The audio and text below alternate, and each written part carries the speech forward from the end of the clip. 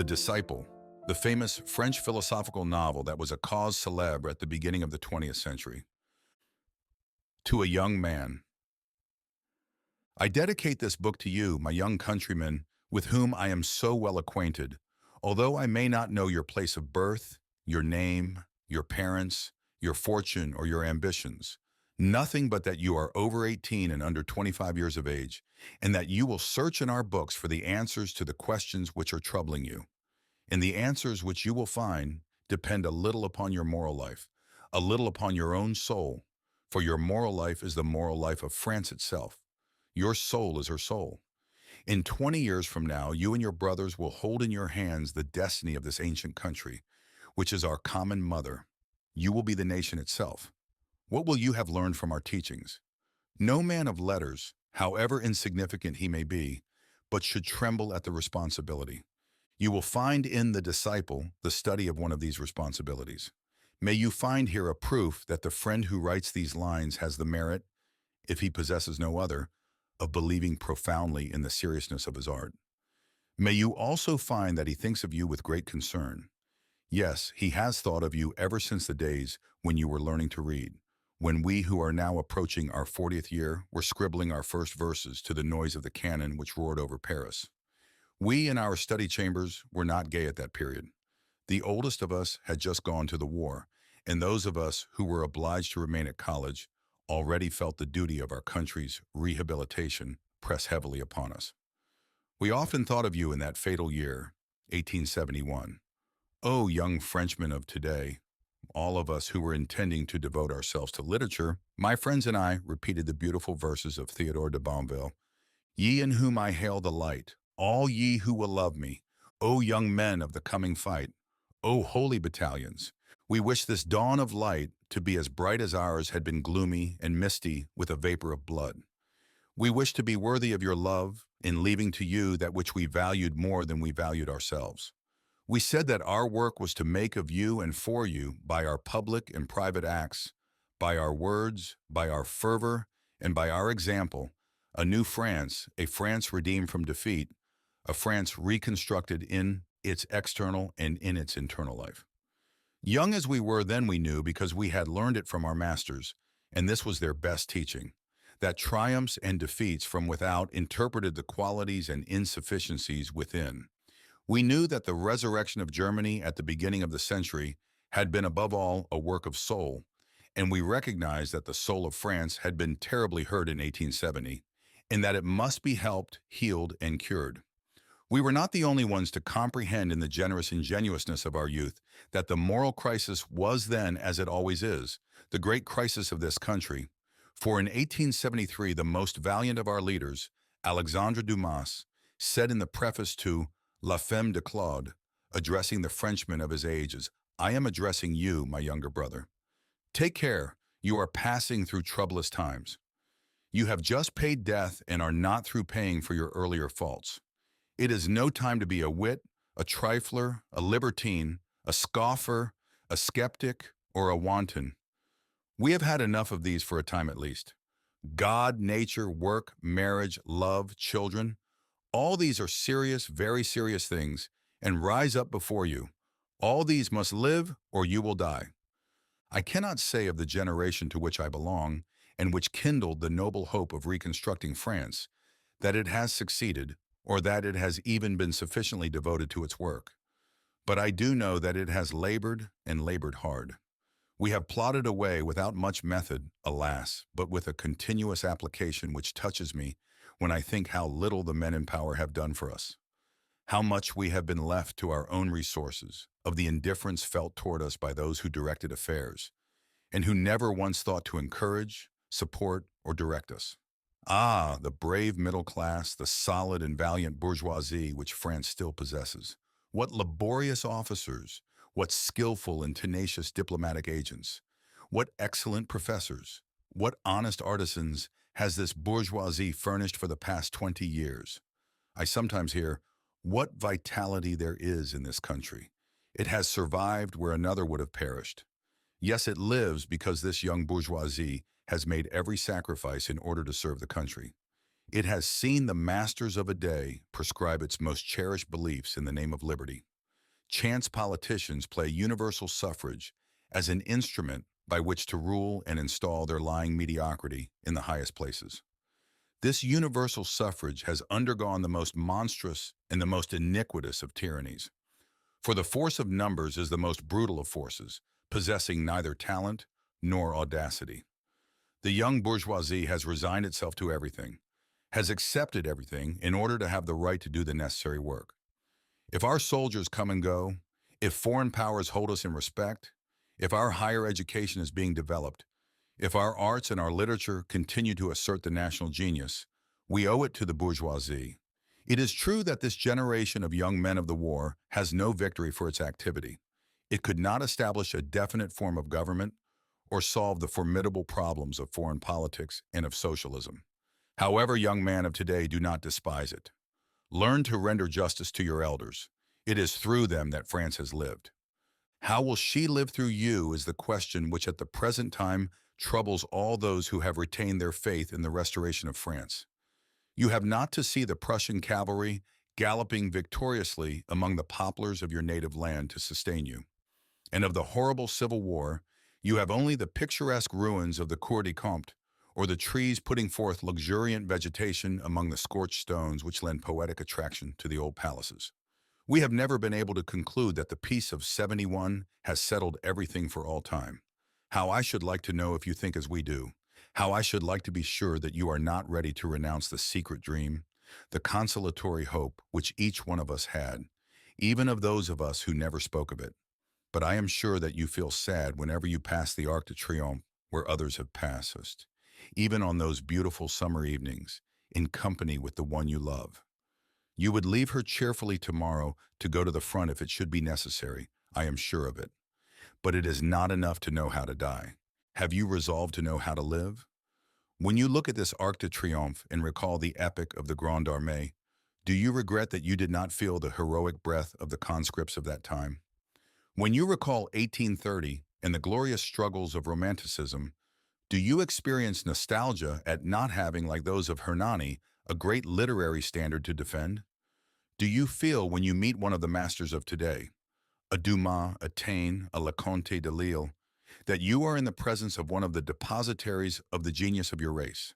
When you read such books as must be written when it is necessary to depict the criminal passions and their martyrdom, do you wish to love more wisely than the authors of these books have loved? Have you, my brother, more of the ideal than we have? Have you more faith than we have? More hope than we? If you have, give me your hand and let me thank you. But suppose you have not.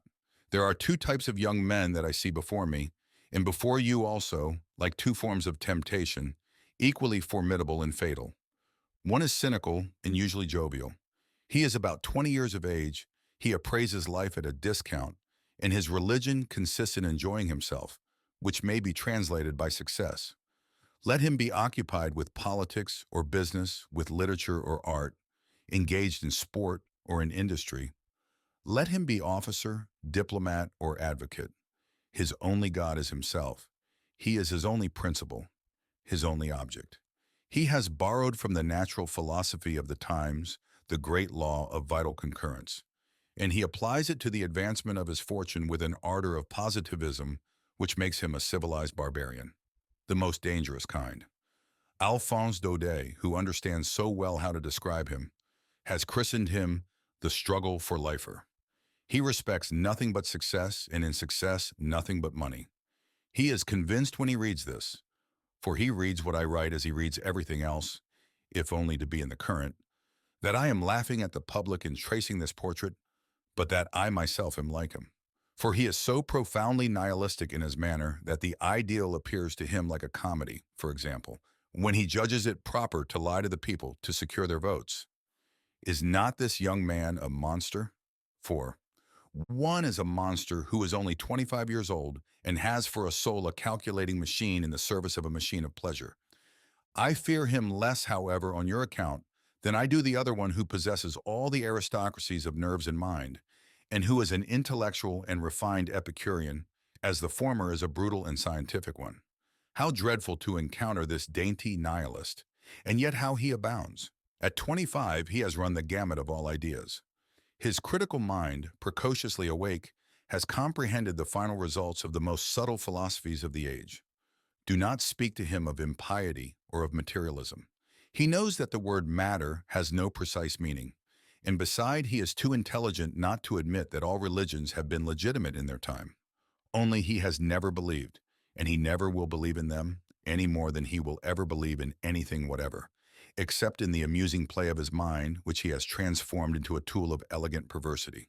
The good and the bad, beauty and deformity, vices and virtues are to him simply objects of curiosity. The human soul, so far as he is concerned, is a skillful piece of mechanism in the dissection of which he is interested as a matter of experience. To him nothing is true, nothing is false, nothing is moral, nothing is immoral.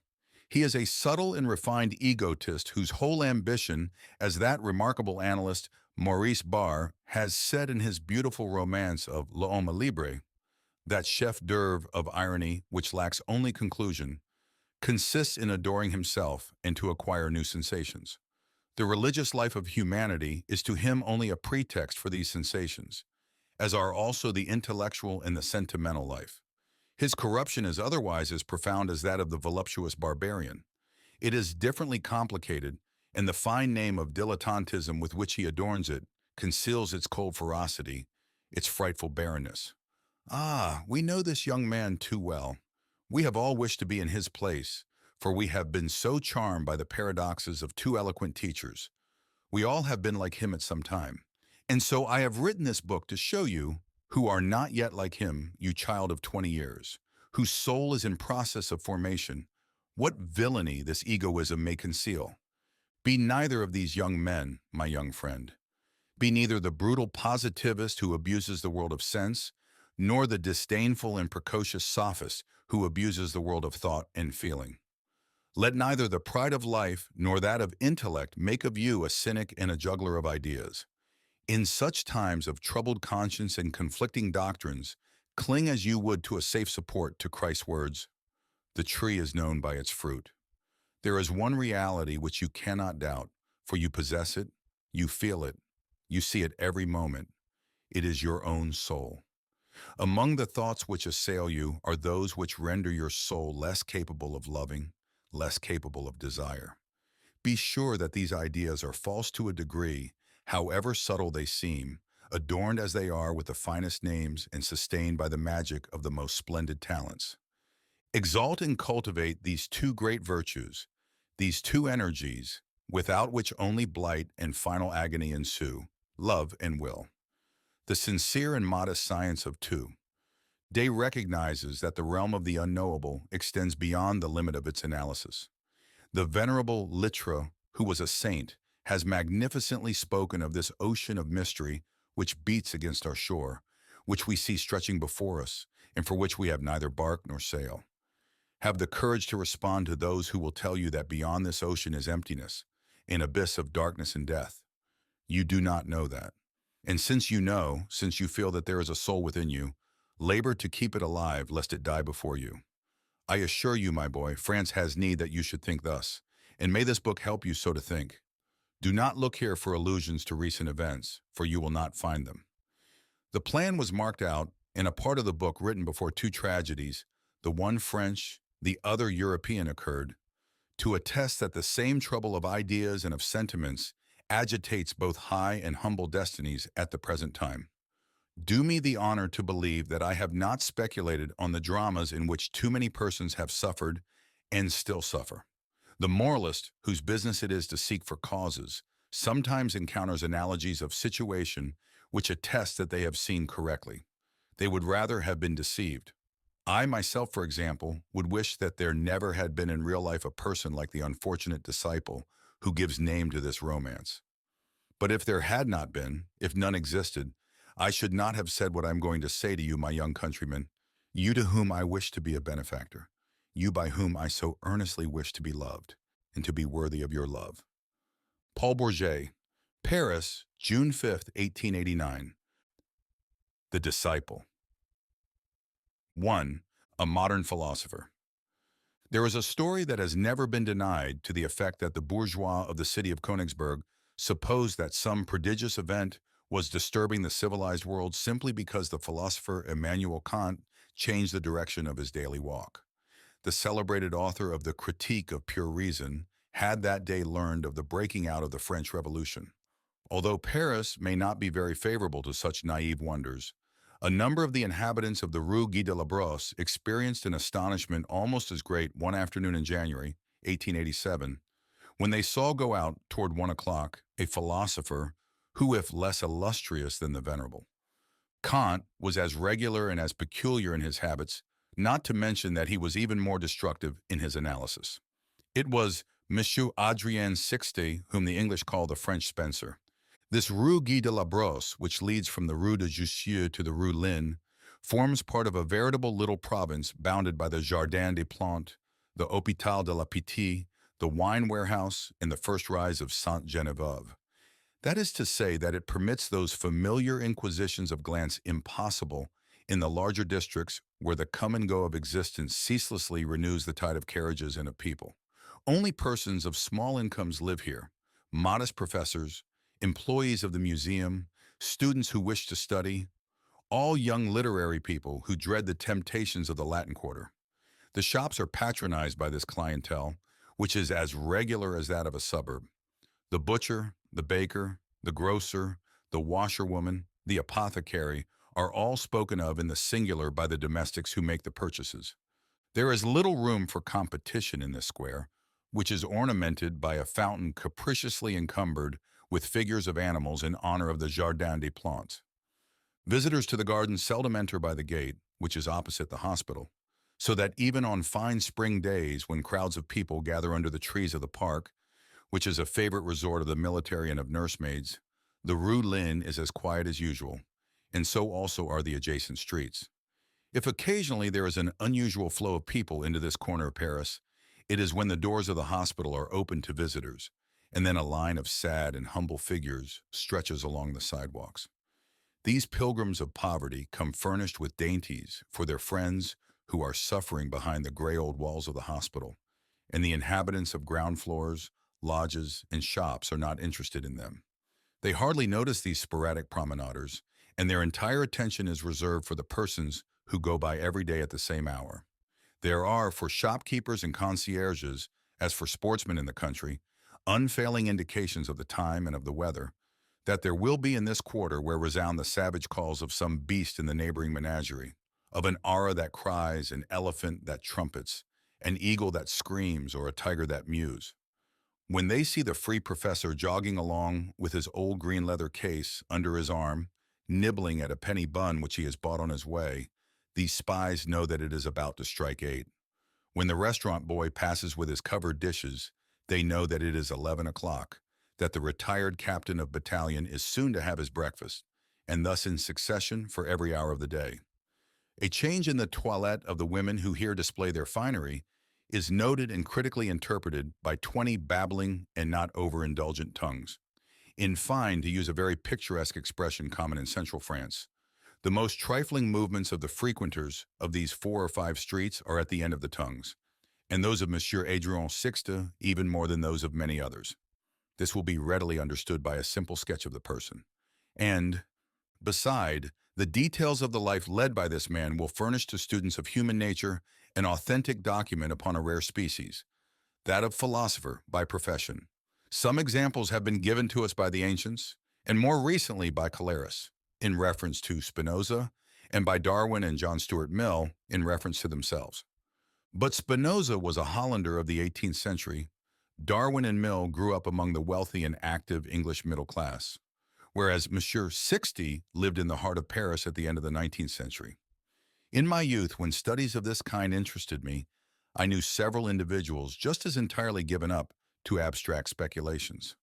I have, however, never met one who has made me comprehend so well the existence of a Descartes, in his little room in the depth of the Netherlands, or that of the thinker of the ethics, who, as we know, had no other distraction from his reveries than smoking a pipe and fighting spiders. It was 14 years after the war when Monsieur Sixte came to live in the Rue Guy de la Brosse, where every denizen knows him today. He was at that time a man 34 years of age, in whom all physiognomy of youth had been destroyed by the absorption of his mind in ideas. so that his smoothly shaven face indicated neither age nor profession. Some physicians, some priests, and some actors offer to our regard, for different reasons, faces at once cold, smooth, intent, and inexpressive. A forehead high and tapering, a mouth prominent and obstinate, with thin lips, a bilious complexion, eyes affected by too much reading and hidden behind dark spectacles, a slim, big-boned body, always clothed in a shaggy cloth overcoat in winter and in some thin material in summer. His shoes tied with strings, his hair long and prematurely gray and very fine, under one of those hats called gibus, which fold up mechanically. Such was the appearance presented by this savant, whose every action was as scrupulously regulated as those of an ecclesiastic. He occupied an apartment at a rent of 700 francs on the fourth floor, which consisted of a bedroom, a study, a dining room about as large as the cabin of a wherry, a kitchen and a servant's room, the whole commanding a very extensive view. The philosopher could see from his windows the Jardin des Plantes with the hills of Père Lachaise in the distance. Beyond, to the left, a kind of hollow which marked the course of the Seine. The Orléans station and the dome of La Salpêtrière rose directly in front, and to the right the mass of cedars looked black against the green or bare trees of the labyrinth. The smoke of factories wreathed upward on a clear or gray sky from every corner of the wide landscape, from which arose a sound like the roar of a distant ocean, broken by the whistlings of steam engines. In choosing this Thebaï, Mishue Sixte had no doubt yielded to a general though inexplicable law of meditative nature.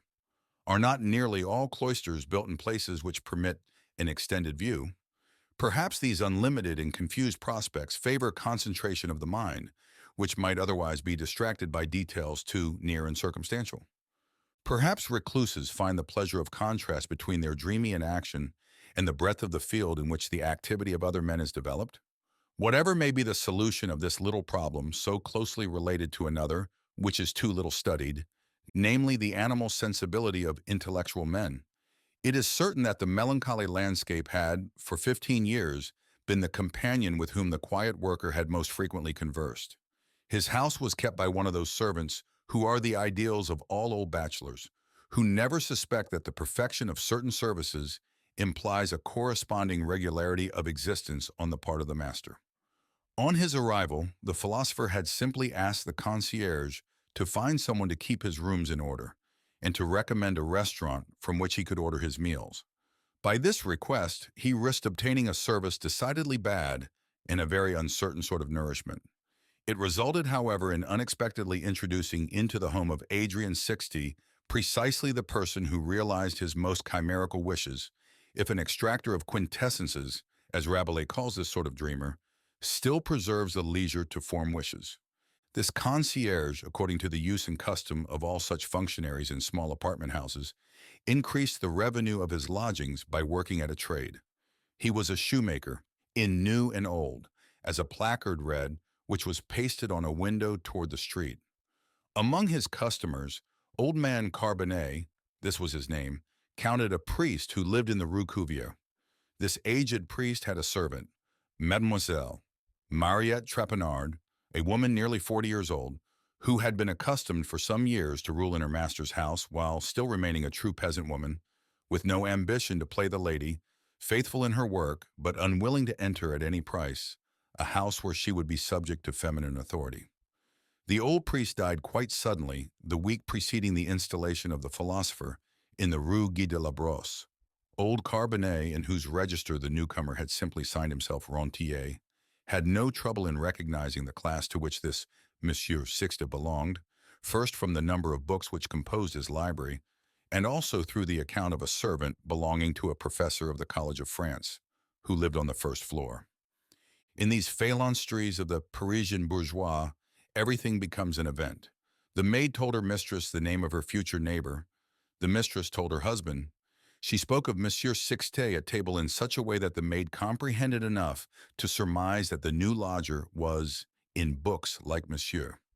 Carbonet would not have been worthy of drawing the cord in a Parisian lodging house, if his wife and he had not immediately felt the necessity of bringing Mishue Adrien Sixte and Mademoiselle Trapenard together.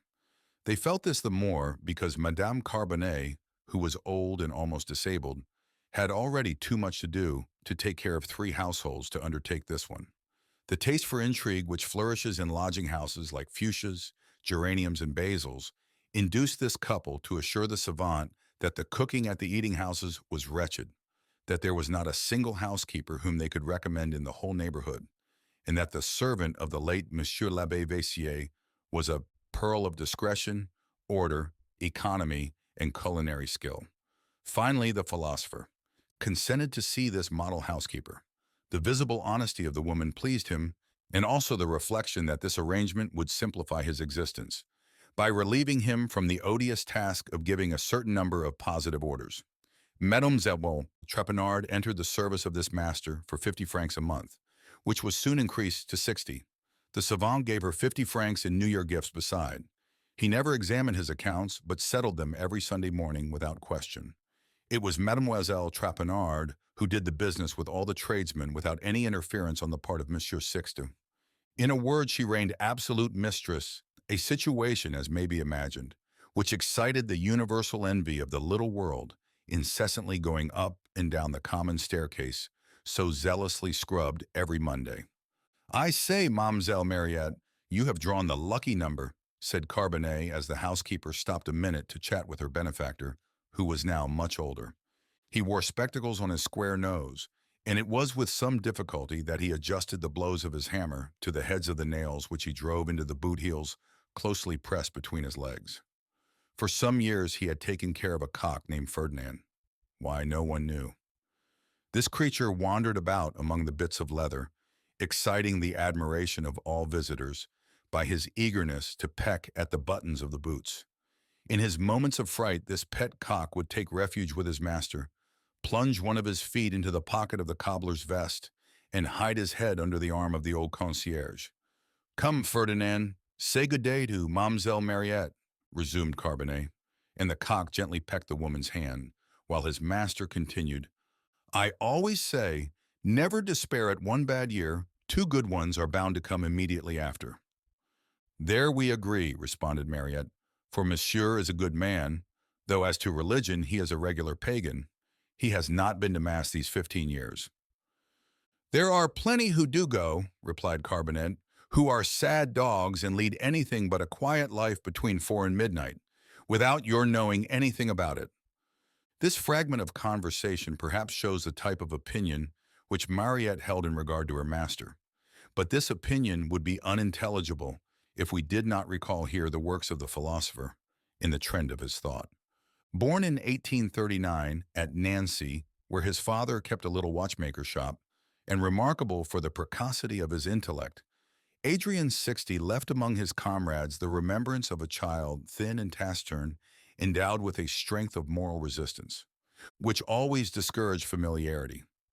At first he was very brilliant in his studies, then mediocre, until in the class in philosophy, which then bore the name of logic, he distinguished himself by his exceptional aptitude.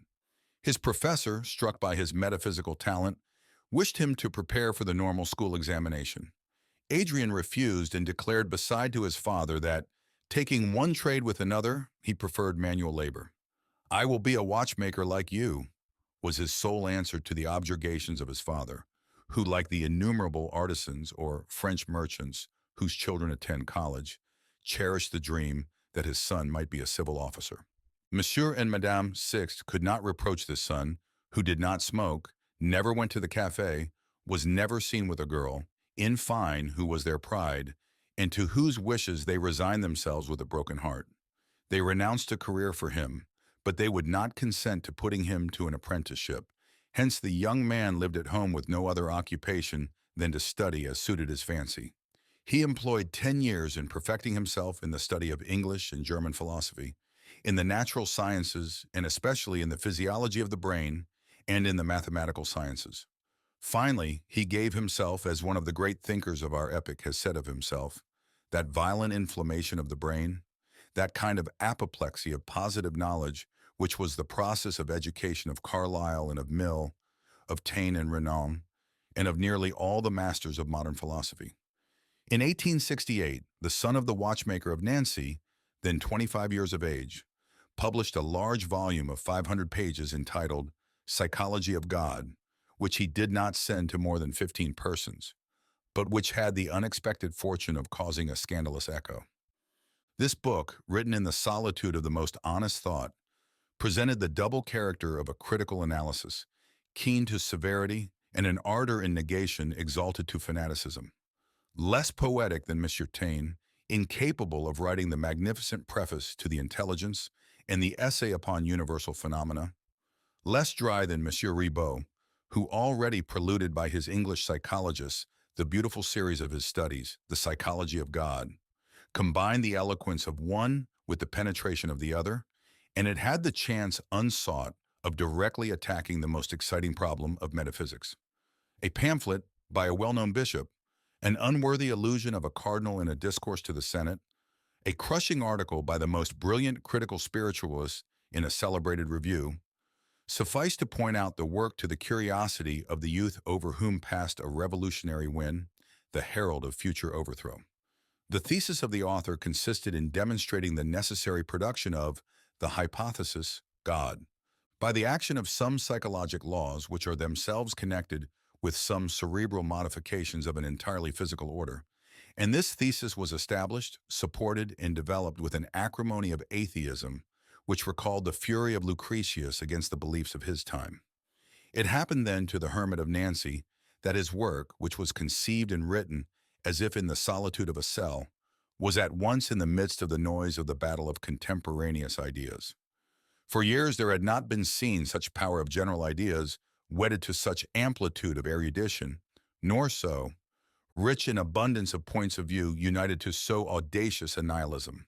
But while the name of the author was becoming celebrated in Paris, his parents were bowed to the earth by his success.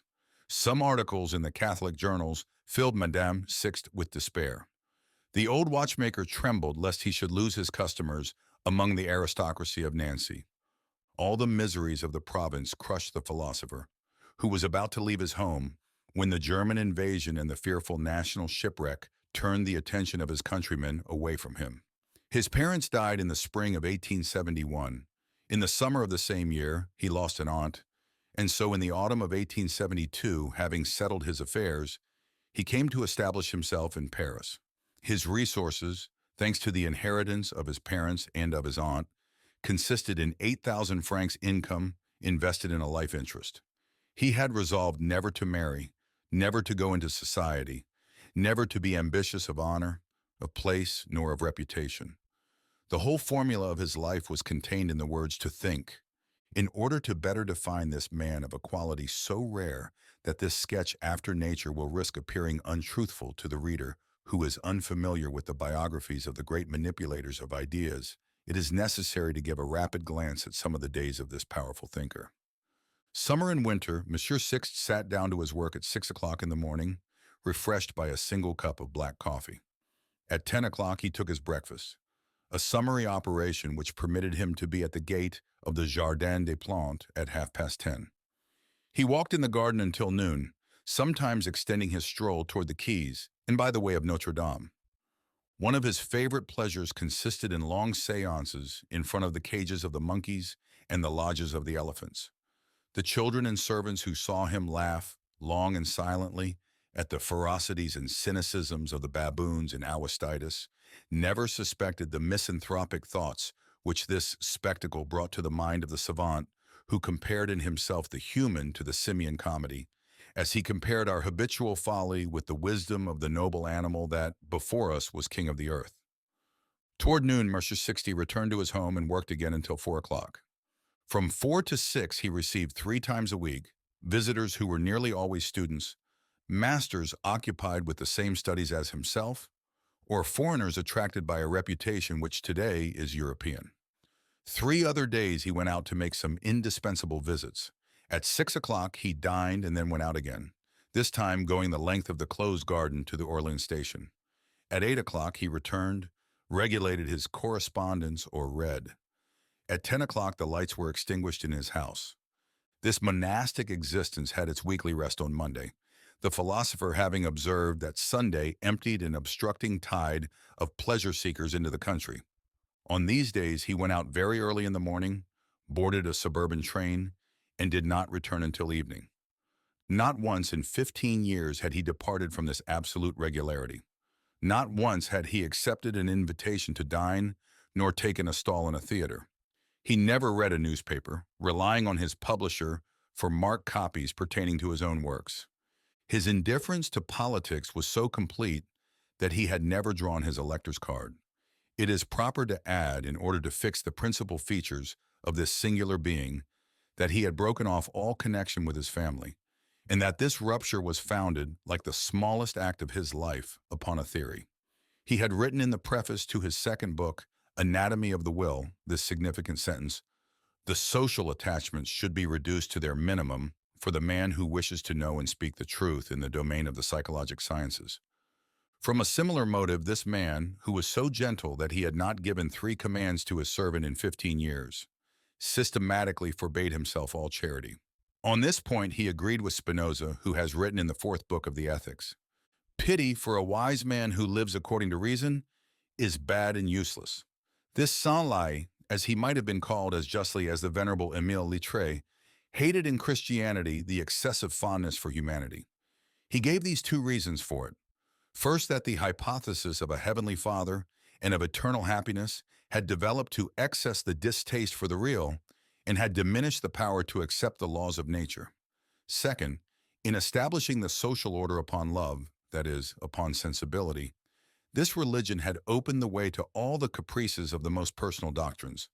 He did not suspect that his faithful servant had sewed consecrated metals into all his vests, and his indifference with regard to the external world was so complete that he went without meat on Fridays and on other days prescribed by the church.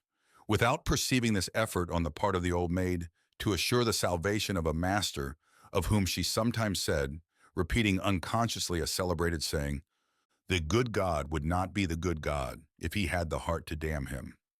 These years of continuous labor in this hermitage of the Rue Guy de la Brosse had produced, beside the Anatomy of the Will, a Theory of the Passions, in 3 volumes, whose publication would have been still more scandalous than that of the Psychology of God if the extreme liberty of the press for 10 years had not accustomed readers to audacities of description which the mild, technical ferocity of a savant could not equal.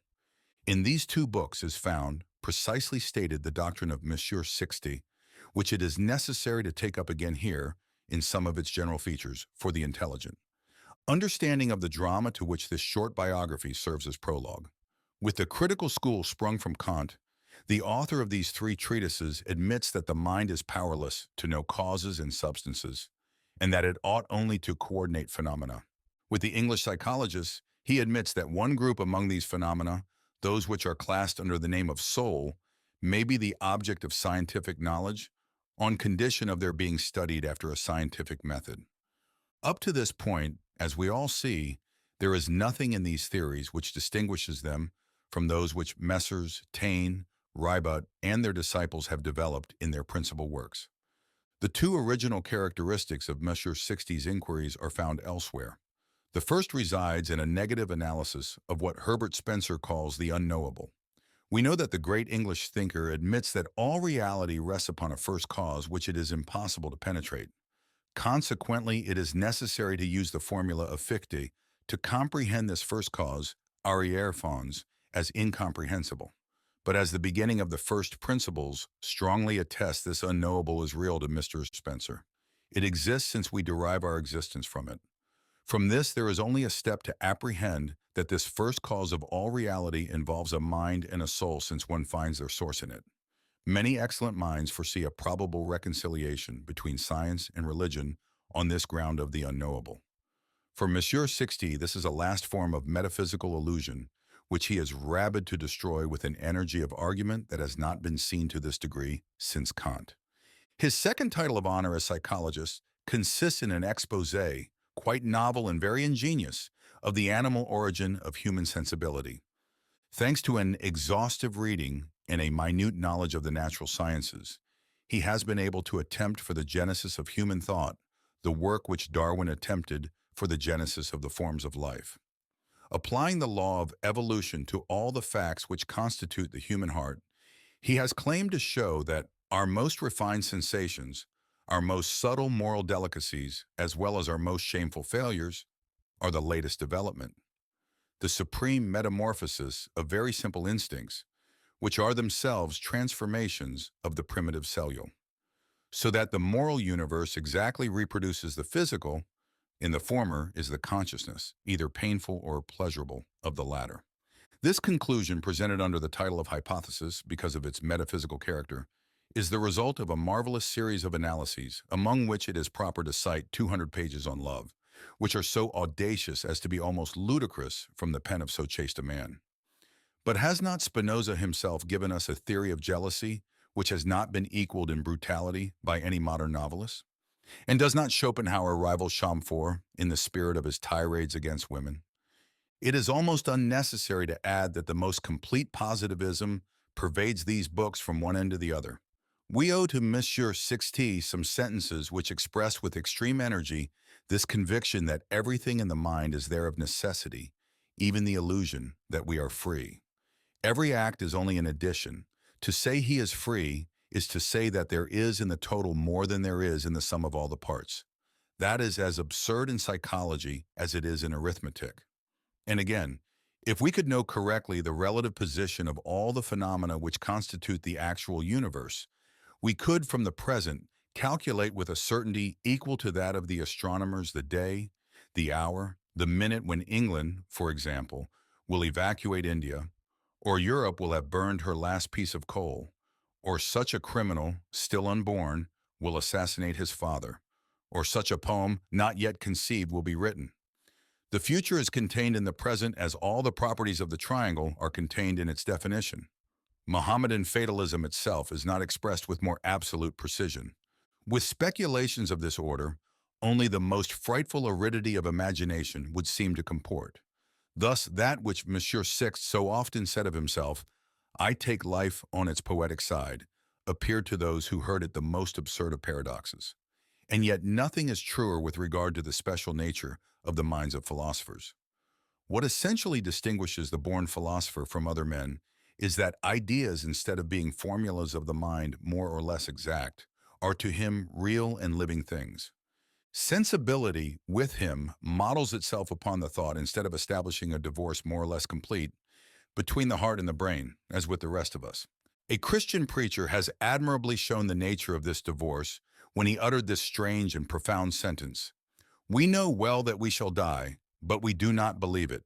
The philosopher, when he is won by passion and by constitution, does not conceive this duality, this life divided between contradictory sensations and reflections, this universal necessity, this indefinite and constant metamorphosis of phenomena, this colossal work of nature ceaselessly making and unmaking itself, with no point of departure, no point of arrival, by the play of the primitive cells alone, this parallel work of the human mind reproducing, under the form of thoughts and volitions, the movement of physiological life, was not for Mishue Sixte a simple object of speculation. He plunged into the contemplation of these ideas with a kind of vertigo. He felt them with all his being, so that this simple man, seated at his table, waited upon by his old housekeeper, in a study whose shelves were laden with books, this man of poor appearance, with his feet in a carriage boot, chanceliere, to keep them warm, and his body wrapped in a shabby greatcoat, participated in imagination in the labor of the universe. He lived the life of every creature. He slept with the mineral, vegetated with the plant, moved with the rudimentary beasts, confounded himself with the superior organisms, and at last expanded into the fullness of a mind capable of reflecting the vast universe. These are the delights of general ideas, analogous to those of opium, which render these dreamers indifferent to the small accidents of the external world. And also, why shall we not say it, almost absolute strangers to the ordinary affections of life. We become attached to that which we feel to be very real. Now, to these singular minds, it is abstraction which is reality, and the daily reality is only a shadow, only a gross and degraded impression of the invisible laws. Perhaps Mishue Sixte had loved his mother, but surely this was the limit of his sentimental existence. If he was gentle and indulgent to all, it was from the same instinct which made him take hold of a chair gently, when he wished to move it out of his way. But he had never felt the need of a warm and loving tenderness, of family, of devotion, of love, nor even of friendship. He sometimes conversed with some savants with whom he was associated, but always professionally on chemistry with one, on the higher mathematics with another, and on the diseases of the nervous system with a third. Whether these men were married, occupied in rearing families, anxious to make a career for themselves or not, was of no interest to him in his relations with them. But however strange such a conclusion must appear after such a sketch, he was happy. Given such a man, such a home, and such a life, let us imagine the effect produced in this study in the Rue Guy de la Brosse by two events which occurred one after the other in the same afternoon. First, a summons addressed to Mishue Adrien Sixte to appear at the office of Monsieur Valette, Judge of Instruction, for the purpose of being questioned upon certain facts and circumstances of which he would be informed. Second, a card bearing the name of Madame Greslin and asking Monsieur Sixte to receive her the next day toward 4 o'clock, to talk with him about the crime of which her son was falsely accused. I have said that the philosopher never read a newspaper. If by chance he had opened one a fortnight before, he would have found allusions to this history of the young Greslin, which more recent trials have caused to be forgotten. For one of this information, the summons and the note of the mother had no definite meaning for him. However, by the relation between them, he concluded that they were probably connected, and he thought they concerned a certain Robert Greslin, whom he had known the preceding year, in quite simple circumstances. But these circumstances contrasted too strongly with the idea of a criminal process to guide the conjectures of the savant, and he remained a long time looking at the summons turn by turn with the card, a prey to that almost painful anxiety which the least event of an unexpected nature does inflict on men of fixed habits. Robert Greslin. Monsieur Sixte had read this name for the first time 2 years before, at the bottom of a note accompanying a manuscript. This manuscript bore the title, Contribution to the Study of the Multiplication of Self, and the note modestly expressed the wish that the celebrated writer would glance at the first essay of a very young man. The author had added to his signature, veteran pupil of philosophy at the Clermont-Ferrand Lyceum. This work of almost 60 pages revealed an intellect so prematurely subtle, an acquaintance so exact with the most recent theories of contemporaneous psychology, and finally such ingenuity of analysis, that Monsieur Sixte had believed it a duty to respond by a long letter. A note of thanks had come back immediately, in which the young man announced that, being obliged to go to Paris for the oral examination of the normal school, he would have the honor to present himself to the master. The latter had then seen enter his study one afternoon a young man of about 20 years with fine black eyes, lively and changeable, which lighted up a countenance which was almost too pale. This was the only detail of physiognomy which remained in the memory of the philosopher. Like all other speculative persons, he received only a floating impression of the visible world, and he retained but a remembrance as vague as this impression. His memory of ideas was, however, surprising, and he recalled to the smallest detail his conversation with Robert Greslin. Among the young men whom his renown attracted to him, none had astonished him more by the truly extraordinary precocity of his erudition and his reasoning. No doubt there floated in the mind of this youth much of the effervescence of mind which assimilates too quickly vast quantities of diverse knowledge. But what marvelous facility of deduction, what natural eloquence, and what visible sincerity of enthusiasm. The savant could see him gesticulating a little and saying, "No, monsieur, you do not know what you are to us, nor what we feel in reading your books. You are the one who accepts the whole truth, the one in whom we can believe.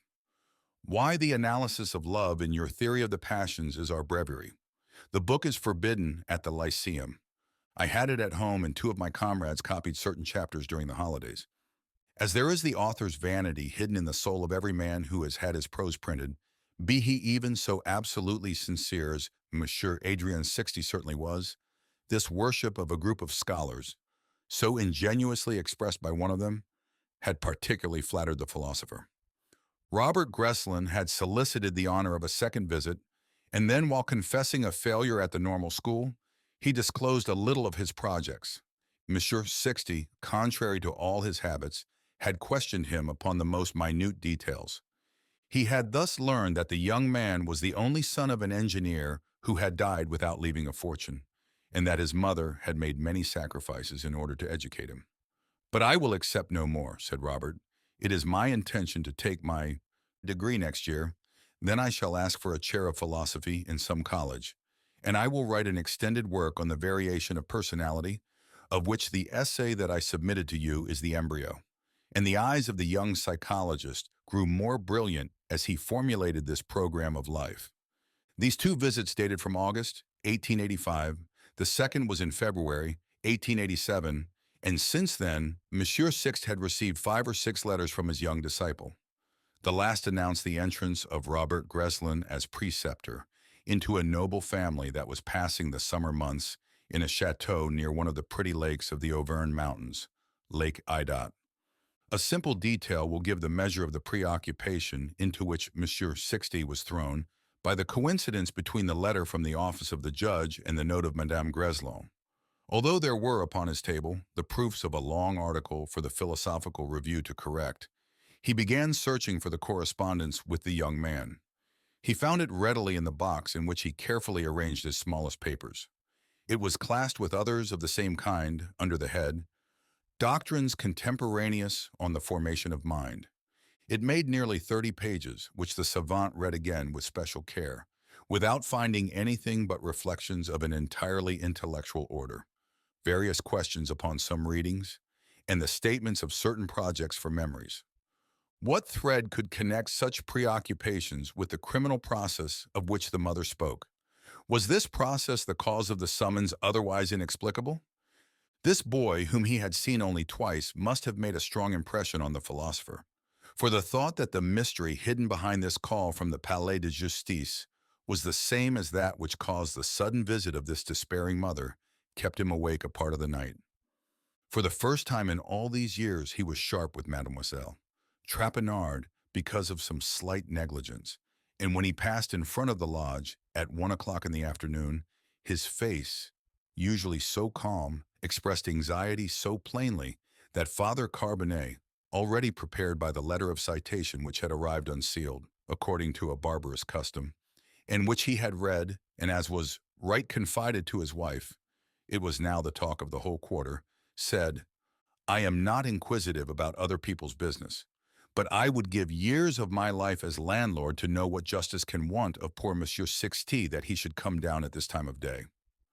"Why, Monsieur Sixte has changed his hour for walking," said the baker's daughter to her mother as she sat behind the counter in the shop. "It seems that he is going to have a lawsuit over an inheritance." "Strike me if that isn't old Sixte going by, the old zebra. It appears that justice is after him," said one of the two pupils in pharmacy to his comrade.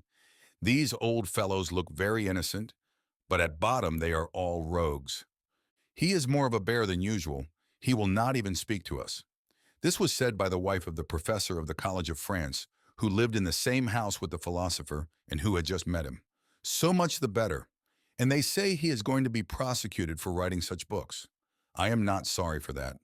Thus we see how the most modest men, and those who believe themselves to be the least noticed, cannot stir a step without incurring the comments of innumerable tongues, even though they live in what Parisians are pleased to call a quiet quarter.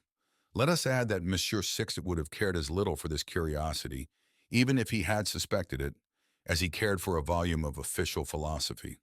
This was for him an expression of extreme contempt. 2. The Greslin affair. The celebrated philosopher was in everything methodically punctual. Among the maxims which he had adopted at the beginning, in imitation of Descartes, was this: order enfranchises the mind. He arrived, therefore, at the Palais de Justice 5 minutes before the time appointed. He had to wait a half hour in the corridor before the judge called him. In this long passage, with its long, bare white walls and furnished with a few chairs and tables for the use of the messengers, all voices were lowered, as is usual in all official antechambers. There were 6 or 7 other persons. The savant's companions were an honest bourgeois and his wife, some shopkeepers of the neighborhood who were very much out of their element. The sight of this person, with his smoothly shaven face, his eyes hidden behind the dark, round glasses of his spectacles, with his long redingote and his inexplicable physiognomy, made these people so uneasy that they left the place where they were whispering together. "He is a detective," whispered the husband to his wife. "Do you think so?" asked the woman, regarding the enigmatic and immovable figure in terror. "Dieu, but he has a false look." While this profoundly comic scene was being acted, without the professional observer of the human heart suspecting for a moment the effect he was producing, nor even noticing that there was anyone beside him awaiting audience, the judge of instruction was talking with a friend in a small room adjoining his office. Adorned with the autographs and portraits of some famous criminals, this apartment served Monsieur Valette for toilet room, smoking room, and also a place of retreat when he wished to chat out of the inevitable presence of his clerk. The judge was a man less than 40 years of age, with a handsome profile, clothes cut in the latest fashion and with rings on his fingers, in fact, a magistrate of the new school. He held in his hand the paper on which the savant had written his name in a clear running hand and passed it to his friend. A simple man of leisure, with one of those physiognomies at once nervous and expressionless, which are only seen in Paris. Would you try to read their tastes, habits, or character? It is impossible. So manifold and contradictory are the sensations which have passed over the countenance. This viveur was one of those men who are always present at first representations, who visit painters' studios, who attend sensational trials, and who pride themselves on being au courant with the affairs of the day, in the swim, as they say today. After reading the name of Adrien Sixte, he exclaimed, "Well, old fellow, have you the chance of talking with that man? You remember his chapter on love in some old book or other? Ah, he's a Lascar who knows all about the women. But what the devil are you going to question him about?" "About this Greslin case, old Camco," replied the judge. "The young man has often been to his house, and the defense has summoned him as witness for the prisoner. A commission of examination has been issued, nothing more." "I wish I could see him," said the other. "Would it give you pleasure?" "Nothing easier. I am going to have him called. You will go out as he comes in." "Well, it is settled that we will meet at Duran's at 8 o'clock, is it? Will Gladys be there?" "Of course. Do you know Gladys's latest?" "We were reproaching Christine in her presence for deceiving Jacques, when she said, 'But she must have two lovers, for she spends in 1 year twice what each one gives her.'" "Faith," said Valette, "I believe that she surpasses, in the philosophy of love, all the Sixties in the world, and in the demi-world too." The two friends laughed gaily. Then the judge gave the order to call the philosopher. The curious one, while shaking hands with Villette and saying, "Goodbye till evening, precisely at 8 o'clock," winked his eye behind his single eyeglass in order the better to unmask the illustrious writer whom he knew from having read the piquant extracts from the Theory of the Passions in the newspapers. The appearance of the good man, at once timid and eccentric, who entered the judge's office with the most visible embarrassment, contradicted so plainly the idea of the biting misanthrope, cruel and disillusioned, who was outlined in their imagination, that the man about town and the magistrate exchanged a look of astonishment. A smile came irresistibly to their lips, but only for a moment. The friend was already gone.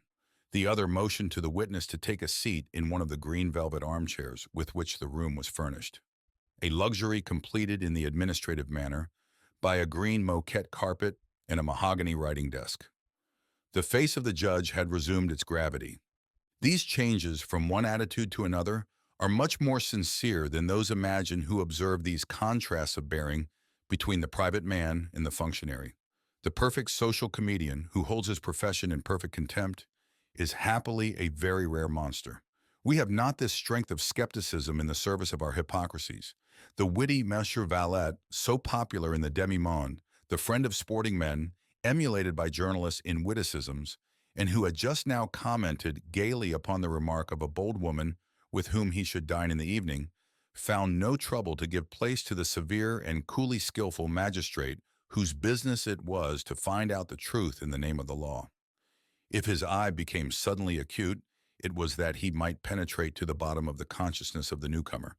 In these first moments of conversation with one whom it is their purpose to make talk, even against his own will, born magistrates experience a kind of awakening of their militant nature, like fencers who try the play of an unknown adversary. The philosopher found that his presentiments had not deceived him, for he saw, written in large letters on the bundle of papers, which Monsieur Valette took up these words, Greslin case. Silence reigned in the room, broken only by the rustling of paper and the scratching of the clerk's pen. This person was preparing to take down the interrogatory with that impersonal indifference which distinguishes men accustomed to play the part of machine in the drama of judicial life. One case to them is as much like another as one. Death is like another to an employee of an undertaker, or one invalid like another to a hospital attendant. I will spare you, monsieur, said the judge at last, the usual questions. There are some names and some men of which we are not permitted to be ignorant. The philosopher did not even incline his head at this compliment. Not used to the world, thought the judge. This is one of those literary men who think it their duty to despise us. And then aloud, I come to the fact which was the motive of the summons addressed to you. You know the crime of which young Greslin is accused? Pardon, monsieur, interrupted the philosopher, changing the position which he had instinctively taken to listen to the judge, his elbow on the chair, his chin in his hand, and his index finger on his cheek as in his grand solitary meditations. I have not the least idea. It was reported in all the papers with an exactness to which the gentlemen of the press have not accustomed us, responded the judge, who thought it his duty to reply to the scorn of literature for the robe diagnostic by a little persiflage. And he said to himself, he is dissimulating. Why? To play sharp? How stupid! Pardon, monsieur, said the philosopher again. I never read the papers. The judge looked at him keenly and ejaculated an ah, in which there was more irony than astonishment. Very good, thought he. You want to compel me to state the case. Wait a little. There was a certain irritation in his voice as he said, Very well, monsieur. I will sum up the accusation in a few words, regretting that you are not better informed of an affair which may very seriously affect your moral, if not your legal responsibility. Here the philosopher raised his head with an anxiety which delighted the judge's heart. Caught, my good man, said he to himself, and aloud, in any case you know, monsieur, who Robert Greslin is, and the position which he held in the family of the Marquis Jussac Randon. I have here among these papers copies of several letters which you addressed to him at the Chateau, and which testify that you were, how shall I express it, the intellectual guide of the accused. The philosopher again made a motion of the head. I shall ask you presently to tell me if this young man ever spoke to Joy of the domestic life of the family, and in what terms. I give you no information, probably when I tell you that the family was composed of a father, mother, a son who is a captain of dragoons now in garrison at Youthful, a second son who was Greslin's pupil, and a young girl of 19, Mademoiselle Charlotte. The daughter was betrothed to the Baron de Plon, an officer in the same company as her brother. The marriage had been delayed some months for family reasons which have nothing to do with the affair. It had been definitely fixed for the 15th of last December. Now, one morning of the week which preceded the arrival of the fiancé and of Count André, the brother of Mademoiselle de Jussac, the maid entering the room of her young mistress at the usual hour, found her dead in her bed.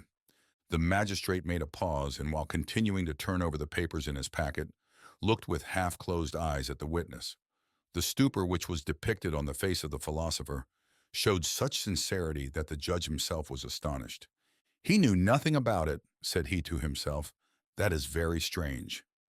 He studied anew, without changing his preoccupied and indifferent air, the countenance of the celebrated man, but he lacked the gifts which would have rendered this abstracted person intelligible, this union of a brain all-powerful in the realm of ideas with an ingenuousness, a timidity almost comical in the domain of facts.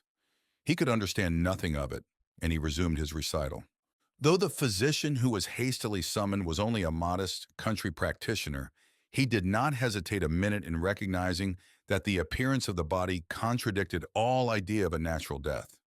The face was livid, the teeth set, the pupils extraordinarily dilated, and the body, bent in an arch, rested on the nape of the neck and on the heels. In brief, these were the signs of poisoning by strychnine. A glass upon the night table contained the last drops of a potion which Mademoiselle de Jussac must have taken during the night, as was her custom, for insomnia. She had been suffering for nearly a year from a nervous malady. The doctor analyzed these drops and found traces of nux vomica. This, as you know, is one of the forms in which the terrible poison is sold as medicine. A small bottle without any label, containing some drops of a dark color, was picked up by a gardener under the window of the room. This had been thrown from the window that it might be broken, but it had fallen on the soft earth of a freshly dug flower bed. These brownish drops were also drops of nux vomica.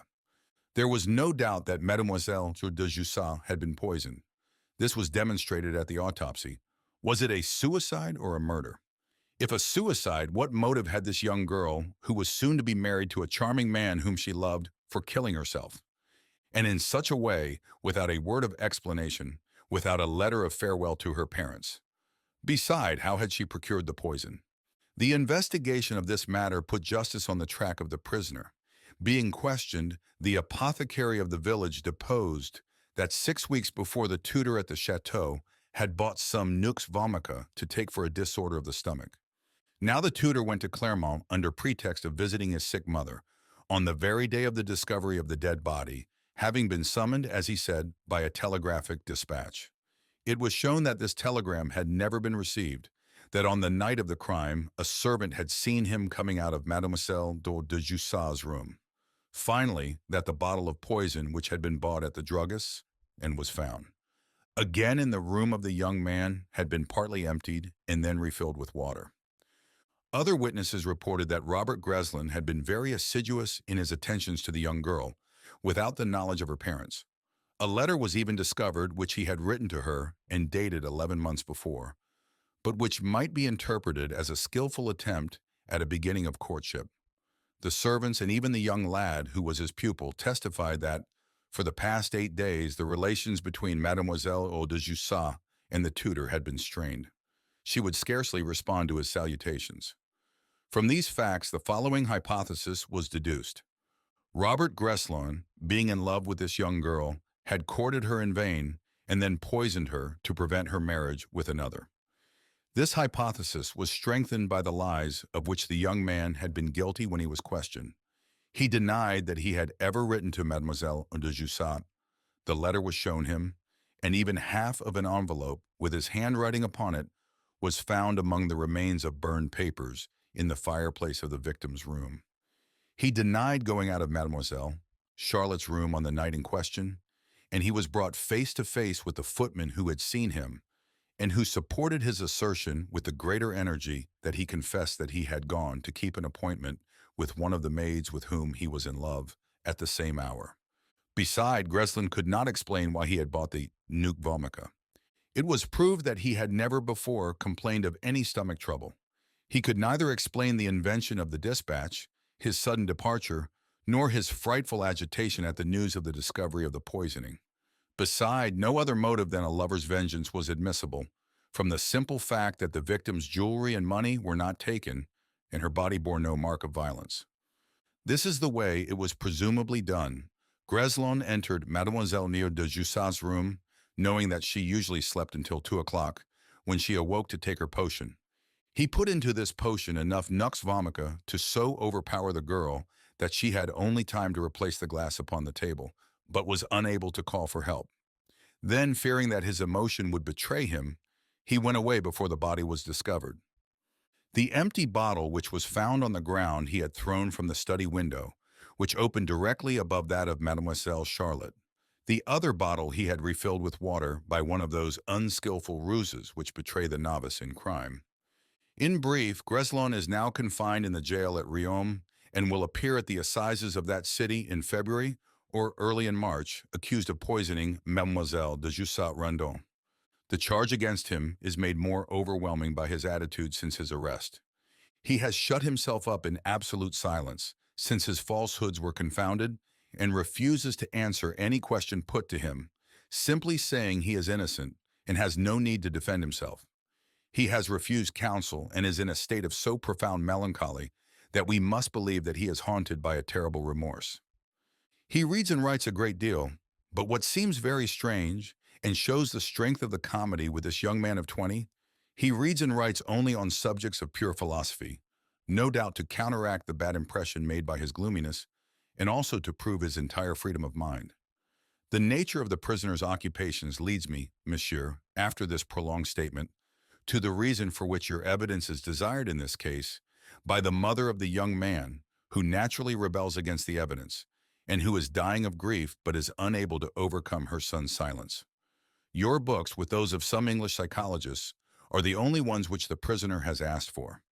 I will add that your books were found on the shelves of his library in a condition which show that they have been most assiduously read, and between the printed leaves there are other leaves filled with comments, sometimes more developed than the text itself. You shall judge for yourself. While speaking, Monsieur Valette handed the philosopher a copy of The Psychology of God, which the latter opened mechanically.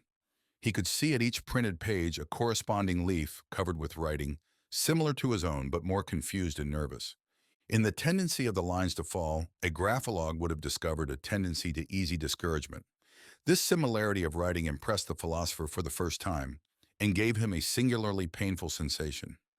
He closed the book and, returning it to the judge, said, "I am painfully surprised, monsieur, at the revelations you have just made to me. But I confess I do not understand what sort of relation exists between this crime and my books or my person, nor what can be the nature of the testimony I can be called upon to give." "That is very simple, however," replied the judge. "However grave the charges against Robert Greslin may be, they rest upon certain hypotheses.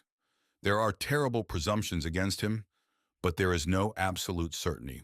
So you see, monsieur, to use the language of the science in which you excel, that a question of psychology will rule the contest.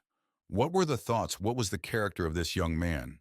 It is evident that if he were much interested in abstract studies, the chances of his guilt diminish." While making this assertion, in which the savant did not suspect a snare, Valette seemed more and more indifferent. He did not add that one of the arguments of the prosecution, brought forward by the old Marquis de Jussat, was that Robert Greslin had been corrupted by his reading. He wished to bring Monsieur Sixte to characterize the principles with which the young man had been impregnated. "Question me, monsieur," responded the savant. "Shall we begin at the beginning?" said the judge. "In what circumstances and at what date did you make the acquaintance of Robert Greslin?"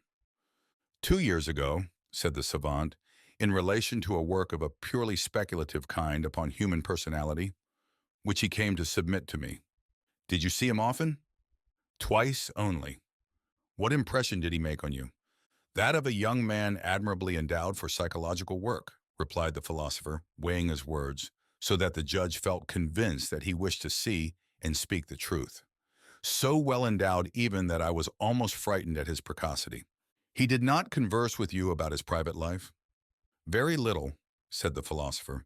"He only told me that he lived with his mother, and that he intended to make teaching his profession and at the same time work at some books." "Indeed," replied the judge, "that was one of the articles laid down in a sort of program of life which was found among the prisoner's papers, among those that are left. For it is one of the charges against him that, between his examination and his written attestation, he destroyed the most of them. Could you," he added, "give any explanation of one sentence of this program which is very obscure to the profane who are not conversant with modern philosophy?" "Here is the sentence, taking a sheet from among the others. Multiply to the utmost psychological experiences." "What do you think Robert Greslin understands by that?" "I am very much puzzled to answer you, monsieur," said Monsieur Sixte after a silence. But the judge began to see that it was useless to use artifice with a man so simple, and he understood that his silence simply showed that he was seeking an exact expression for his thoughts. "I only know the meaning which I myself should attach to this formula, and probably this young man was too well instructed in works of psychology not to think the same. It is evident that in the other sciences of observation, such as physics or chemistry, the counter-verification of any law whatever exacts a positive and concrete application of that law. When I have decomposed water, for example, into its elements, I ought to be able, all conditions being equal, to reconstruct water out of these same elements. That is an experience of the most ordinary kind, but which suffices to summarize the method of the modern sciences. To know by an experimental knowledge is to be able to reproduce at will such or such a phenomenon by reproducing its conditions. Is such a procedure admissible with moral phenomena? I, for my part, believe that it is, And definitely this that we call education is nothing more than a psychological experience more or less well established, since it sums up thus. Having given such a phenomenon, which sometimes is called a virtue, such as patience, prudence, sincerity, sometimes an intellectual aptitude, such as a dead or a living language, orthography, calculation, to find the conditions in which this phenomenon produces itself the most easily. But this field is very limited, for if I wished, for instance, the exact conditions of the birth of such passion being once known, to produce at will this passion in a subject, I should immediately come up against insoluble difficulties of law and morals. There will come a time, perhaps, when such experiments will be possible. My opinion is that for the present, we psychologists must keep to the experiences established by law and by accident. With memoirs, with works of literature or art, with statistics, with law reports, with notes on forensic medicine, we have a world of facts at our service. Robert Greslin had in fact discussed this desideratum of our science with me. I recollect he regretted that those condemned to death could not be placed in special conditions, which would permit of experimenting upon them certain moral phenomena. This was simply a hypothetical opinion of a very young mind who did not consider that to work usefully in this order of ideas, it is necessary to study one case for a very long time. It would be best to experiment on children, but how could we make anyone believe that it would be useful to science to produce in them certain defects or certain vices, for example? Vices, exclaimed the judge, astounded by the tranquility with which the philosopher pronounced this phrase. I speak as a psychologist, responded the savant, who smiled in his turn at the exclamation of the judge. That is just why, monsieur, our science is not susceptible of certain progress. Your exclamation proves that if I had needed any proof, society cannot get beyond the theory of the good and the bad, which for us has no other meaning than to mark a collection of conventions, sometimes useful, sometimes puerile. You admit, however, that there are good actions and bad actions, said Mishue Adrien. Then the magistrate, asserting himself and turning this general discussion to the profit of his inquiry, this poisoning of Mademoiselle de Jussac, he insinuated. For example, you will admit that this is a crime. From the social point of view, without doubt, responded Monsieur Sixte. But for philosophy, there is neither crime nor virtue. Our volitions are facts of a certain order governed by certain laws, that is all. But, monsieur, and here the naive vanity of the writer showed itself, you will find a demonstration of these theories, which I venture to think conclusive in my Anatomy of the Will. Did you sometimes approach these subjects with Robert Greslin? Asked the judge. And do you believe that he shared your views? Very probably, said the philosopher. Do you know, monsieur, asked the magistrate, unmasking his batteries, that you come very near justifying the accusations of Monsieur the Marquis de Jussac, who claims that the doctrines of contemporary materialists have destroyed all moral sense in this young man and have made him capable of this murder? I do not know what matter is, said Monsieur Sixte, so I am not a materialist. As to throwing upon a doctrine the responsibility of the absurd interpretation which a badly balanced brain gives to it, that is almost as bad as to reproach the chemist who discovered dynamite for the crimes in which this substance is employed. That is an argument which has no force. The tone in which the philosopher pronounced these words revealed the invincible strength of spiritual resistance which profound faith gives as a timidity almost infantile in the midst of the stir of material life was revealed in the accent with which he suddenly asked, Do you believe that I shall be obliged to go to Riom to testify? I think not, monsieur, said the judge, who could not help noticing with new astonishment the contrast between the firmness of thought in the first part of his discourse and the anxiety with which this last sentence had been uttered. For I see that your interviews with the prisoner have been more superficial than his mother believed, if indeed they were limited to those 2 visits, and to a correspondence which appears to have been exclusively philosophical. But have you never received any confidences relating to his life with the Jussacs? Never. Beside, he ceased to write to me almost immediately after he entered that family, said Monsieur Sixte. In his last letters was there no trace of new aspirations, of inquietude, of a curiosity of unknown sensations? I have not noticed any, said the philosopher. Well, monsieur, replied Monsieur Valette after a brief silence, during which he studied anew this singular witness, I will not detain you any longer. Your time is too precious. Permit me to go over the few responses you have made to my clerk. He is not accustomed to examinations that bear upon matters so elevated. You will sign afterward." While the magistrate was dictating to his clerk what he thought would be of interest to justice in the deposition of the savant, the latter, who was evidently confused by the horrible revelation of the crime of Robert Greslin, and by his conversation with the judge, listened without making any remarks, almost without comprehending what was being said. He signed his name without looking, after Monsieur Valette had read aloud to him the pages on which his answers were recorded, and once more before taking leave he said, "Then I can be very sure that I shall not have to go down there." "I hope not," said the judge, conducting him to the door, and he added, "In any case, it would only be for a day or two," feeling a secret pleasure at the childish anguish depicted on the good man's face. Then, when Monsieur Sixte had left his office, "There are some fools that it would be well to shut up," said he to his clerk, who assented by a nod. "It is through ideas like those of this fellow upon crime that young people are ruined. He seems to be sincere. He would be less dangerous if he were a scoundrel. Do you know that he might easily cut off his disciple's head with his paradoxes? But that appears to be all right.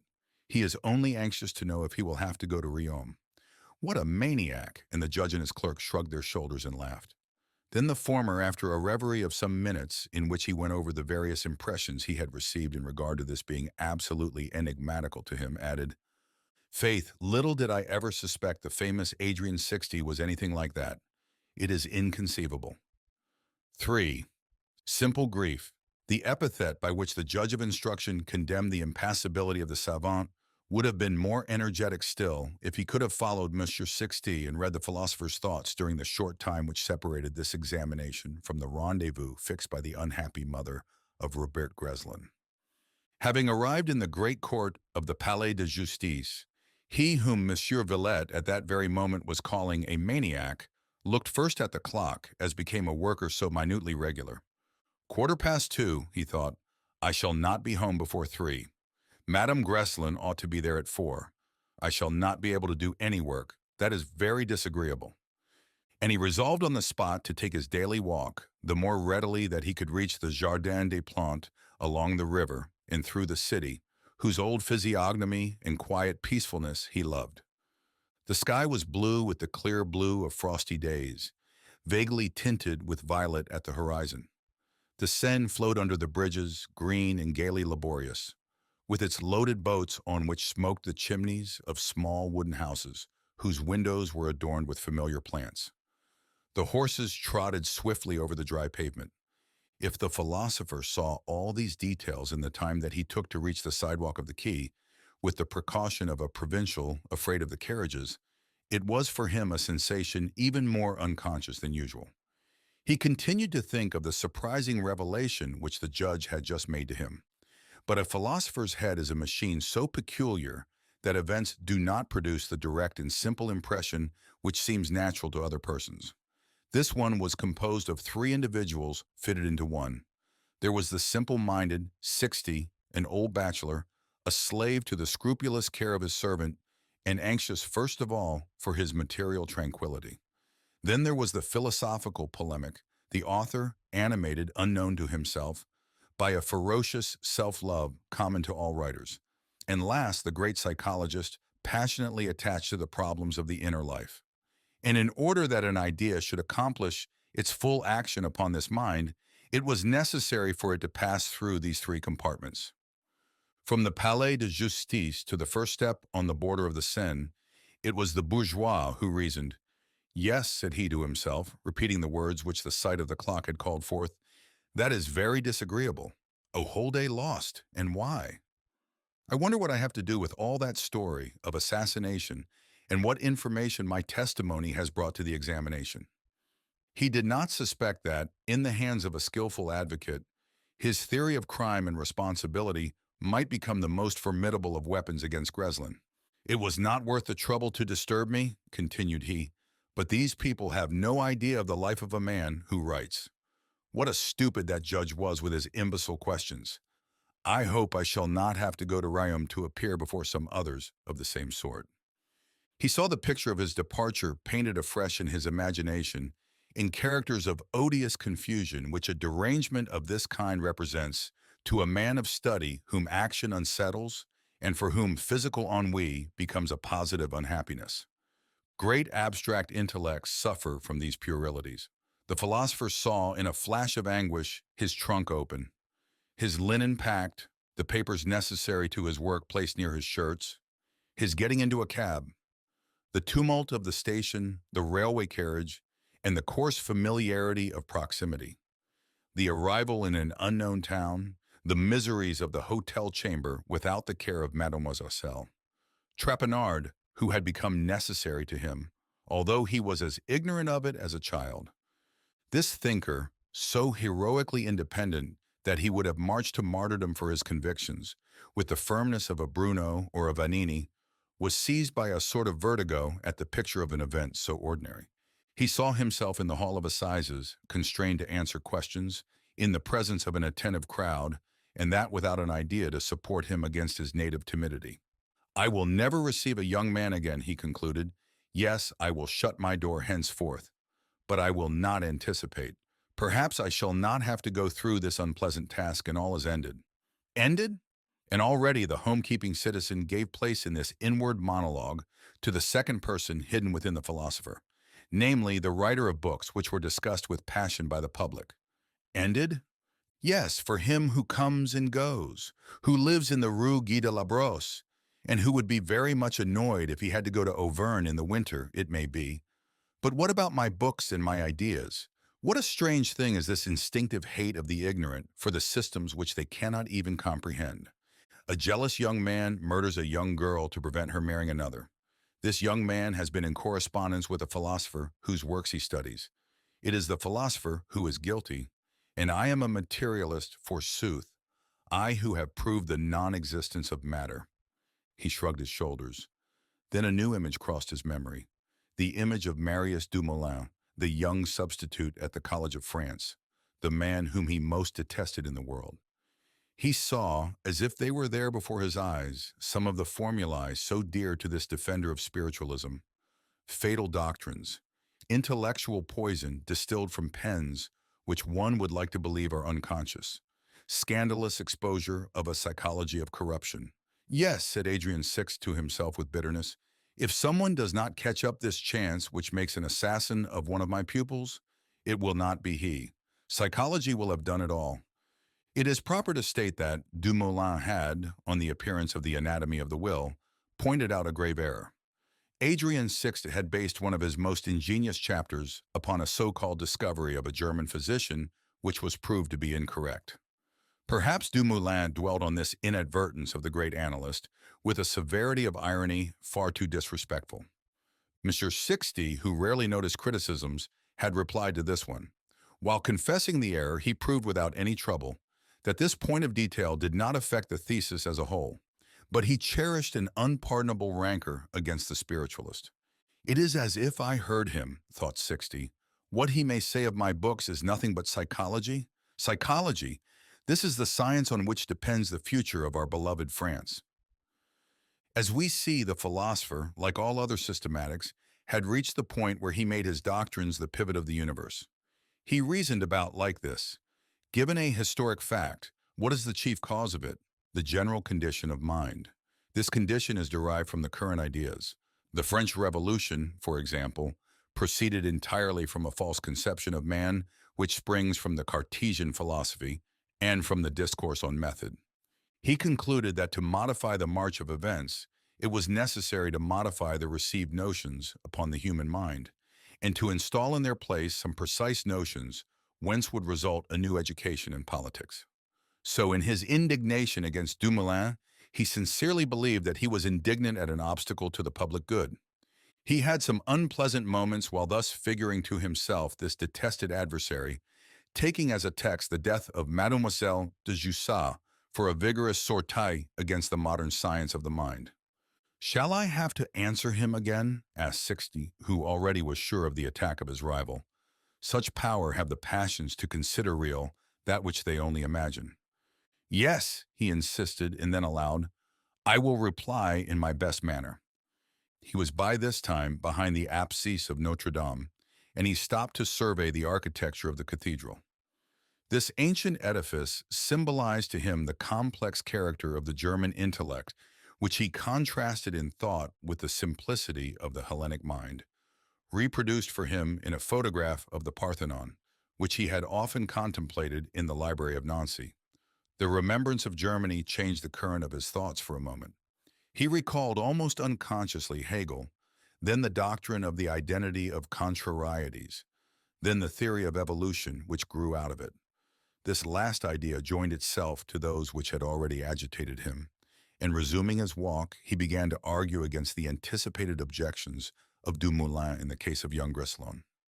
For the first time, the drama of the Chateau Randon appeared real to his mind, for he was thinking of it with the most real part of his nature, his psychologic faculty. He forgot Dumoulin as well as the inconveniences of the possible journey to Riom, and his mind was completely absorbed by the moral problem which the crime presented. The first question would naturally have been, did Robert Greslin really assassinate Mademoiselle de Jussat? But the philosopher did not think of that, yielding to this defect of generalizing minds that never more than half verify the ideas upon which they speculate. Facts are, to them, only matter for theoretic using, and they distort them willfully the better to build up their systems. The philosopher again took up the formula by which he summed up this drama. A young man who becomes jealous and commits a murder. This is one more proof in support of my theory that the instinct of destruction and that of love awake at the same time in the male.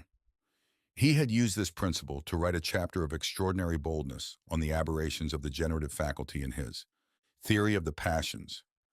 The reappearance of fierce animality among the civilized would alone suffice to explain this act. It would be necessary also to study the personal heredity of the assassin.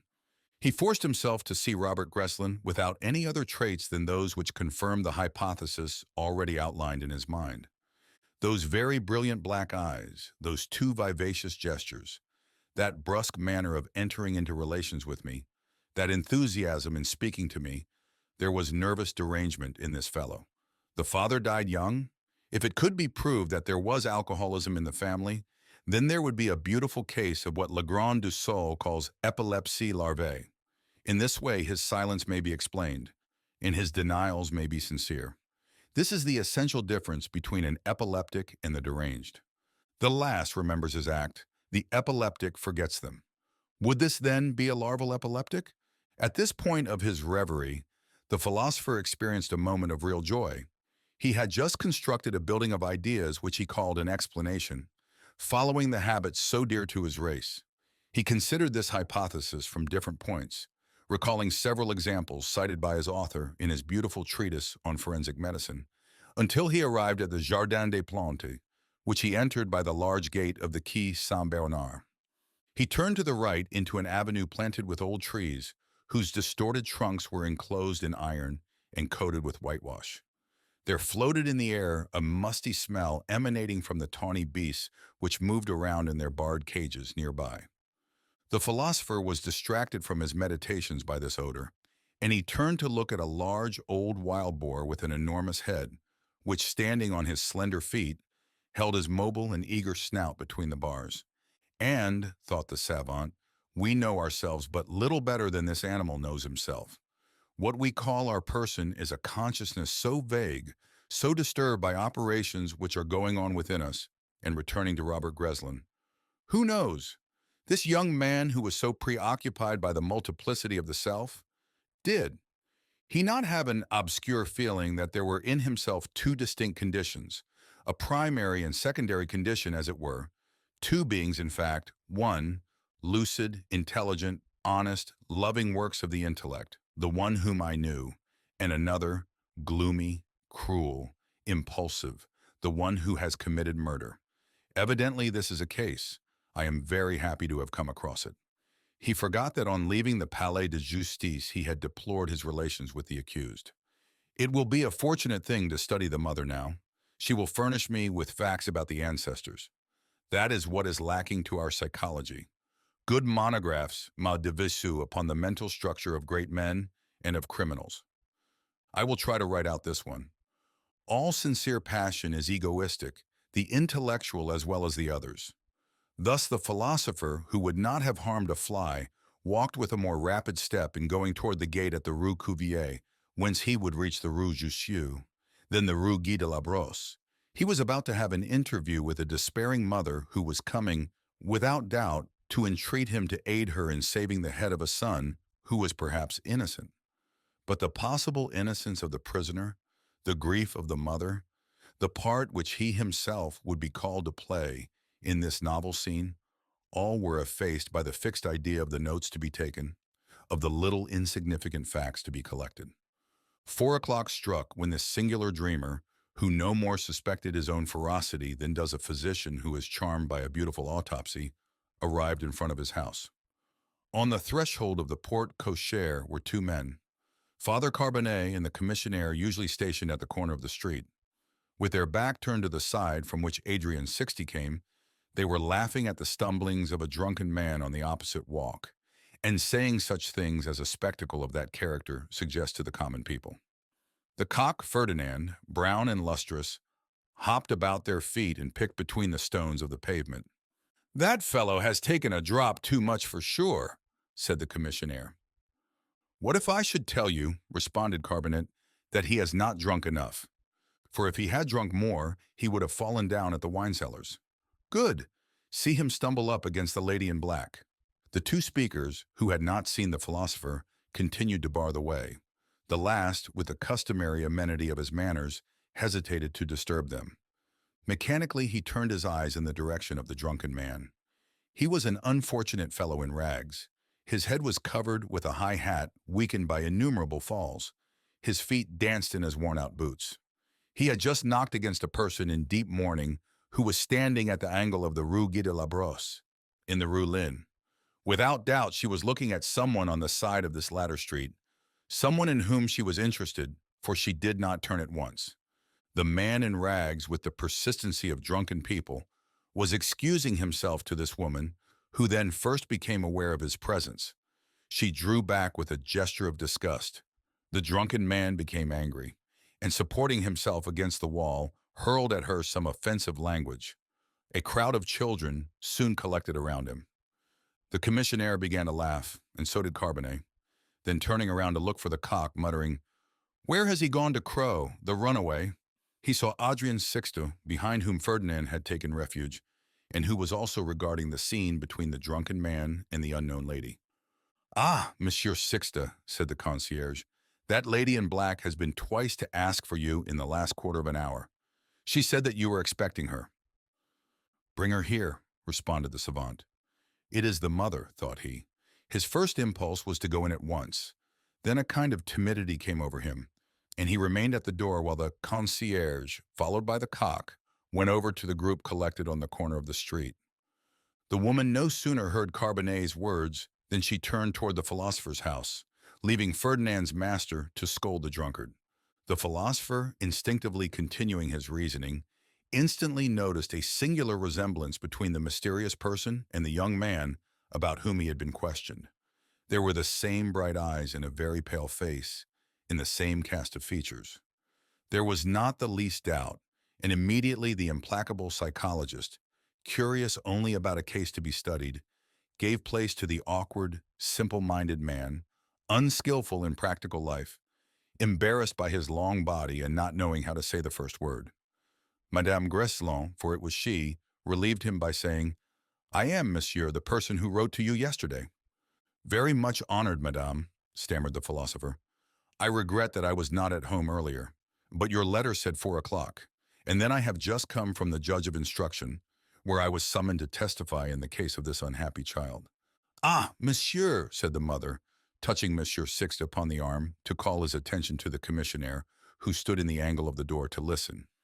"I beg your pardon," said the savant, who comprehended the cruelty of his abstraction. "Permit me to pass before you to show you the way." He proceeded to mount the stairs, which began to be dark at this time of a winter's day. He went up slowly to suit the lassitude of his companion, who held by the rail as if she had scarcely energy enough to ascend the 4 flights. Her short breath, which could be heard in the provincial silence of this empty house, betrayed the feebleness of the unhappy woman. As little sensitive as was the philosopher to the outer world, He was filled with pity when entering his study with its closed shutters, which the fire and the lamp already lighted by his servant softly illumined. He saw his visitor face to face. The wrinkle plowed from the corners of the mouth to the ala of the nose, the lips scorched by fever, the eyebrows contracted, the darkness about the eyelids, the nervousness of the hands in their black gloves, in which she held a roll of paper, without doubt some justifying memoir. All these details revealed the torture of a fixed idea. And scarcely had she fallen into a chair when she said in a broken voice, my God, I am then too late. I wish to speak to you, monsieur, before your conversation with the judge. But you defended him, did you not? You said that it was not possible, that he had not done what they accuse him of.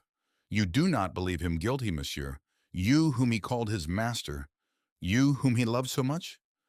I did not have to defend him, madam, said the philosopher. I was asked what had been my relations with him, and as I had seen him only twice, and he spoke only of his studies. Ah, interrupted the mother with an accent of profound anguish, and she repeated, I have come too late. But no, she continued, clasping her trembling hands, you will go before the court of assizes to testify that he cannot be guilty, that you know he cannot be. One does not become an assassin, a poisoner, in a day. The youth of criminals prepares the way for their crimes. They are bad persons, gamblers, frequenters of the saloons. But he has always been with his books, like his poor father. I used to say to him, come, Robert, run out. You must take the air. You must amuse yourself.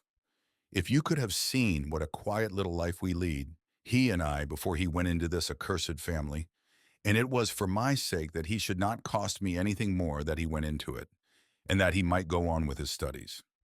He would have been admitted in 3 or 4 years, and then perhaps have taken a position in a lyceum at Clermont. I should have had him marry. I have seen a good party for him. I should have remained with him in some corner to take care of his children. Ah, monsieur.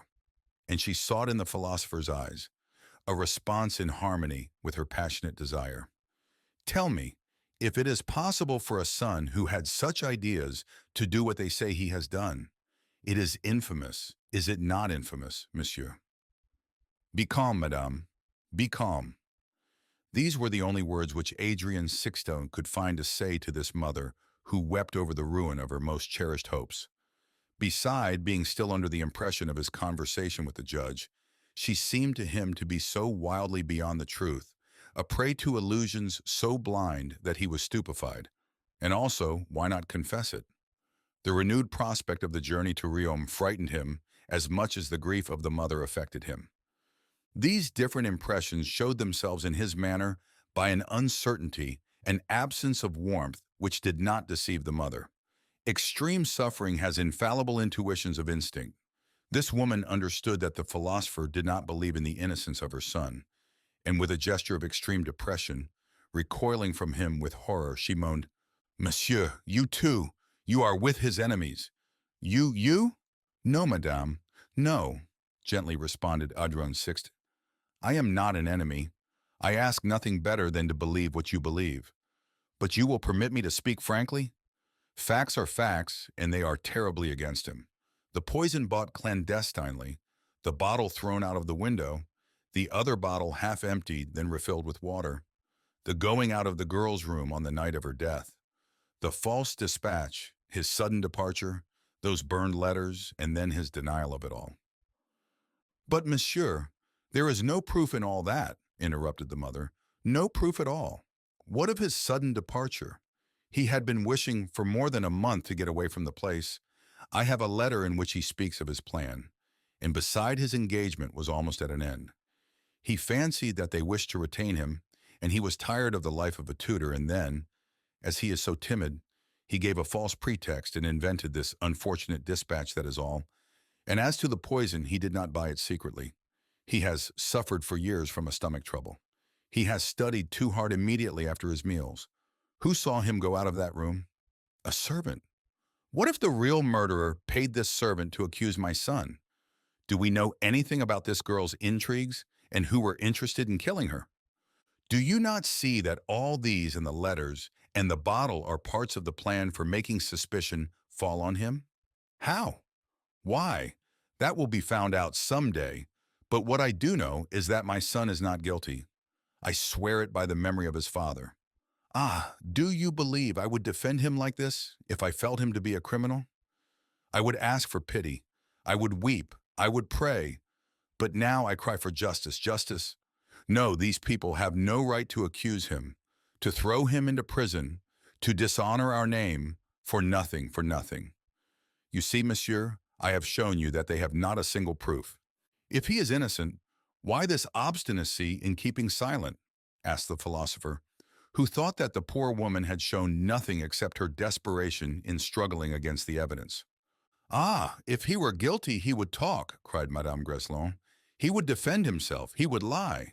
No, added she in a hollow voice, there is some mystery. He knows something that I am sure of, something which he does not wish to tell. He has some reason for not speaking. Perhaps he does not wish to dishonor this young girl, for they claim that he loved her.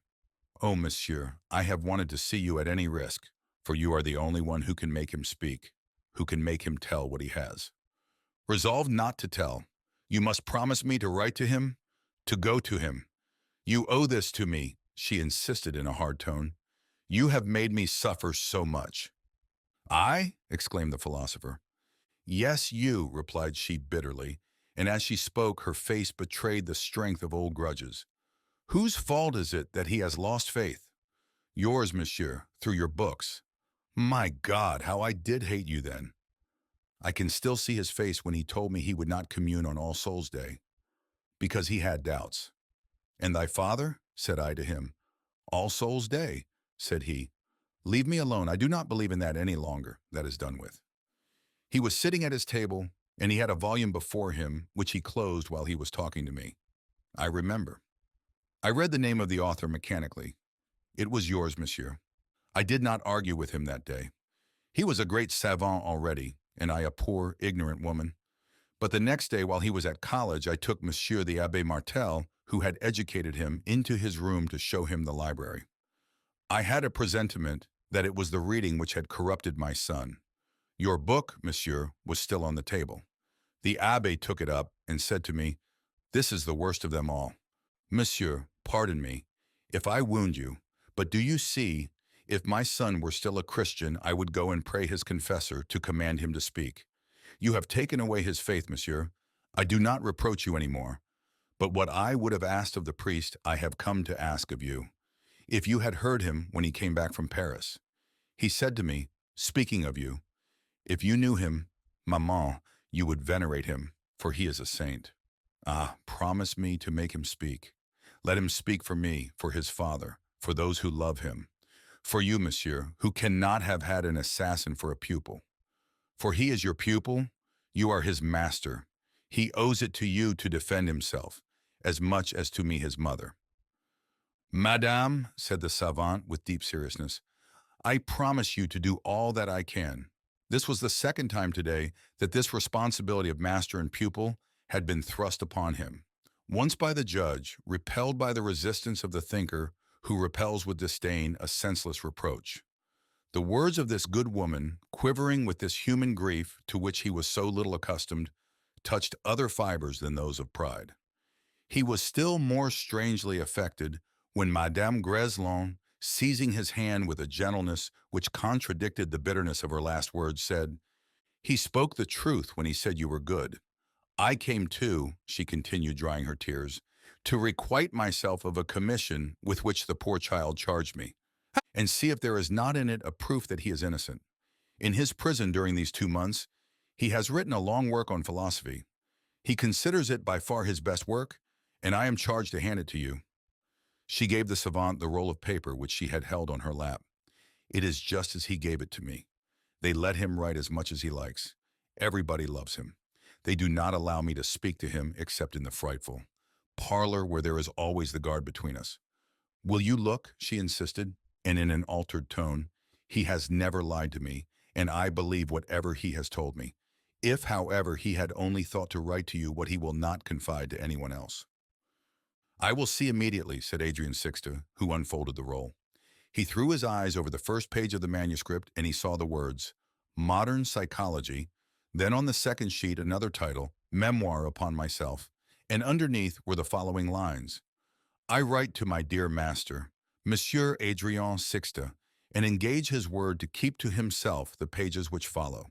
If he do not agree to make this engagement with his unhappy pupil, I ask him to destroy this manuscript, confiding in his honor not to deliver it to anyone whomsoever, even to save my life. And the young man had simply signed his initials. Well? Asked the mother as the philosopher continued to turn over the leaves, a prey to profound anxiety.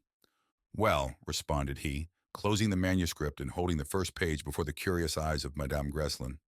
This is only a work on philosophy, as he told you. See? The mother had a question on her lips and suspicion in her eyes while she was reading the technical formula which was unintelligible to her poor mind. She had observed Adrien Sixte's hesitation, but she did not dare to ask, and she rose, saying, You will excuse me for having kept you so long, monsieur.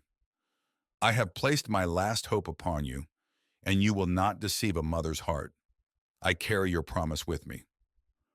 All that it will be possible for me to do, that the truth may be known, said the philosopher gravely. I will do, madame. I promise you again. When he had conducted the unhappy woman to the door, and was again alone in his study, Adrien Sixte remained for a long time plunged in reflection. Taking up the manuscript, he read and reread the sentence written by the young man, and pushing away the tempting manuscript, he paced the floor. Twice he seized the sheets and approached the fire, but he did not throw them into the flames. A combat was going on in his mind between a devouring curiosity and apprehensions of very different kinds. To contract the engagement which this reading would impose on him, and to learn what could be learned from these pages, would throw him, perhaps, into a horrible situation.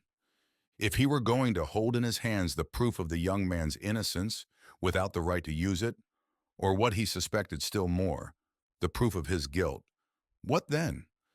Without being conscious of it, he trembled in his inmost nature, lest he find in this memoir, if there were crime, the trace of his own influence, and the cruel accusations already twice formulated, that his books were mixed up with this sinister history.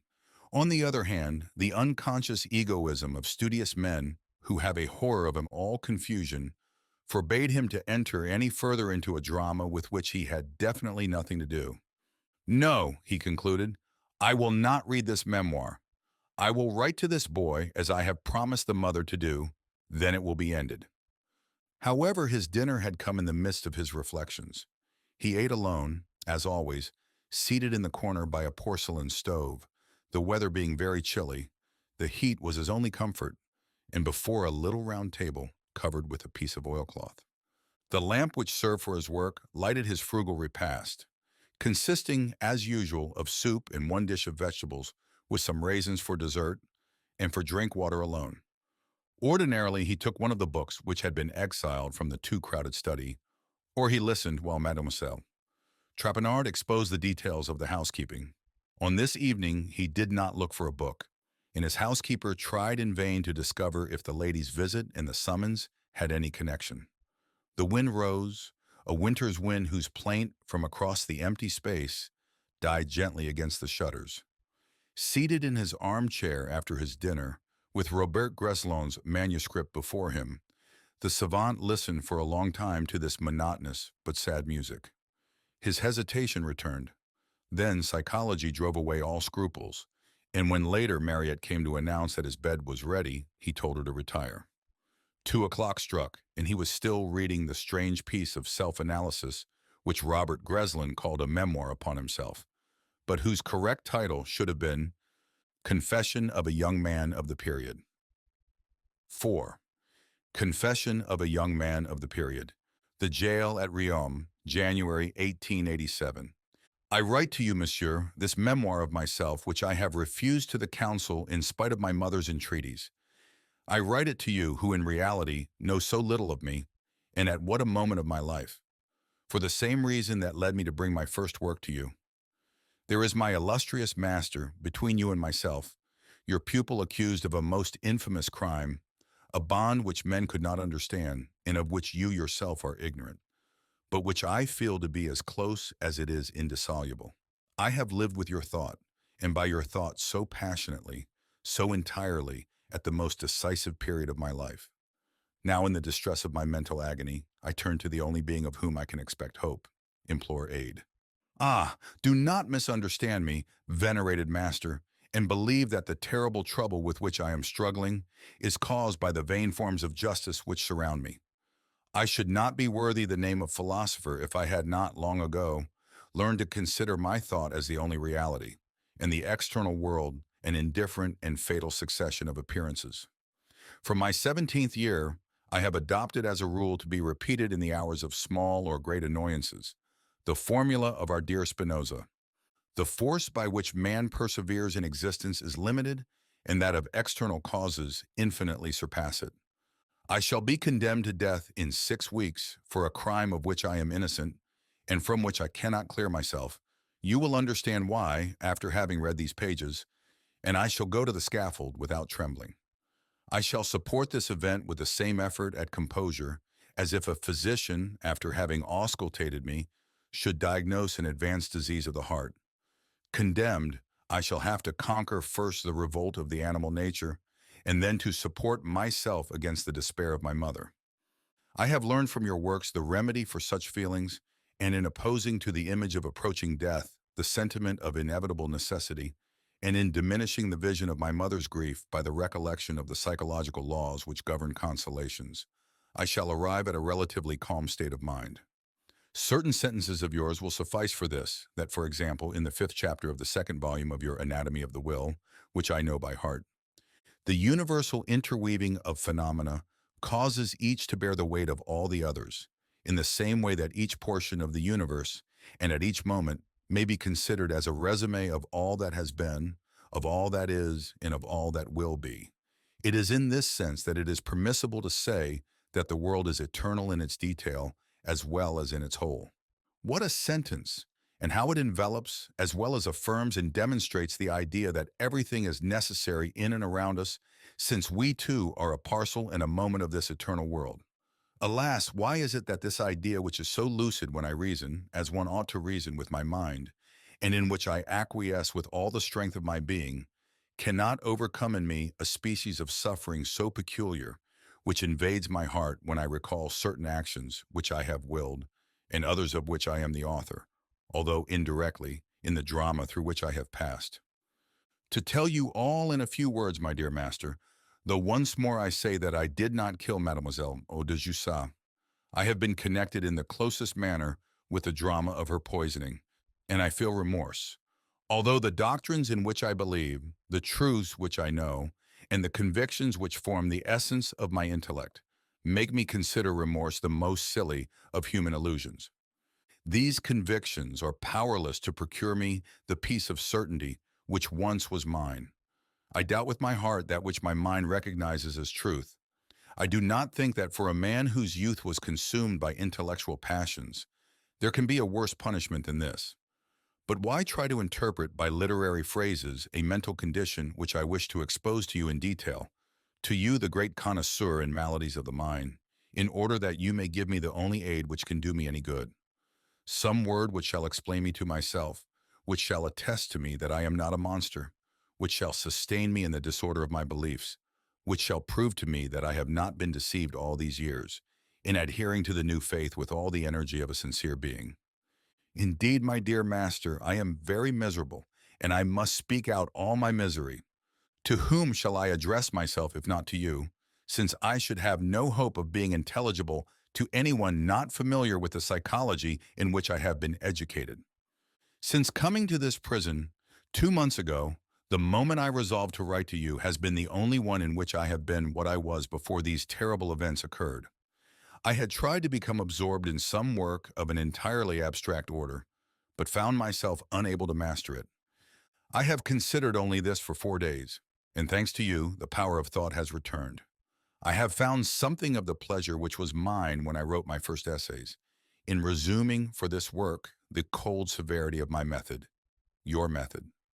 I wrote out yesterday a plan of this monograph of my actual self, in practicing the division by paragraphs which you have adopted in your works. I have proved the persistent vigor of my reflection in reconstructing my life from its origin, as I would resolve a problem of geometry by synthesis. I see distinctly at the present time that the crisis from which I suffer has for its factors, first my heredities, then the medium of ideas in which I was educated, finally the medium of facts into which I was transplanted by my introduction among the Jusat Randon. The crisis itself and the questions which it raises in my mind shall be the last fragments of a study which I shall strip of insignificant recollections to reduce it to what a master of our time calls generatrices. At least I shall have furnished you an exact document upon the modes of feeling which I formerly believed to be very precious and very rare, and I shall have proved to you in two ways. First, by my confidence in your absolute discretion, and second, by my appeal for your philosophical support, what you have been to him who writes these lines, and who asks your pardon for this long preamble and begins at once his dissection. My heredities. As far back as I can remember, I find that my dominant faculty, the one that has been present in every crisis of my life, great or small, and which is present today, has been the faculty, I mean the power and the need of duplication.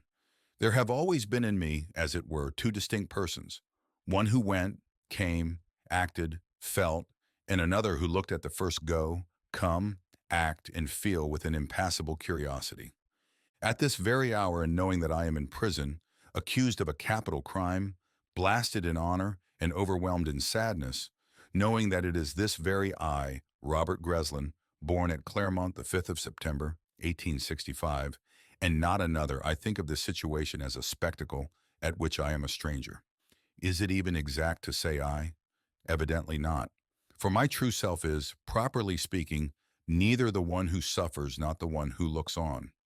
It is made up of both, and I have had a very clear perception of this duality, although I was not then capable of comprehending this psychological disposition exaggerated to an anomaly, from my childhood, the childhood which I wish to recall with the impartiality of a disinterested historian. My first recollections are of the city of Clermont-Ferrand, and of a house which stood on a promenade now very much changed by the recent construction of the artillery school. The house, like all the houses in this city, was built of Volvic stone, a gray stone which darkens with age, and which gives to the tortuous streets the appearance of a city of the Middle Ages. My father, who died when I was very young, was of Lorraine extraction. He held at Claremont the position of engineer of roads and bridges. He was a slender man of feeble health, with a face almost beardless, and marked with a melancholy serenity which touched me when I think of him after all these years.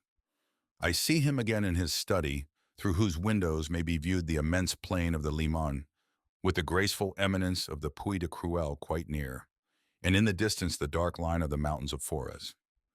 The railway station was near our house, and the whistling of the trains was constantly heard in this quiet study.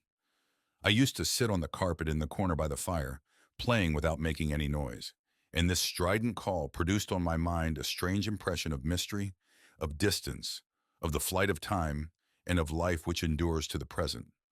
My father traced with his chalk upon a blackboard enigmatic signs, geometric figures, or algebraic formulas, with that clearness of the curves, or the letters which revealed the habitual method of his being.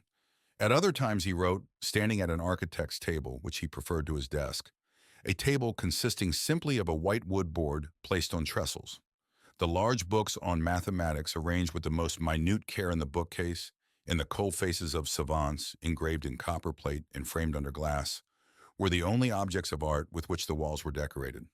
The clock which represented the globe of the world, two astronomical maps which hung above the desk, and upon this desk the calculating ruler with its figures and its copper slide, the square, the compass, the T-rule. I recall them all, at will, the smallest details of this room whose whole atmosphere was thought, and these images aid me to comprehend how from my infancy the dream of a purely ideal and contemplative existence became elaborated in me, favored by heredity. My later reflections have shown me, in several traits of my character, the result transmitted under form of instinct of the life of abstract study that my father led. I have, for example, always felt a singular horror of action, so much so that, making a simple visit caused my heart to pound, and the slightest physical exercise was intolerable to me, such as wrestling with another person. Even to discuss my most cherished ideas appeared to me, and still appears, almost impossible. This dread of action is explained by the excess of brain work which, pushed too far, isolates man in the midst of the realities which he hardly endures, because he is not habitually in contact with them. I feel that this difficulty of adapting myself to facts comes to me from this poor father. From him also comes this faculty of generalization, which is the power but at the same time the mania of my mind. And it is also his work that a morbid predominance of the nervous system has rendered my will so wild at certain times. My father, who was still young when he died, had never been robust. He was obliged at the growing age to undergo the trial of preparation for the Polytechnic School, which is ruinous to the soundest health. With narrow shoulders and with limbs weakened by long sittings at sedentary meditations, this savant with transparent hands seemed to have in his veins, instead of red globules of generous blood, a little of the dust of the chalk which he handled so much. He did not transmit to me muscles capable of counterbalancing the excitability of my nerves, so that with this faculty of abstraction, I owe to him a kind of ungovernable intemperance of desire. Every time that I have ardently wished for anything, it has been impossible to repress this covetousness. This is a hypothesis which has often come to me when I have been analyzing myself, that abstract natures are more incapable than others of resisting passion, when passion is aroused, perhaps because the daily relation between action and thought is broken in them. Fanatics would be the most signal proofs of this. I have seen my father, usually so patient and gentle, so overcome by the violence of anger as almost to faint. In this I am also his son, and through him, the descendant of a grandfather as ill-balanced, a sort of primitive genius who, half peasant, had risen by force of mechanical inventions to be a civil engineer, and was then ruined by lawsuits. On this side of my race there has always been a dangerous element, something wild at times by the side of constant intellectuality. I formerly considered this double nature a superior condition, the possible ardor of passion joined with this continuous energy of abstract thought. It was my dream to be at the same time frenzied and lucid, the subject and the object, as the Germans say, of my analysis. The subject who studies himself and finds in this study a means of exaltation and of scientific development. Alas, whither has thy chimera led me? But it is not the time to speak of effects. We are still with the causes. Among the circumstances which affected me during my childhood, I believe the following to be one of the most important. Every Sunday morning, and as soon as I could read, my mother took me with her to Mass. This Mass was celebrated at 8 o'clock in the Church of the Capuchins, recently built on a boulevard shaded by plantains, which led from Sablon Court to Laurent Square, along the Jardin des Plantes. At the door of the church there used to sit, in front of a portable shop, a cake seller called Mother Gerard, with whom I was well acquainted, for I had bought of her little bunches of cherries in the spring. This was the first fruit of the season that I might eat. This dainty, acid, and fresh was one of the sensualities of these days of childhood, and anyone who had observed me might have seen this frenzy of desire of which I have spoken. I was almost in a fever when on my way to this shop. This was not the only reason why I prefer the Church of the Capuchins with its extremely plain architecture to the subterranean crypts of Notre-Dame-du-Port and to the vaults of the cathedral upheld by its elegant clustered columns. At the Capuchins the choir was closed. During the offices, invisible mouths behind the grating chanted the canticles, which strangely affected my childish imagination. They seemed to me to come from so far off, an abyss or a tomb. I looked at my mother praying beside me with the fervor which was shown in her smallest actions, and I thought that my father was not there, that he never came to church. My child's brain was so puzzled by this absence that one day I asked, "Why does not Papa come to Mass with us?" My inquiring child's eyes had no trouble to see the embarrassment into which this question threw my mother. She withdrew from it, however, by an answer analogous to hundreds of others, which a woman so essentially enamored of fixed principles and of obedience has since given me. He goes to another Mass at an hour which suits him better, and then I have already told you that children ought never to ask why their parents do this or that. All the difference of mind which separated my mother and myself is found in this sentence, uttered one cold morning in winter while walking under the trees of Sablon Court. I can see her now in her pelerine, her hands in her muff lined with brown silk. from which her book came halfway out, and the sincerity of her face even in her pious falsehood. I can see her eyes, which so many times since have regarded me with a look which did not comprehend me, and at this period she did not suspect that for my meditative childish nature to think was already to ask, always and in relation to everything, why? Yes, why had my mother deceived me? For I knew that my father went to no kind of office. And why did he not go? While the grave and sad voices of the concealed monks were intoning the responses of the Mass, I was absorbed in this question. I knew without being able to appreciate the reasons of the superiority that my father was accounted among the first of the city. How many times in walking were we stopped by some friend who, tapping me on the cheek, would say, "Well, will we get to be a great savant like the father someday?" When my mother took his advice, she listened with the greatest respect. She thought it natural that he did not perform certain duties, which for us were obligatory. We had not the same duties. This idea was not formulated then in my childish brain with this positive distinctness, but it developed there the germ of that which later became one of the convictions of my youth.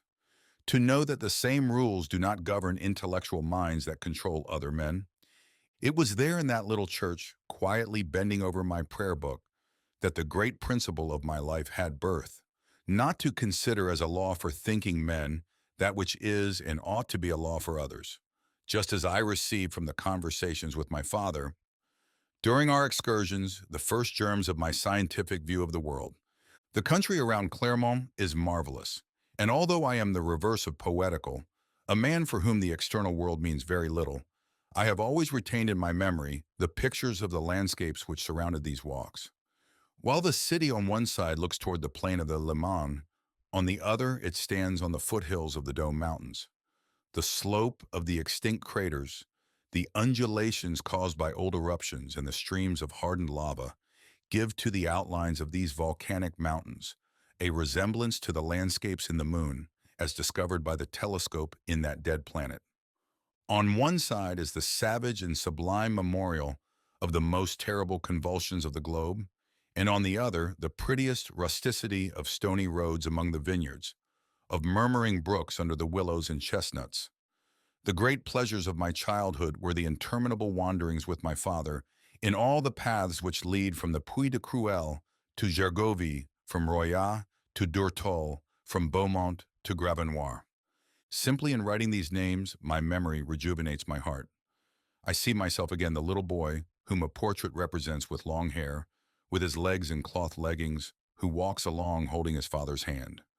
Whence came this love for the fields to him, the learned mathematician, the man of study and of reflection? I have often thought of it since, and I believe I have discovered a law of the development of mind. Our youthful tastes persist even when we are developed in a sense contrary to them, and we continue to exercise these tastes while justifying them by intellectual reasons which would exclude such things. I will explain. My father naturally loved the country because he was brought up in a village, and when he was small had passed whole days on the banks of the brooks among the insects and the flowers. Instead of yielding to these tastes in a simple manner, he mingled them with his present occupations. He would not have pardoned himself for going to the mountains without studying there the formation of the land, for looking at a flower without determining its character and discovering its name, for taking up an insect without recalling its family and its habits. Thanks to the rigor of his method in all work, he arrived at a very complete knowledge of the country. And when we walked together, this knowledge was the sole subject of our conversation. The landscape of the mountains became a pretext for explaining to me the revolutions of the earth. He passed from that with a clearness of speech which made such ideas intelligible to me, to the hypothesis of Laplace upon nebula, and I saw distinctly in my imagination the planetary protuberances flying off from the burning nucleus, from this torrid sun in rotation. The heavens at night in the beautiful summer months became a kind of map which he deciphered for me, and on which I distinguished the pole star, the seven stars of the chariot, Vega of the lyre, Sirius, all those inaccessible and formidable worlds of which science knows the volume, the position, and almost the very metals of which they are composed. It was the same with the flowers which he taught me to arrange in an herbarium, with the stones which I broke with a little iron hammer, with the insects which I fed or pinned up, as the case might be. Long before object lessons were practiced in the college my father applied to my education, first this great maxim: give a scientific account of anything we may encounter, thus reconciling the pleasantry of his first impressions with the precision acquired in his mathematical studies.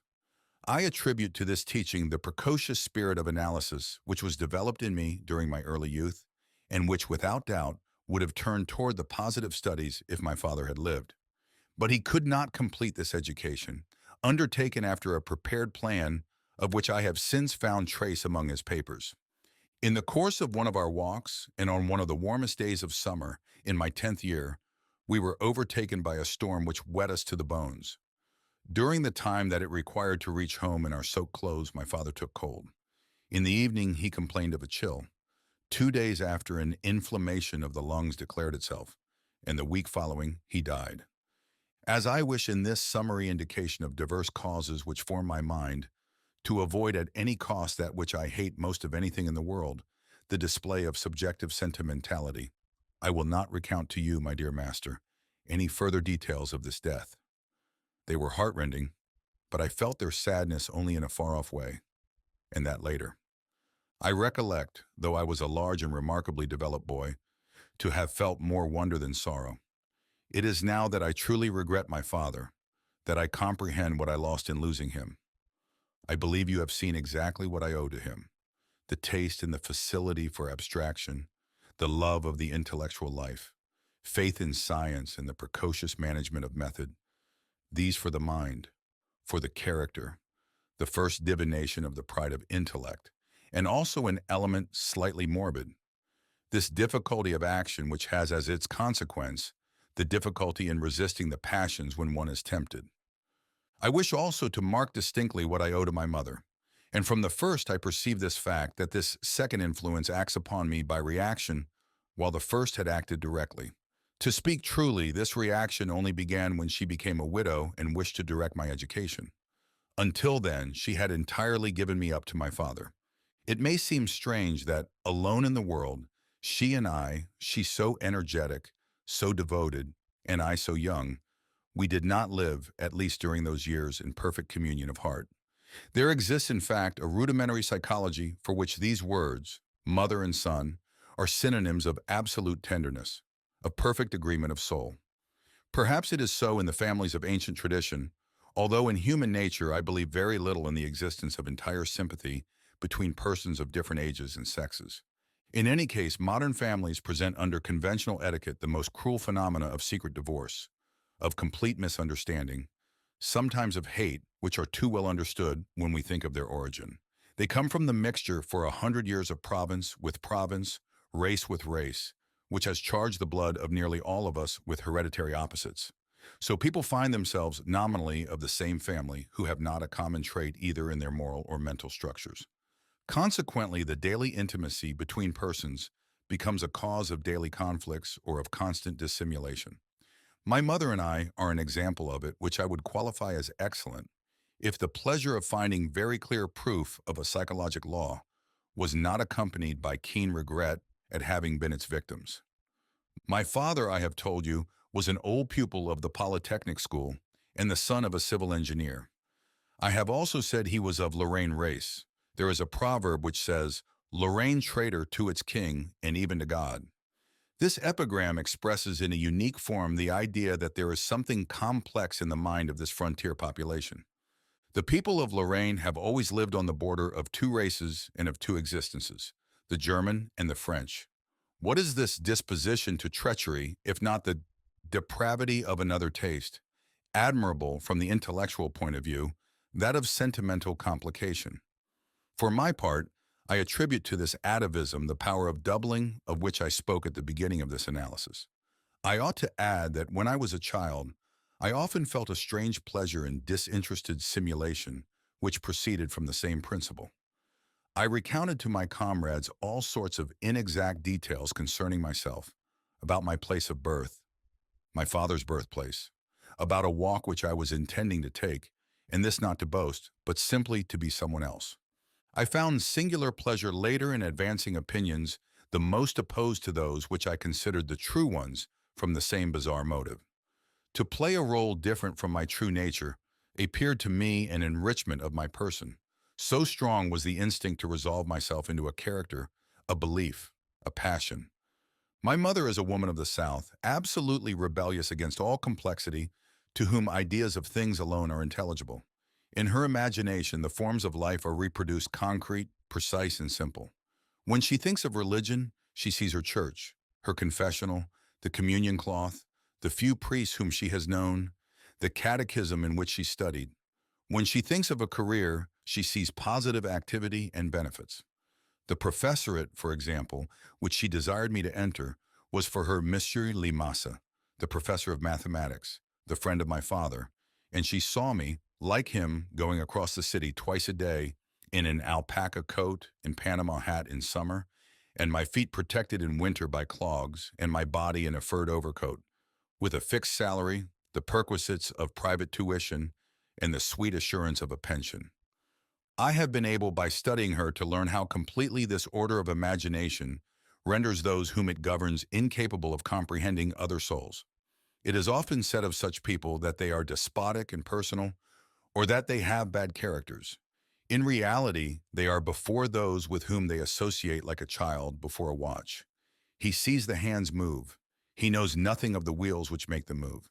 So when these hands do not go to suit his fancy, there is the stupidity of impatience to force them and to warp the springs.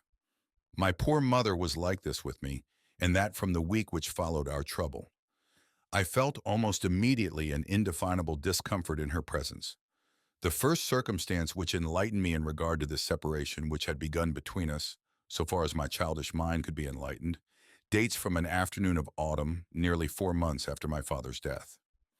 The impression received was so strong that I recall it as if it had happened yesterday. We had changed apartments and had rented the third floor of a house in the Rue Billard, a narrow lane which distorts the shadows of des Petits Abrais in front of the palace of the Prefecture. My mother had chosen it because there was a balcony in which I was playing on this beautiful afternoon. My play, you will here recognize the scientific turn given by my father to my imagination, consisted in taking a pebble which represented a great explorer from one end of the balcony to the other, and among other stones which I had taken from the flower pots. Some of these stones represented cities, others curious animals of which I had read descriptions. One of the parlor windows opened on the balcony. It was partly open, and my play having led me thither, I heard my mother talking to a visitor. I could not help listening with that beating of the heart which the hearing my personality discussed has always produced. I learned afterward that between our real nature and the impression produced on our relations, and even on our friends, there is no more similarity than there is between the exact color of the face and its reflection in a blue, green, or yellow glass. Perhaps, said the visitor, you are mistaken in regard to poor Robert. At 10 years the character is not at all formed. God grant that it may be so, replied my mother, but I am afraid he has no heart. You cannot imagine how hard he has been since his father's death. The next day even he seemed to have forgotten all about it, and he has never said a word since. Such a word as makes you feel that one is thinking of another you now.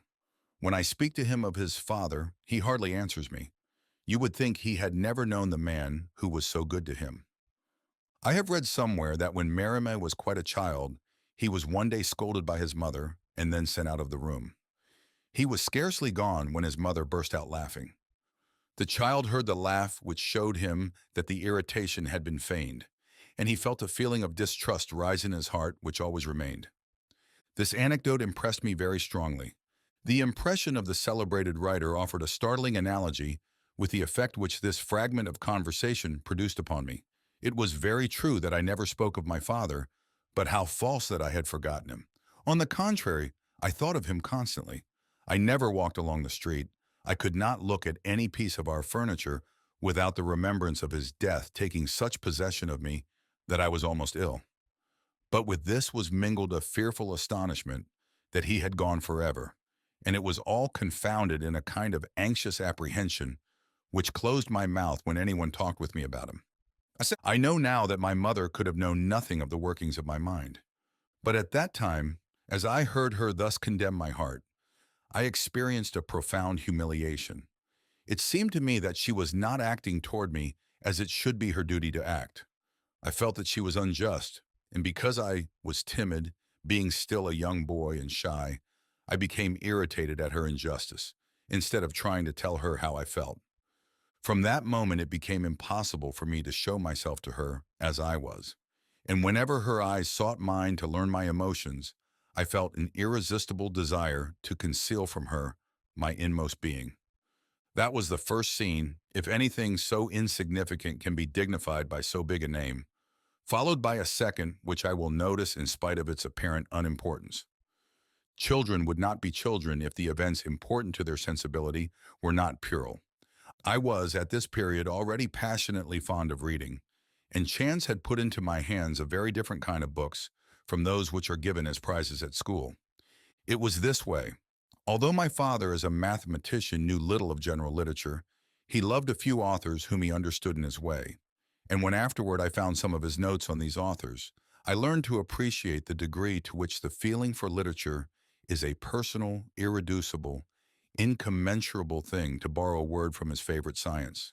There is no common measure between the reasons for which two minds like or dislike the same writer. Among other works, my father owned a translation of Shakespeare in 2 volumes, which they put on my chair to raise my seat at table. They left me without thinking how these volumes, illustrated by engravings, would very soon incite my curiosity to read the text. There was a Lady Macbeth rubbing her hands in presence of a frightened physician and a servant, and Othello entering Desdemona's chamber with a poniard in his hand and bending his black face toward the white, sleeping form. A King Lear tearing his clothing under the zigzags of the lightning. A Richard III, asleep in his tent and surrounded by specters. From the accompanying text I read before my 10th year, fragments which made me familiar with all these dramas which exalted my imagination, in so far as I could seize the meaning of them, without doubt because they were written for popular audiences, and admit an element of primitive poetry and an infantine exaggeration. I love these kings who, joyous or despairing, defiled past at the head of their armies, who lost or gained battles in a few minutes. I enjoyed this slaughter accompanied by a flourish of trumpets behind the scenes, the rapid passages from one country to another, and the chimerical geography. In brief, whatever there is in these dramas, and especially in the chronicles, that is very much abridged, almost rudimentary, so charmed me that when I was alone I played with the chairs, imagining them to be Lancaster, Warwick, or Gloucester. My father, who had an extreme repugnance to the troublesome realities of life, relished in Shakespeare that which is simple and touching, the profiles of women so delicately drawn. Imogen and Desdemona, Cordelia and Rosalind pleased him, though the comparison may seem strange, for the same reason that he enjoyed the romances of Dickens, Topfer, and even the child's play of Florian and Berquin. Here we may see the contrast which prove the incoherence of artistic judgments which are founded upon sentimental impression. I also read all these books and those of Walter Scott, as well as the rural tales of George Sand, in an illustrated edition. It would certainly have been better for me not to have nourished my imagination on elements so incongruous and sometimes dangerous. But at my age, I could not understand more than a quarter of the sentences, and while my father was toiling at his blackboard, combining his formulas, I believe that the lightning might have struck the house without his knowing it, carried away as he was by the all-powerful demon of abstraction. My mother, to whom this demon is as much a stranger as the beast of the apocalypse, did not wait long after the first hours of our trouble had passed before she rummaged the room in which I studied, and under an exercise she discovered a large open book, Scott's Ivanhoe. "What book is this?" she asked. "Who permitted you to take it?" "But I have read it once already," I replied. "And these?" she continued, in looking over the little library where by the side of school books were, beside the Shakespeare, the Nouvelles Genevoises and Nicholas Nickleby, Rob Boy, and La Mère au Diable. "These are not suitable for a person of your age," she insisted, "and you may help me carry all these books into the parlor and put them in your father's library." So I carried them, 3 at a time, some almost too heavy for my small arms, into the cool room furnished in haircloth. With her white hands in their black mitts, she took the books and arranged them alongside of the big treatises on mathematics. She closed the glass door of the bookcase, locked it, and put the key on the ring with others, which she always carried with her. Then she added severely, "When you wish a book, you may ask me for it." I asked her for one of those books, but which one? I knew so well that she would refuse me all those which I had any desire to read. I have already shown too plainly that we did not think alike on any point. I complain of her having put a stop to my liveliest pleasure, less perhaps because of the prohibition than for the reason she gave. For she believed it to be her duty to repeat the phrases on the danger of romances, no doubt borrowed from some manual of piety, which appeared to me to express exactly the contrary to that which I had experienced. She made the danger I had run in this indiscriminate reading the pretext for occupying herself more closely with my studies and directing my education. This was her duty, but the contrast was too great between the ideas into which my father had precociously initiated me and the poverty of her mind, which was furnished with impressions positive, mean, and almost vulgar. I went to walk with her now, and she talked with me. Her conversation was confined to my bearing, my manners, my little comrades, and their parents. My intellect, which had been too early trained in the pleasure of thought, felt stifled and oppressed. The motionless landscape of extinct volcanoes recalled to me the grand convulsions of the terrestrial drama which my father formerly traced. The flowers which I plucked, my mother would hold for a few minutes and then let fall almost without looking at them. She was ignorant of their names, as she was of those of the insects which she compelled me to throw down as soon as I had picked them up, saying they were unclean and venomous. The roads among the vines no longer led to the discovery of the vast world to which the genial word of the dead had invited me.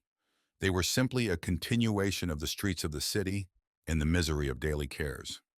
I seek in vain for suitable words to express the vague and singular ennui of a mutilated mind, of a rarefied atmosphere which these walks inflicted on me. Language was created by men to express the ideas of men. The terms are lacking which correspond to the incomplete perceptions of children, to their penumbra of soul. How can I tell the suffering, which I did not myself comprehend, of a mind in which were fermenting high and broad conceptions, of a brain upon the border of the great intellectual horizon, and which had to submit to the unconscious tyranny of another brain, narrow and weak, a stranger to all general ideas, to every view either ample or profound? Now that I have passed through this period of repressed and thwarted youth, I interpret the smallest episodes by the laws of the constitution of mind, and I take into account that fate in confiding the education of such a child as I was to the woman who was my mother, had associated two forms of thought as irreducible the one to the other as two different species. These details, in which I find the proof of this constitutive antithesis between our two natures, come to me by thousands. I have said enough on this point so that I may content myself by noting with precision the result of this silent collision of our minds, and to borrow formulas in the philosophic style. I believe that by this wrong education, two germs were prepared in me: the germ of a sentiment and the germ of a faculty.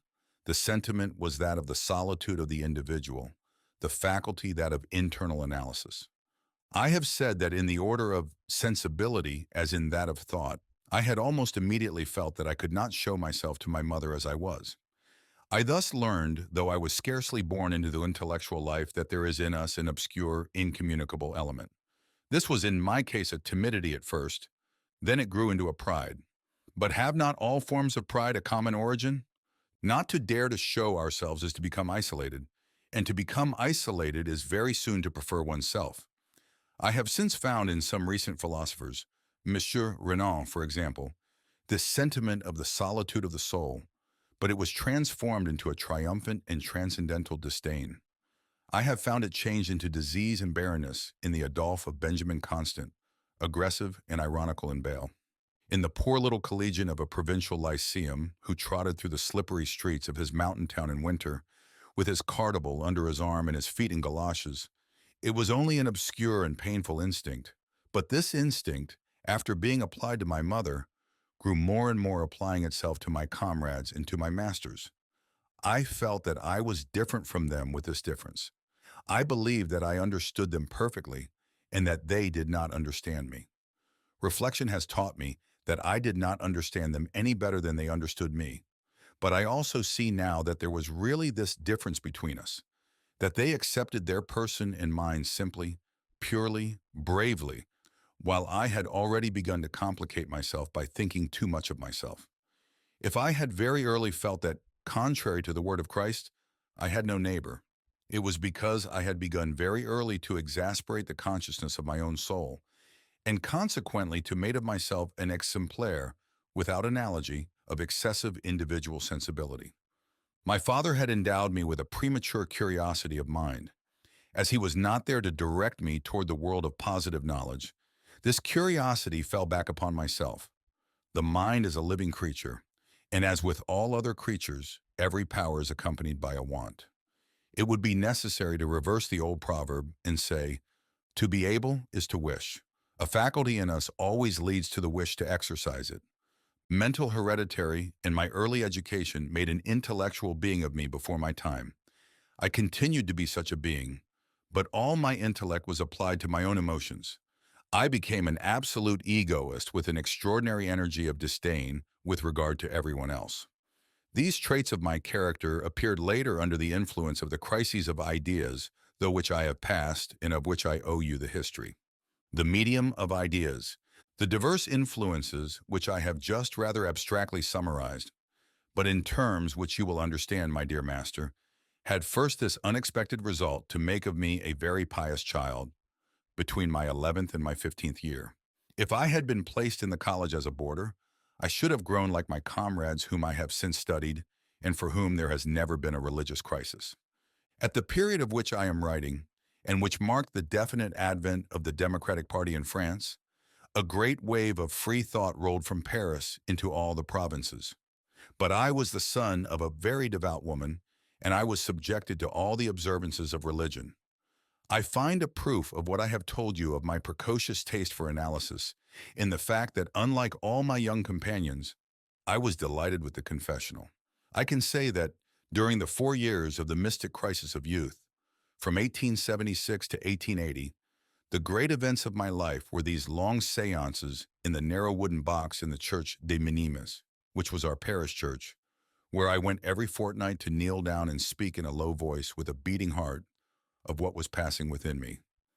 The approach of my first communion marked the birth of this feeling for the confessional, mixed with contradictory elements.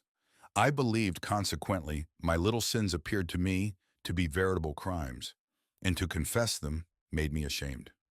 I repented, and I had the certainty that I rose pardoned, with the delight of a conscience washed from every stain. I was an imaginative and nervous child, and there was for me, in the scenery of the sacrament, in the cold silence of the church, in the odor of vault and incense which filled it, in the stammering of my own voice saying, "My Father," and in the whispering of the priest responding, "My son," from behind the grating, a poetry of mystery which I felt without understanding. United with this, there was a singular impression of fear, which was derived from the teaching of Abbé Martel, the priest who prepared us for our first communion. He was a small, short man with an apoplectic face and a grave, hard blue eye, a man who had been educated in a provincial seminary, still penetrated with Jansenism. His eyes, when from the pulpit of De Minim he was talking to us of hell, saw visions of terror, and this sensation he communicated to us. I rejoice that he is dead, for if he were living I might see him enter my prison, and who knows what might happen then. Perhaps I should suffer a recurrence of those emotions of terror which his presence used to inflict. The constant themes of his discourse were the small number of the elect and the divine vengeance. "Who could hinder God," said the priest, "since he is all-powerful, from forcing the soul of the man who has committed murder to remain near the body from which it is separated? The soul would be there, in the mortuary chamber, hearing the sobs, seeing the tears of the friends, and yet forbidden to console them. It would be imprisoned in the winding sheet, and there during days and days and nights it would be present at the corruption of the flesh, which was once its own, there among the worms and the rot." Such images and such ferocity of invention abounded in his bitter mouth. They followed me into my sleep. The fear of hell was excited in me almost to madness. The Abbé Martel employed the same eloquence in presenting the decisive importance to our salvation which the approach to the communion table would have. And so my fear of eternal punishment led to a scrupulous examination of my conscience. Soon these close meditations, this looking as through a magnifying glass at my slightest deviations, this continuous scrutiny of my inmost self, interested me to such a degree that no sport had any attraction for me in comparison. I had found for the first time since the death of my father an employment for this power of analysis which was already definitive and almost constitutive in me. The development thus given to my acute sense of the inner life ought to have produced an amelioration of my moral being. On the contrary, it resulted in a subtlety which in itself alone was a corruption, at least from the point of view of strict Catholic discipline. I became, in the course of these examinations of conscience, into which entered more of pleasure than of repentance, extremely ingenious, in discovering peculiar motives behind my most simple actions. The Abbé Martel was not a psychologist sufficiently acute to discern this shadow, and to comprehend that to cut the soul to pieces in this way would lead me to prefer the fleeting complexities of sin to the simplicity of virtue. He recognized only the zeal of a very fervent child. For example, on the morning of my first communion, I went in tears to confess to him once more. In turning over and over again the soil and the subsoil of my memory, I had discovered a singular sin, the fear of man. 6 weeks before, I had heard two boys, my comrades, at the door of the Lyceum, mocking an old lady who was entering the church des Carmes, just opposite. I had laughed at their words instead of reproving them. The old lady was going to Mass. To ridicule her was to ridicule a pious action. I had laughed. Why? From false shame. Then I had participated in it. Was it not my duty to find the two mockers and to show them their impiety and make them promise repent? I had not done so. Why? From false shame, from respect for man, according to the definition of the Catechism. I passed the whole night preceding the great day of the First Communion in wondering if I could see the Abbé Martel early enough the next day to confess this sin. I recall the smile with which he tapped my cheek after having given me absolution in order to quiet me. I hear the tone of his voice, which had grown very sweet as he said to me, "May you always be what you are now." He did not suspect that this puerile scruple was the sign of an exaggeratedly unhealthy reflection, nor that this reflection would poison the delights of the Eucharist for which I had so ardently wished. I had not been satisfied, in the course of the preceding weeks, to analyze the conscience to its most delicate fibers. I had abandoned myself to the imagination of sentiment, which is the forced consequence of this spirit of analysis. I had anticipated with extreme precision the sentiments which I should experience in receiving the host upon my lips. In my imagination, I advanced toward the rail of the altar, which was draped in a white cloth, with a tension of my whole being, which I have never since experienced, and I felt in communing a kind of chilling deception, an ecstatic exhaustion of which I cannot describe the discomfort.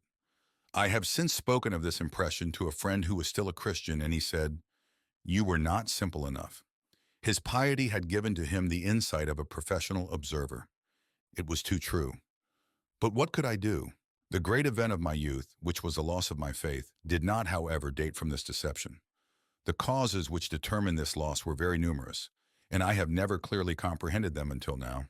They were slow and progressive at first, and acted upon my mind as the worm upon the fruit, devouring the interior without any other sign of this ravage than a small speck, almost invisible, on the beautiful purple Rhine. The first was, it seems to me, the application to my confessor of this terrible critical spirit, a faculty destructive of all confidence, which from my infancy had so separated me from my mother. I pushed my examinations of conscience to the most subtle delicacy, and still the Abbé Martel did not perceive this work of secret torture, which completely anathematized my soul.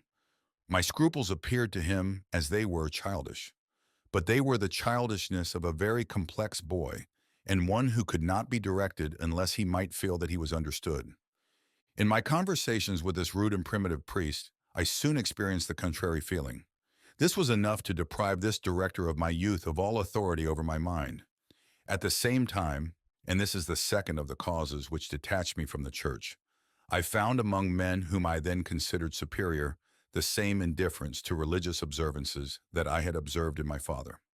I knew that the young professors, those who had come from Paris with the prestige of having gone through the normal school, were all atheists and skeptics. I heard the abbé pronounce these words with concentrated indignation in the visits which he made to my mother.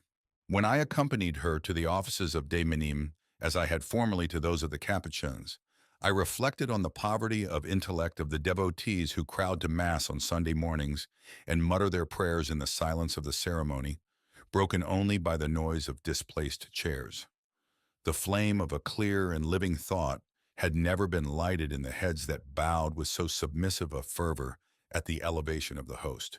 I did not at that time formulate this contrast with this distinctness, but I recalled the picture of those young masters as they emerged from the Lyceum, talking with each other in conversations which I imagined were like those of my father, where the smallest sentence was charged with science, and a spirit of doubt arose in my mind as to the intellectual value of Catholic beliefs. This distrust was fed by a kind of naive ambition which made me desire with an incredible ardor to be as intelligent as the most intelligent and not to vegetate among those of second rank. I confess that a good deal of pride was mingled with this desire, but I do not blush at this avowal. It was a purely intellectual pride, completely foreign to any desire for outward success. And if I hold myself erect at this moment, and in this fearful drama, I owe it first of all to this pride. It is this which permits me to describe my past with this cold lucidity, instead of running away like an ordinary suspect from the noisy events of this drama. I can see so clearly that the first scenes of this tragedy began with the college youth in whom was acting the young man of today. The third of the causes which concurred in this slow disintegration of my Christian faith was the discovery of contemporaneous literature, which dates from my 14th year. I have told you that my mother, shortly after my father's death, suppressed certain books. This severity had not relaxed with time, and the key of the paternal bookcase continued to click on the steel ring between that of the pantry and of the cellar. The most evident result of this prohibition was to heighten the charm of the remembrance which these books had left of the half-comprehended pieces from Shakespeare and the half-forgotten romances of George Sand. Chance willed that, at the commencement of my 13th year, I should come across some examples of modern poetry in the book of French authors which served for the year's recitations.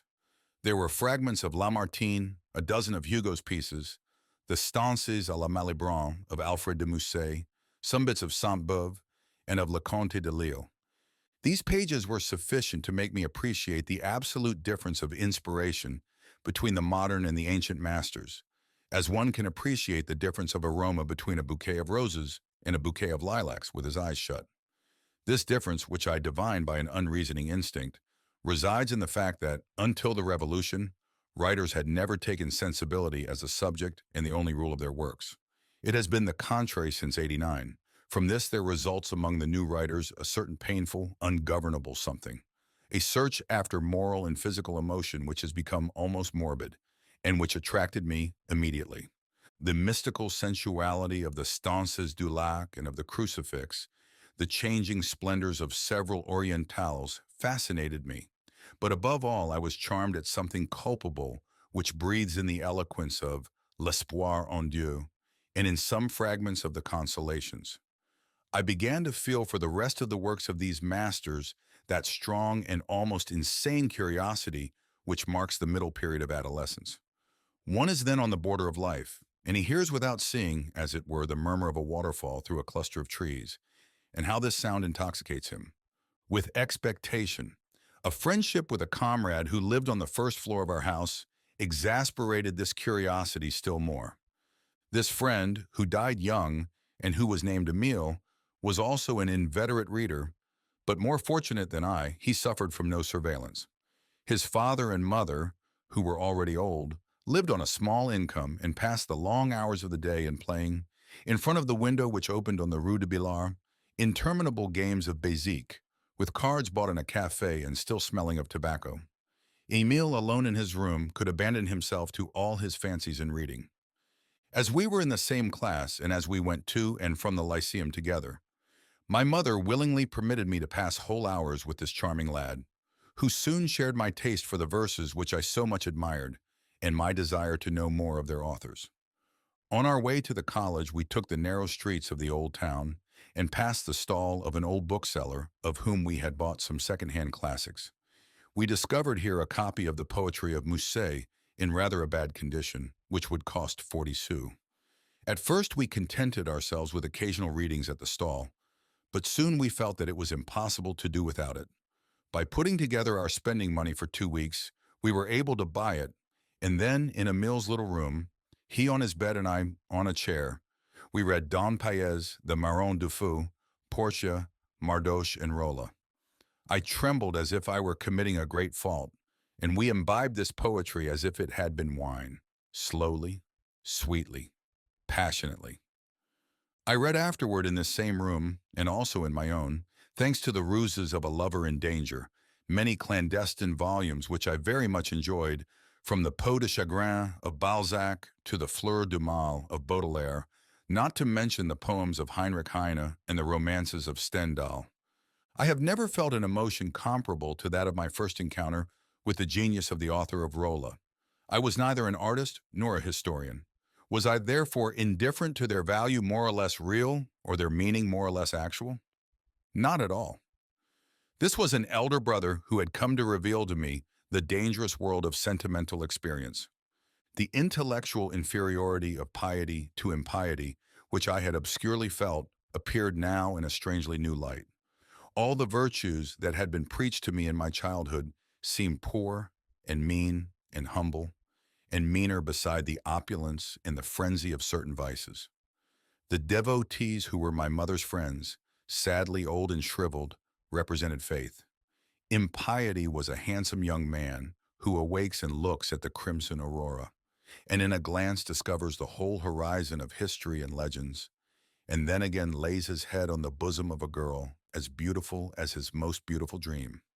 Chastity and marriage were the bourgeois whom I knew who went to hear the music in the Jardin des Plantes every Thursday and Sunday, and who said the same things in the same way. My imagination painted, in the chimerical colors of the most burning poetry, the faces of the libertines of the Comte d'Espagne and of the fragments which follow. There was Dalty murdering the husband of Portia, then wandering with his mistress over the dark waters of the lagoon among the stairways of the antique palaces. There were Don Paez assassinating Juana after folding her to himself in a fond embrace, Frank in his Belle Colore, Hassan in his Namuna, l'Abbé Cassio in his Luzon. I was not competent to criticize the romantic falsity of all this fine setting, nor to separate the sincere from the literary portion of these poems. The complete profligacy of soul appeared to me through these lines, and it tempted me.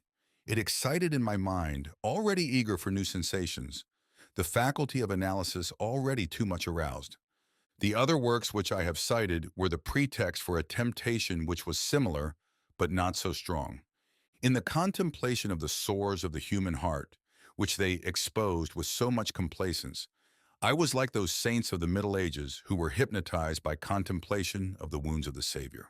The strength of their piety caused the miraculous stigmata to appear on their hands, and the ardor of my imagination, at the age of holy ignorances and immaculate purities, opened in my soul the stigmata of moral ulcers which are draining the lifeblood of all the great modern invalids.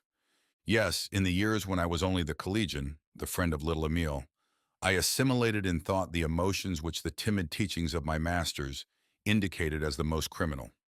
My mind was tainted with the most dangerous poisons, while thanks to my power of duplication, I continued to play the part of a very good child, very assiduous at my tasks, very submissive to my mother, and very pious. But no, however strange this must appear to you, I did not play that role. I was pious with a spontaneous contradiction, which perhaps has directed my thought to the psychological work to which I consecrated my first efforts. When I read in your work on the will those suggestive indications on the theory of the multiplicity of self, I seized upon them immediately after having passed through such epochs as I am describing to you today, and in which I have really been several distinct beings. This crisis of imaginative sensibility had continued the attack upon my religious faith by offering the temptation of subtile sin and also that of painful skepticism. The sensuality crisis which resulted from it failed to revive this faith in my heart. I ceased to be pure when I was 17 years old, and this happened as usual in very dull and prosaic circumstances. From that time, beside the two persons who already existed in me, between the youth who was still fervent, regular, pious, and the youth romantically imaginative, a third individual was born and grew, a sensual being, tormented by the basest desires. However, the taste for the intellectual life was so strong, so definite that, although suffering from the singular condition, I felt a sensation of superiority in recognizing and studying it. What was more strange, I did not yield to this last disposition more than I did to the others, with a clear and lucid consciousness. I remained a youth through all these troubles, that is to say, a being still uncertain and incomplete, a being in whom could be discerned the lineaments of the soul to come. I did not assert my mysticism, for at bottom I was ashamed to believe, as if to believe were something inferior, nor my sentimental imaginations, for I considered them as simple sports of literature, nor my sensuality, for I was disgusted with it. And beside, I had neither the theory nor the audacity of my curiosity in regard to my faults. Emile, who died the following winter of disease of the lungs, was very ill at this time and did not go out of the house. He listened to my confidences with a frightened interest which flattered my self-love by making me think that I was different from others. This did not prevent my being afraid, as on the evening before my first communion, at the look which l'Abbé Martel gave me when he met me. He had without doubt spoken to my mother, so far as the secrecy of the confessional permitted, for she watched my goings out, but without the power to hinder them entirely, and above all without suspecting any other than the possible causes of temptation. So well did I envelop myself in hypocrisy. The illness of my best friend, the surveillance of my mother, the apprehension of the priest's eyes enervated me, and perhaps the more that it seemed in this volcanic country as if the summer's heat drew from the sun a more ardent and intoxicating vapor. I knew at that time days literally maddening. So made up were they of contradictory hours, days in which I arose a more fervent Christian than ever. I read a little in the Haute Imitation. I prayed, I went to my class with the firm determination to be perfectly regular and good. As soon as I returned, I prepared my lessons. Then I went down to Emile's room. We gave ourselves up to the reading of some exciting book. His father and mother, who knew that he could not live, humored him in everything and allowed him to take from the library any work that he pleased. We now had in hand the most modern writers, whose books, having recently come from Paris, exhaled an odor of new paper and fresh ink. In this way, we brought upon ourselves a chill of the brain which accompanied me all the afternoon after I returned to my classroom. There, in the stifling heat of the day, I could see through the open door the short shadows of the trees in the yard and hear the far-off voices of some professor dictating the lessons. I could see the figure of Marianne, and then began a temptation which at first was vague and remote, but which grew and continued to grow. I resisted it, while knowing that I should succumb, as if the struggle against my obscure desire made me the more feel its strength and acuteness. I went home. I hurried through my duties with a kind of diabolical verve, finding some power in the disorder of my too susceptible nerves. After dinner, I went downstairs under pretext of seeing Emile and hastened toward Marianne's. On my return, I passed some hours at my window, looking at the stars of the vast sky of summer, recalling my dead father and what he had said to me of these far-off worlds. Then an extraordinary impression of the mystery of nature would seize me, of the mystery of my own soul, living in the midst of nature, and I do not know which I admired more, the depths of the taciturn heavens, or the abysses which a day thus employed revealed in my heart.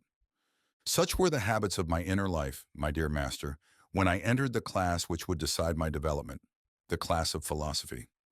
My enchantment began in the first week of the course. What a course, however, and how crammed with the rubbish of the classic psychology. No matter inexact and incomplete, official and conventional as it was, this psychology enamored me. The method employed, the personal reflection, and the minute analysis. The object to be studied, the human eye considered in his faculties and passions. The results sought, a system of general ideas capable of summing up in brief formulas a vast pile of phenomena. All in this new science harmonized too well with the species of mind which my heredity, my education, and my own tendencies had fashioned in me. I forgot even my favorite reading and plunged into these works of an order until now unknown, with the more frenzy that the death of my only friend, which occurred at this time, imposed on my mind, which was naturally so meditative. This problem of destiny, which I already felt myself powerless to solve by my early faith. My ardor was so lively that soon I was no longer satisfied to follow the course. I sought other books which would complete the teaching of the masters, and in this way, I one day came upon the Psychologie de Dieu. It impressed me so profoundly that I immediately obtained the theory of the passions and the anatomy of the will. These were in the realm of pure thought, the same thunderbolt as were the works of de Musset in the realm of delirious sensations. The veil fell. The darkness of the external and of the internal world became light. I had found my way. I was your pupil. In order to explain to you in a very clear manner how your thought penetrated mine, permit me to pass immediately to the result of this reading in the meditations which followed. You will see how I was able to draw from your works a complete system of ethics, and which properly arranged in a marvelous manner the scattered elements which were floating about within me. I found in the first of these three works, The Psychology of God, a definite alleviation of the religious anguish in which I had continued to live, in spite of temptation and of doubts. Certainly objections to the dogmas had not been lacking, as I had read so many books which manifested the most audacious irreligion, and I had been drawn towards skepticism, as I have told you, because I found in it the double character of intellectual superiority and of sentimental novelty. I had felt, among other influences, that of the author of the Life of Jesus. The exquisite magic of his style, the sovereign grace of his dilettantism, the languorous poetry of his pious impiety had affected me deeply. But it was not for nothing that I was the son of a geometrician, and I had not been satisfied with what there was of uncertainty, of shadow in this incomparable artist. It was the mathematical rigor of your book which at once took possession of my mind. You demonstrated with irresistible dialectics that any hypothesis upon the first cause is nonsense. Even the idea of this first cause is an absurdity. Nevertheless, this nonsense and this absurdity are as necessary to our mind as is the illusion to our eyes of a sun turning around the earth, although we know that the sun is immovable and that the earth itself is in motion. The all-powerful ingenuity of this reasoning charmed my intellect, which docilely yielded to your vision of the lucid and rational world. I perceive the universe as it is, pouring out without beginning and without end the tide of inexhaustible phenomena. The care which you have taken to found all your arguments upon facts taken from science corresponded too well with the teaching of my father not to have subdued me. I read your pages over and over again, summarized them, commented upon them, applied them with the ardor of a neophyte, in order to assimilate all the substance. The intellectual pride which I had felt from my childhood became exalted in the young man who learned from you the renunciations of the sweetest, of the most comforting topics. Ah, how shall I tell you of the fervor of an initiation which was like a first love in the delights of its enthusiasm? I felt it a physical joy to overthrow, with your books in my hand, the entire edifice of beliefs in which I had grown up. Yes, this was the masculine felicity which Lucretius has celebrated, that of the liberating negation, and not the cowardly melancholy of a Jouffroy. This hymn to science, of which each of your pages is a strophe, I listened to with a delight as much more intense as the faculty of analysis. The principal reason of my piety had found, thanks to you, another way to exercise itself than at the confessional, and that your two great treatises had enlightened me as to my inner being, at the same time that your Psychology of God enlightened me in regard to the external universe, with a light which even today is my last, my inextinguishable beacon in the midst of the tempest.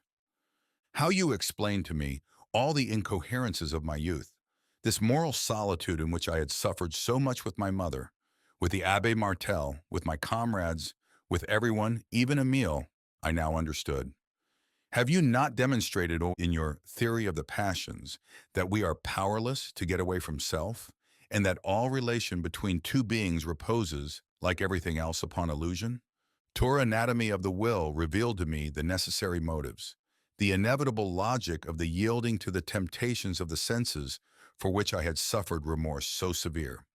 The complications with which I reproach myself as a lack of frankness, you showed to be the very law of existence imposed by heredity. I found also that, in searching the romancers and poets of the century for culpable and morbid conditions of soul, I had, without suspecting it, followed the inborn vocation of psychologist. Have you not written, all souls must be considered by the psychologist as experiences instituted by nature? Among these experiences, some are useful to society and are called virtues. Others are injurious and are called vices or crimes. These last are, however, the more significant, and there would lack an essential element to the science of the mind, if Nero, for example, or some Italian tyrant of the 15th century, had not existed.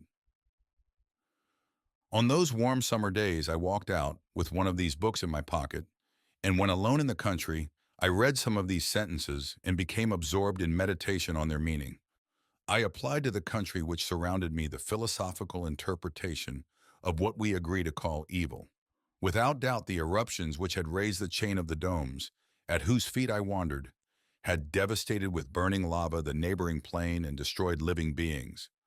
But they had produced this magnificence of scenery which charmed me when my eyes contemplated the graceful group of the Pariou, the Puy de Dôme, and all the line of these noble mountains. The road was verdant with euphorbias in bloom, whose stems I broke to see the milk-white poison exuding from them. But these poisonous plants nourished the beautiful tithymal caterpillar, green with dark spots, from which a butterfly would be born, a sphinx with colored wings of the finest tint. Sometimes a viper glided among the stones of these dusty roads, which I watched as it moved away, gray against the puzzolana red, with his flat head and the suppleness of his spotted body. The dangerous reptile appeared to me a proof of the indifference of nature, whose only care is to multiply life, beneficent or murderous, with the same inexhaustible prodigality. I learned then, with inexpressible force, the same lesson which I learned from your works, to know that we have nothing for our own but ourselves, that the I alone is real, that nature ignores us, as do men, that from her as from them we have nothing to ask if not some pretext for feeling or for thinking.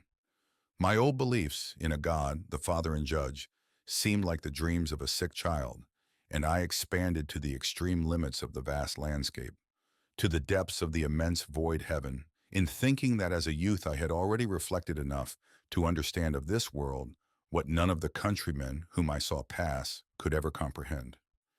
They came from the mountains, leading their oxen harnessed to their large carts, and saluted the cross devoutly. With what delight I scorned their gross superstition, theirs and the Abbé Martel's and my mother's, though I had not decided to declare my atheism, foreseeing too plainly what scenes this declaration would provoke. But these scenes are of no more importance, and I come now to the expose of a drama which would have had no meaning if I had not first admitted you into the intimacy of my mind in its formation. Transplantation. By too close attention to study during this year, I brought on quite a serious illness, which forced me to interrupt my preparation for the normal school.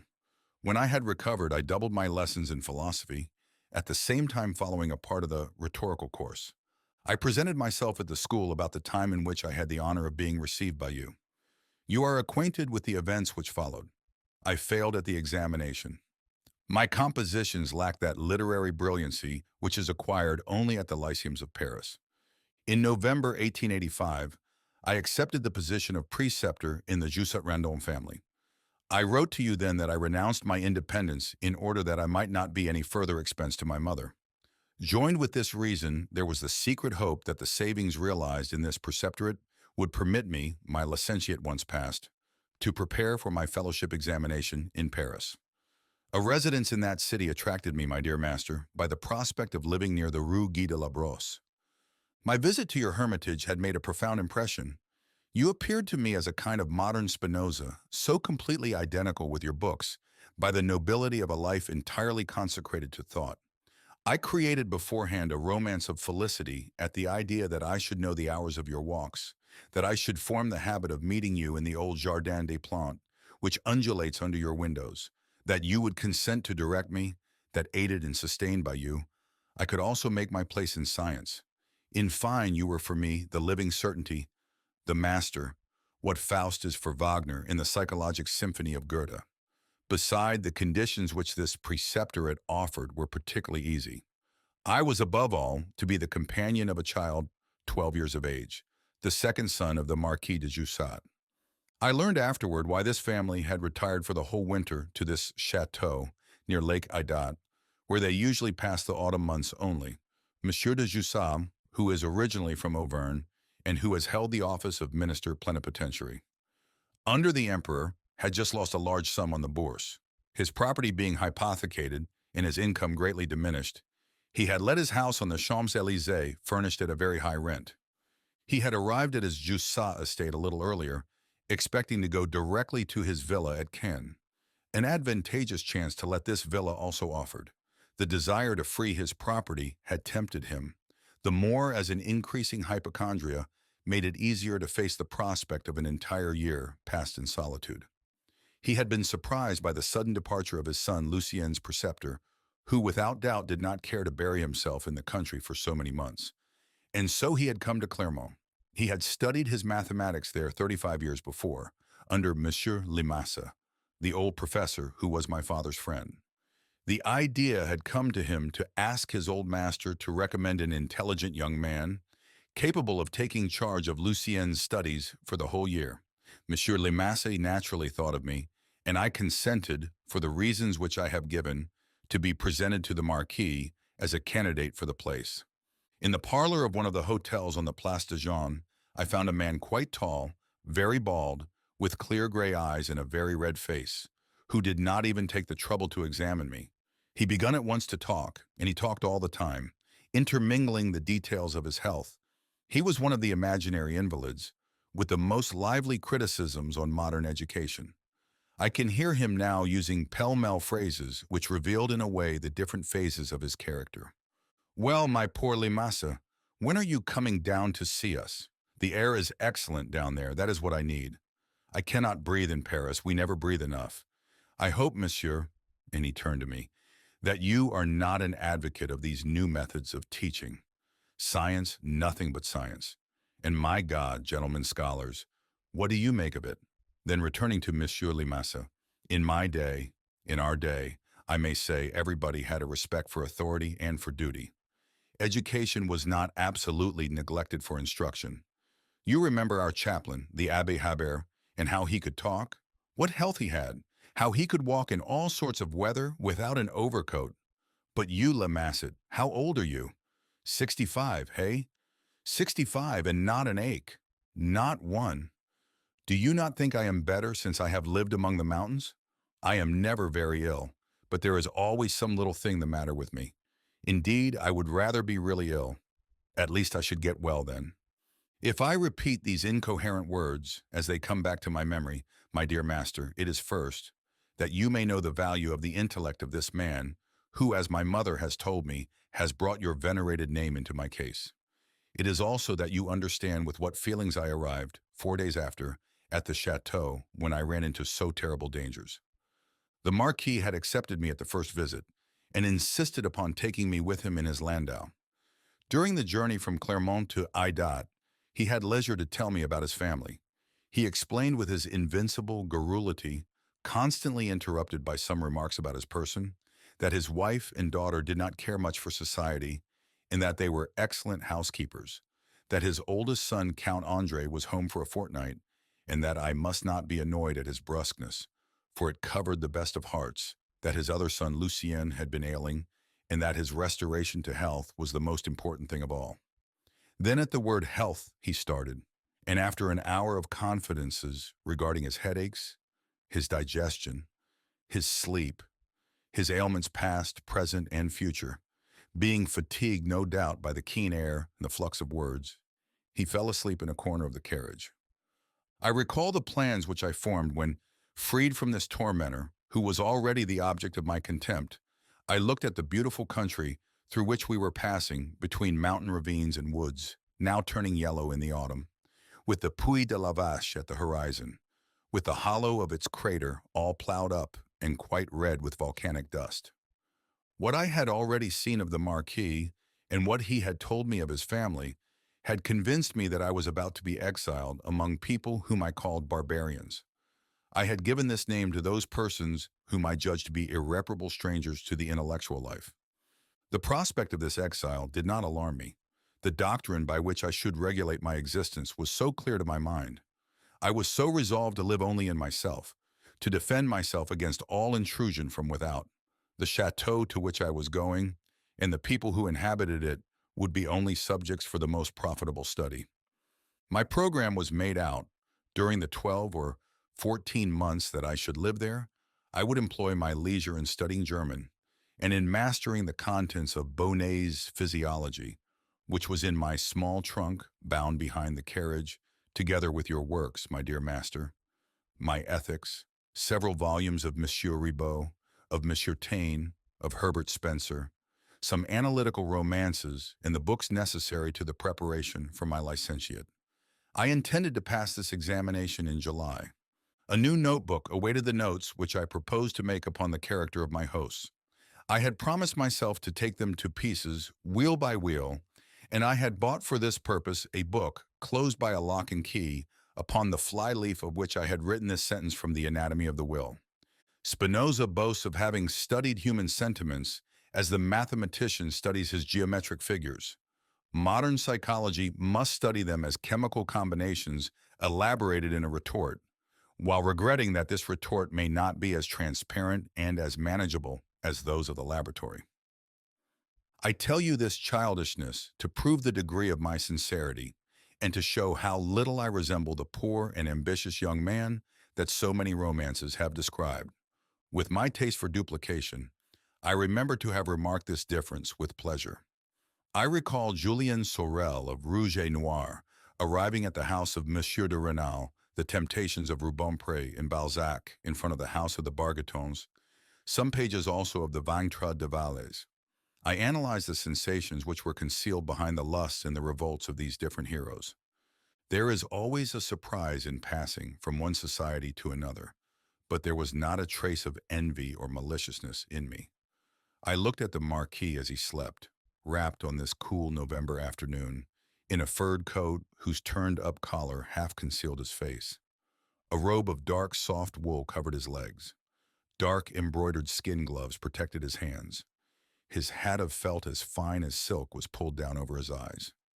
I only felt that these details represented a kind of existence very different from ours, with the poor and petty economy of our home, which only my mother's scrupulous neatness saved from meanness.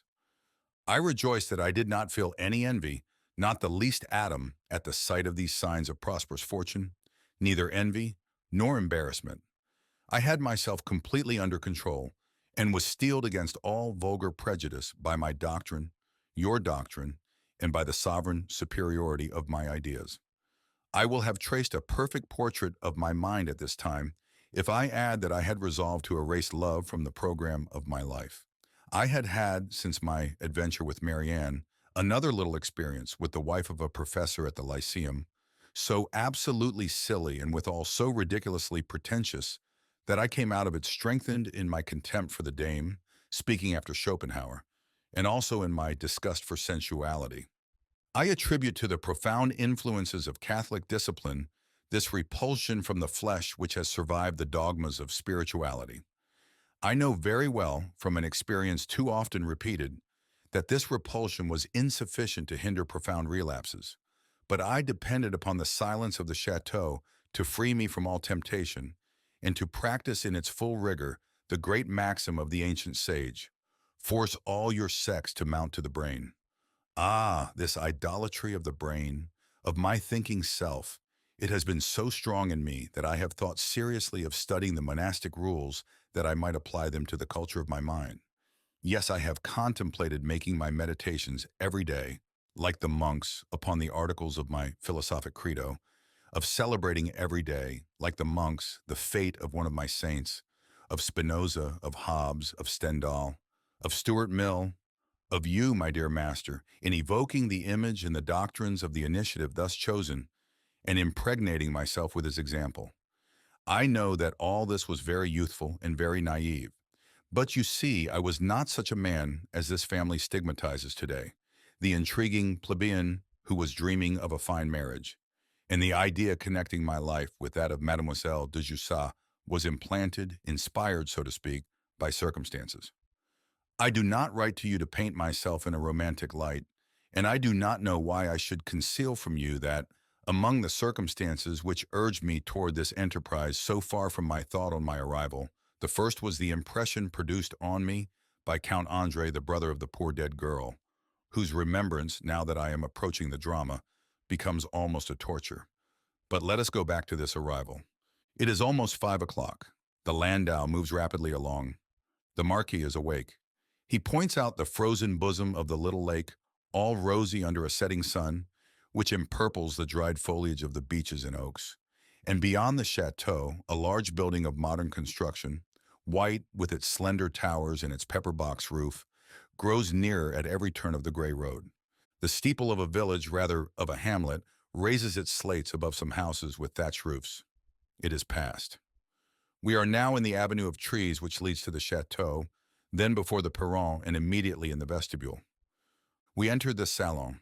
How peaceful it was, lighted by lamps with large shades, with the fire burning gaily in the chimney. The Marquise de Jussat, with her daughter, was working at some knitting for the poor. My future pupil was looking over a book of engravings as he stood against the open piano. Mademoiselle Charlotte's governess and a religieuse were seated further off sewing. Count Andre was reading a paper which he put down at the moment of our arrival. Yes, this was a peaceful place, and who could have told that my entrance would be the end of all peace for these persons who in an instant were impressed on my memory with the distinctness of portraits. I noticed first the face of the Marquise, a tall and strong woman with features slightly gross, so different from what my imagination had conceived of a great lady.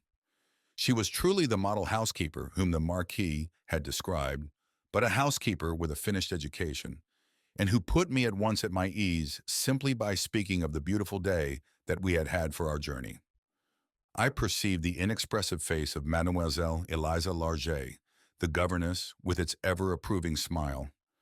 She was the innocent type of happy servility, of a life all complacence and of material happiness.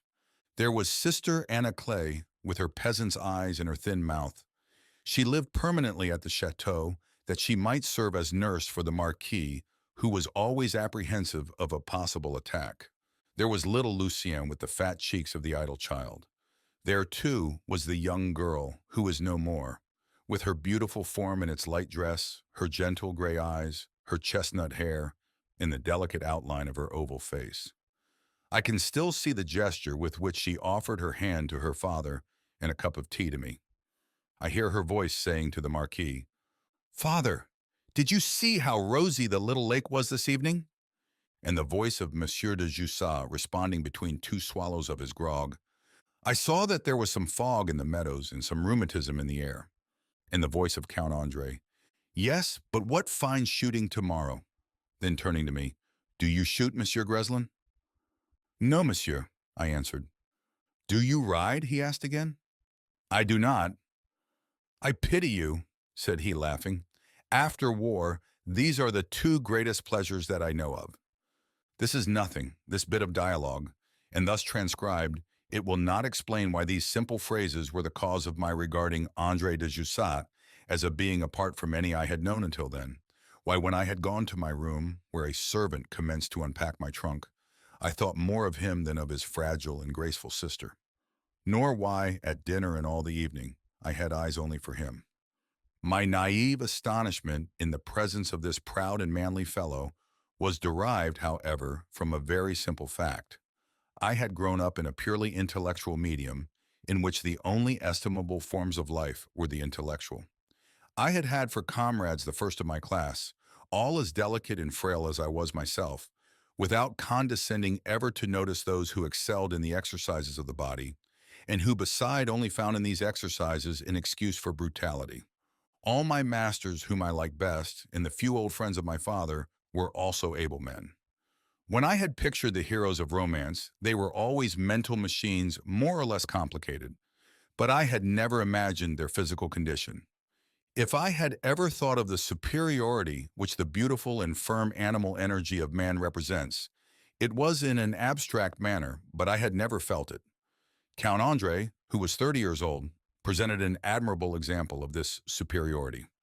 Figure to yourself a man of medium size, but lusty as an athlete, with broad shoulders and a slender waist, gestures which betrayed strength and suppleness, gestures in which one felt that the movement was distributed with that perfection which gives adroit and precise agility, hands and feet nervous, showing race, with a martial countenance, one of those bistre complexions behind which the blood flows, rich in iron and in globules, a square forehead under bushy black hair, a mustache of the same color over a firm and tightly closed mouth, brown eyes very near to a nose which was slightly arched, which gives to the profile a vague suggestion of a bird of prey.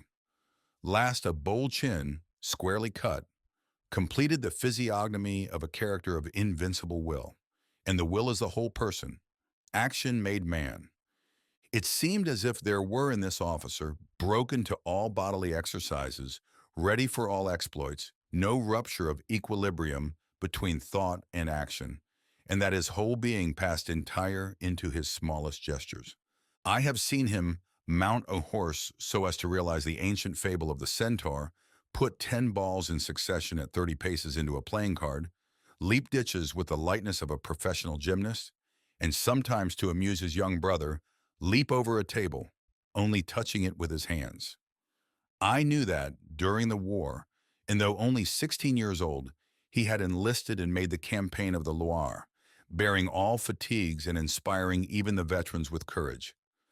As I saw him at dinner this first evening, eating steadily with that fine humor of appetite which reveals the fall life, speaking little but with a commanding voice, I felt in a surprising degree the impression that I was in the presence of a creature different from myself, but finished and complete of his kind. It seems to me as though this scene dates from yesterday, and that I am there while the Marquis plays bezique with his daughter, talking with the Marquise, and stealthily watching Count Andre play at billiards alone.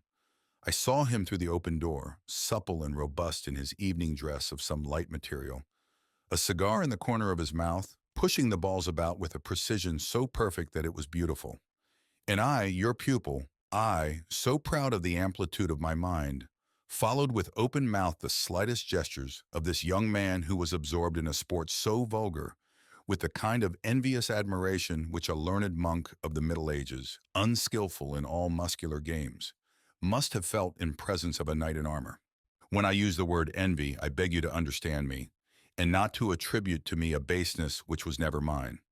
Neither this evening, nor during the days which followed, was I ever jealous of the name of Count Andre, nor of his fortune, nor of any of the social advantages which he possessed, and of which I was so deprived. Neither have I felt that strange hate of the male for the male, very finely noted by you in your pages on love. My mother had had the weakness to tell me often in my childhood that I was a pretty boy. Without being a coxcomb, I may say that there was nothing displeasing in me, neither in my face nor in my figure. I say this to you not from vanity, but to prove that there was not an atom of vanity in the sort of sudden rivalry which made me an adversary, almost an enemy, of Count Andre from this first evening. There was as much admiration as envy in this antipathy.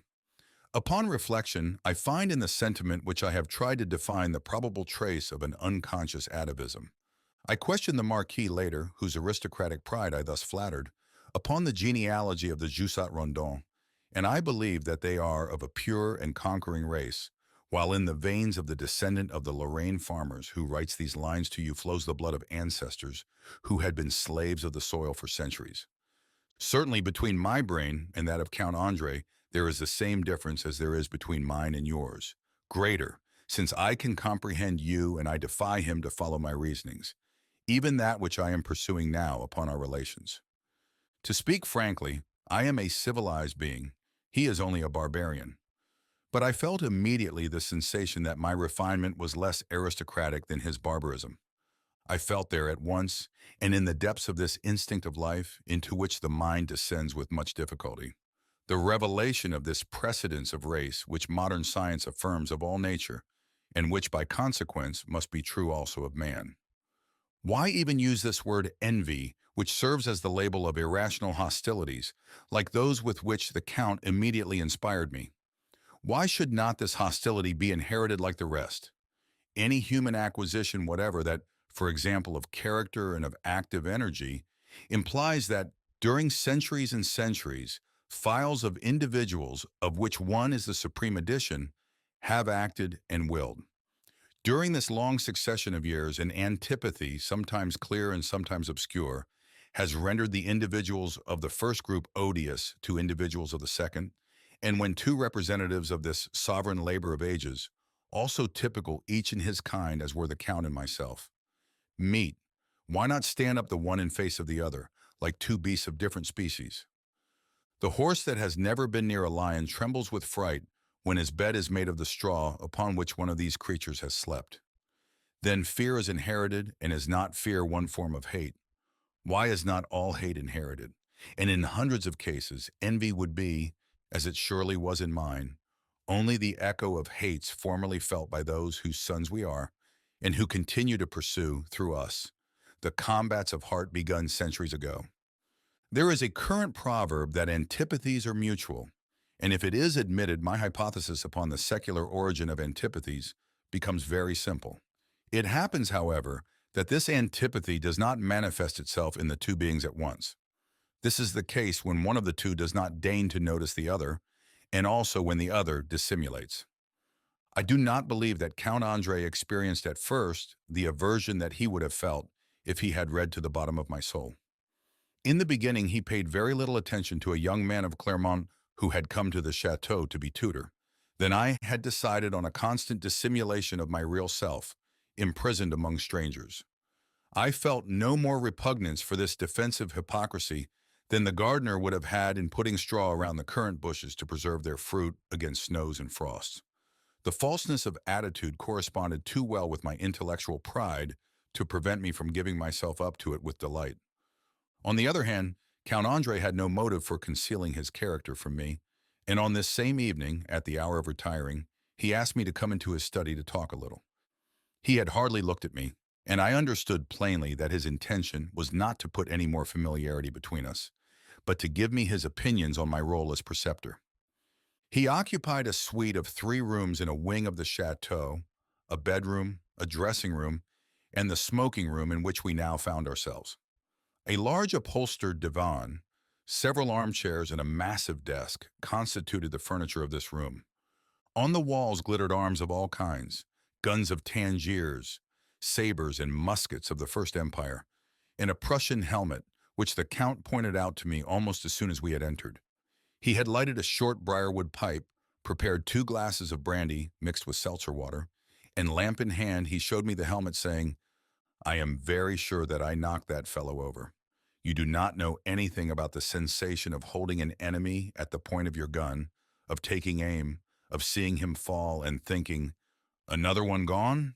It happened in a village not far from Orléans.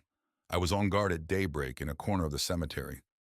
I saw a head above the wall. It looked over, then the shoulders followed. It was this inquisitive fellow who wanted to see what we were doing. He did not go back to tell. He put down the lamp, and after laughing a little at this remembrance, he became serious.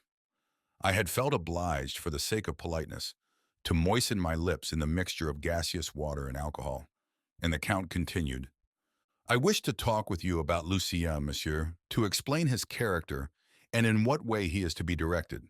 His old tutor was an excellent man, but very weak, very indolent. I have encouraged your coming because you are a young man, and a young man is more suitable for Lucien. Teaching, monsieur, is worse than nothing sometimes when it falsifies ideas. The great thing in this life, I ought almost say the only thing, is character." He made a pause as if to ask my opinion. I answered with some banal phrase which supported his view. "Very well," he continued, "we understand one another. At present, for a man of our name, there is in France only one profession, that of a soldier. So long as our country is in the hands of the canaille, and so long as we have the Germans to fight, our duty is in. The only place that remains to us, the army. Thank God my father and my mother share these opinions. Lucien will be a soldier, and a soldier has no need of knowing all that the people prate about today. having honor, sang-froid, muscles, and loving France. Everything is right. I had all the trouble in the world to take my degree. This year must be for Lucien above everything else, a year of outdoor life. And for studies, these must be conversations only. It is to your talks with him that I wish to call your attention. You must insist on the practical, on the positive, and on principles. He has some faults which must be corrected. You will find him very good, but very soft. He must learn to endure. Insist, for example, upon his going out in all sorts of weather, that he walk 2 or 3 hours every day. He is very inexact, and I insist that he shall become as punctual as a chronometer. He also is untruthful. I think this the most horrible of vices. I can pardon everything, yes, many, many follies. I never forgive a falsehood. We have had, from my father's old master, such good recommendation of you, of your life with your mother, of your dignity, of your strictness, that we depend very much on your influence. Your age permits you to be as much a companion as a preceptor for Lucian. Example, you see, is the best kind of teaching. Tell a conscript that it is a noble and fine thing to march up to the fire, and he will listen to you without understanding you. March in front of him, swaggering, and he becomes more of a blusterer than you are. As for me, I rejoin my regiment in a few days, but absent or present, you can depend on my support.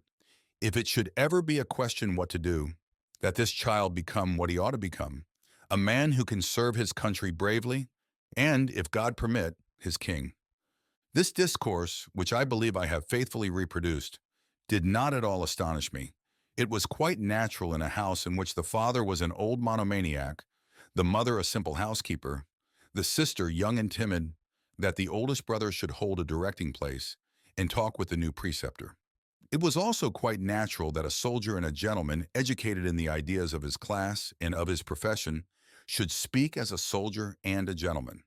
You, my dear master, with your universal comprehension of natures, with your facility in disentangling the line which unites the temperament and the medium of ideas, you would have seen in Count Andre a very definite and significant case. And for what had I prepared my locked notebook, if not to collect documents of this kind upon human nature? And was there not here everything new in the person of this officer, so single and so simple, who manifested a mode of thought evidently identical with his mode of being, breathing, moving, smoking, and eating? Ah, I see too well that my philosophy was not as blood in my veins, as marrow in my bones, for this discourse and the convictions it expressed, instead of pleasing me by this rare encounter of logic, only enlarged the wound of antipathy which had been already opened I knew not where, in my self-love perhaps, for I was weak and frail in the presence of the strong, surely in my inmost sensibility. None of the Count's ideas had the least value in my eyes. They were for me pure foolishness, and instead of despising this foolishness, as I should have despised it in any other case, I began to hate it in his mouth. A soldier's profession? I considered it so wretched, because of its brutal associations and the time lost, that I was glad that I was the son of a widow, that I might escape the barbarity of the barracks and the miseries of its discipline. The hatred of Germany? I had tried to destroy it in myself, as the worst of prejudices, from disgust of the imbecile comrades whom I saw exalted into an ignorant patriotism, and also from admiration for the people to whom psychology owes Kant and Schopenhauer, Lotz and Fechner, Helmholtz and Wundt. Political faith? I professed an equal disdain for the gross hypotheses which, under the name of legitism, republicanism, Caesarism, pretended to govern a country a priori. I dreamed with the author of the Dialogues Philosophiques of an oligarchy of savants, a despotism of psychologists and economists, of physiologists and historians. Practical life? This was a diminished life for me, who saw in the external world only a field of experiences in which an enfranchised soul ventures with prudence, just far enough to collect emotions. Finally, this contempt for falsehood which the Count professed struck me as an affront, at the same time that his absolute confidence in my morality, based upon a false impression of me, embarrassed me, chilled me, hurt me. Certainly the contradiction was piquant. I considered the portrait which my father's old friend had drawn. It pleased me in a certain way that they should believe it like me. and I felt irritated that he, Count Andre, did not distrust me. But what does that prove, if not that we never thoroughly know ourselves? You have magnificently said, my dear master. Our states of consciousness are like islands upon an ocean of darkness whose foundations are forever being removed. It is the work of the psychologist to divine by soundings the ground which makes of these isles the visible summits of a mountain chain, invisible and immovable under the moving mass of waters. I have not described this first evening at the Chateau because it had any immediate consequences, for I retired after assuring Count Andre that I was entirely of his opinion in regard to his young brother, and having reached my room I confined myself to consigning these words to my notebook, with comments more or less disdainful. But these first impressions will help you to understand some analogous impressions which followed and the unexpected crisis which resulted from them. It is one of those submarine chains of which you speak, and which I find today when I throw the sound to the very bottom of my heart. Under the influence of your books and of your example, I became more and more intellectualized, and I believed that I had definitely renounced the morbid curiosity of the passions which had made me find exquisite pleasure in my guilty readings. Thus we retain portions of the soul which were very much alive, and which we believe to be dead, but which are only drowsing. And so little by little, after an acquaintance of only 15 days with this man, my elder by 9 or 10 years, and who was all reality, all energy, this purely speculative existence of which I had so sincerely dreamed began to seem, how shall I express it, inferior?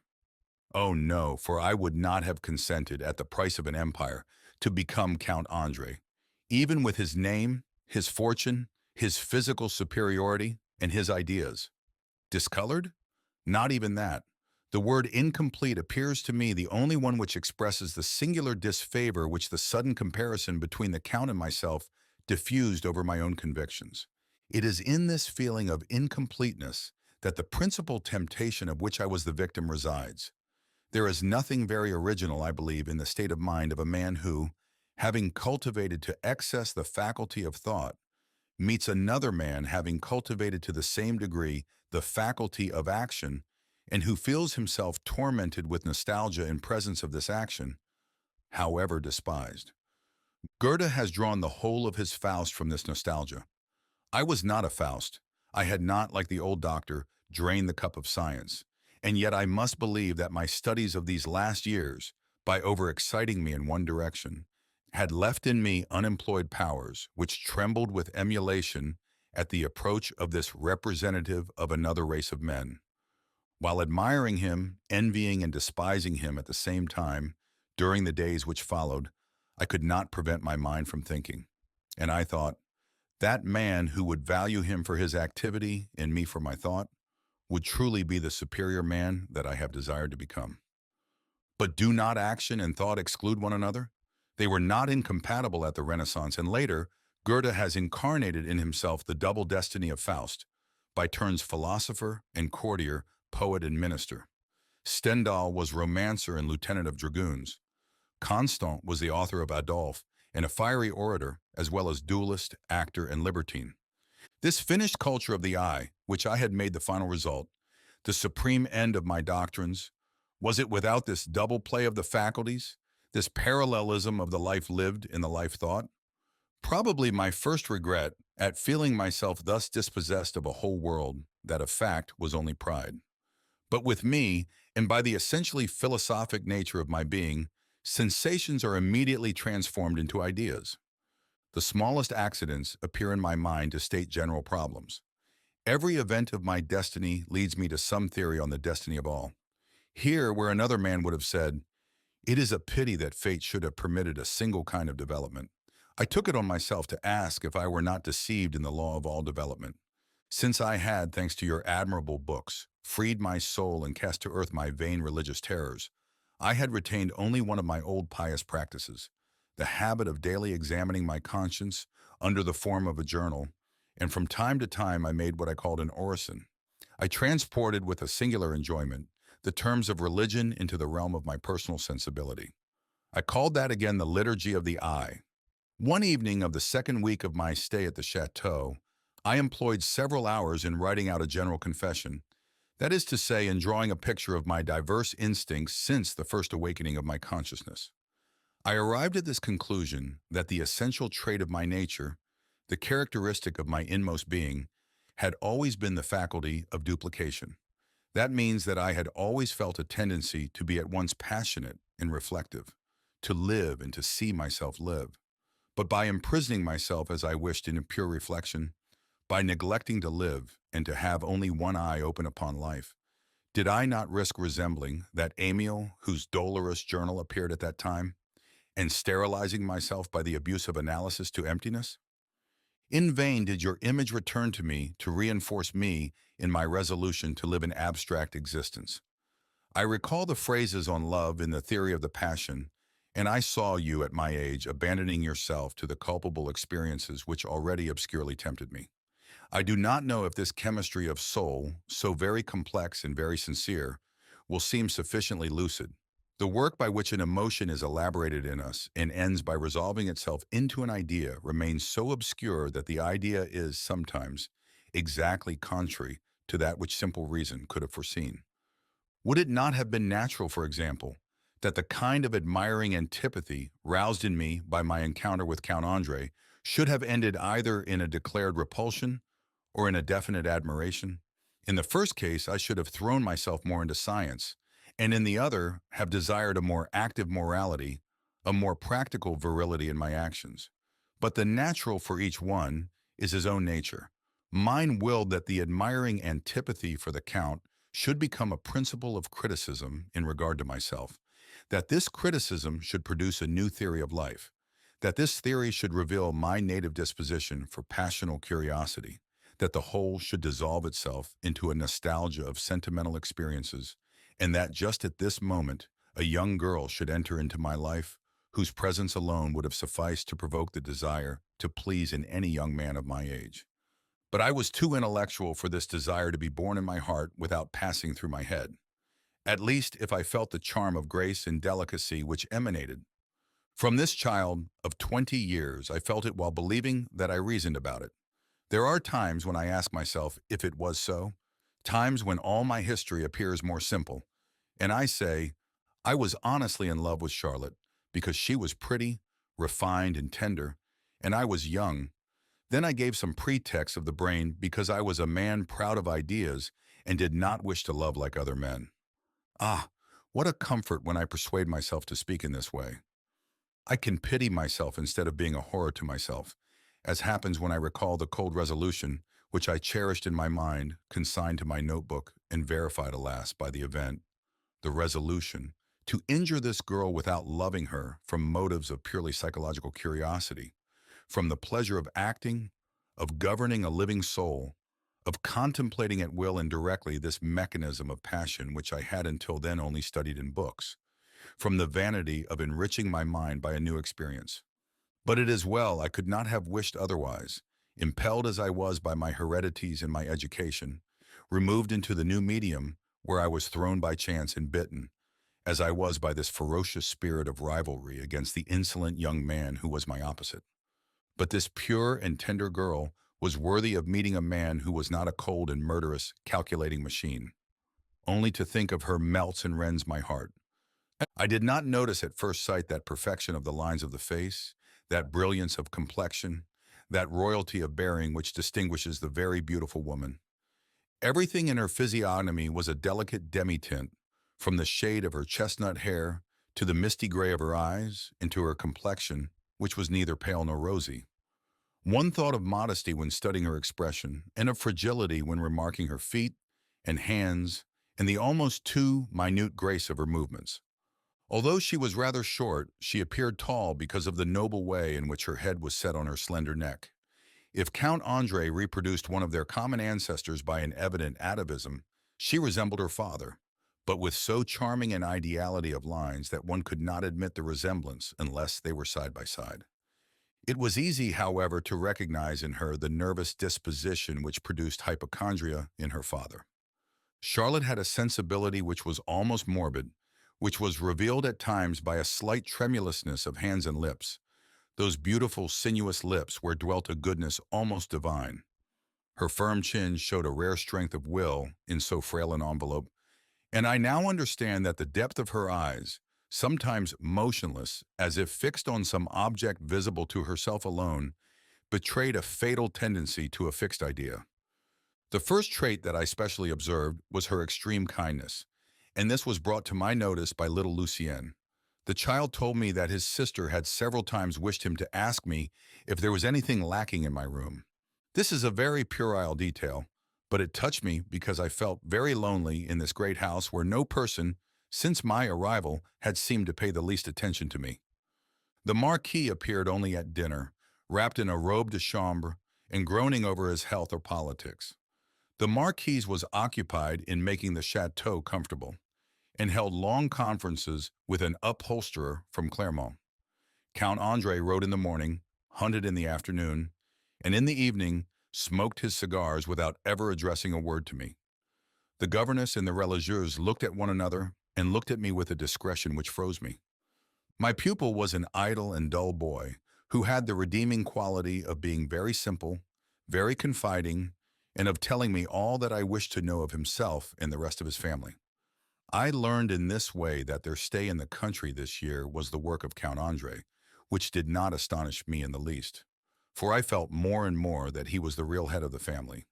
I learned that the year preceding, he had wished to marry his sister to one of his comrades, a Monsieur de Plain, whom Charlotte had refused and who had gone to Tonquin.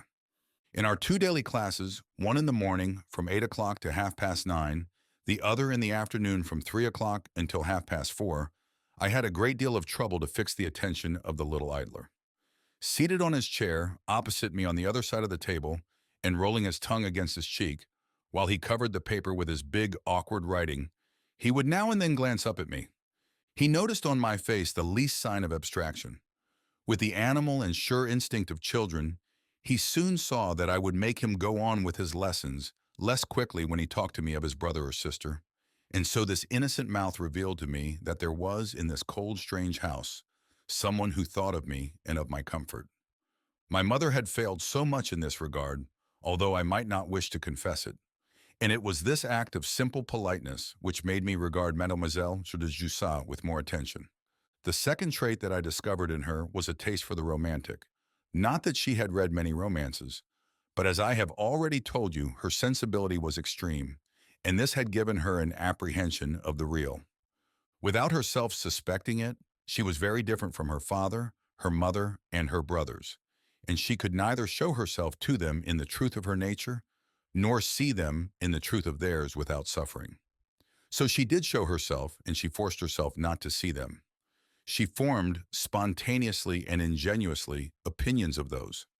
She loved which were in harmony with her own heart, and so directly contrary to the evidence that they would have seemed false or flattering in the eyes of a malevolent observer. She would say to her mother, who was so ordinary and material, "Mamma, you are so quick to see," to her father so cruelly egotistical, "You are so kind, Papa," and to her brother, who was so positive, so self-sufficient, "You understand everything," and she believed it. But the delusion in which this gentle creature imprisoned herself left her a prey to the most complete moral solitude and deprived her, to a very dangerous degree, of all judgment of character. She was as ignorant of herself as of others.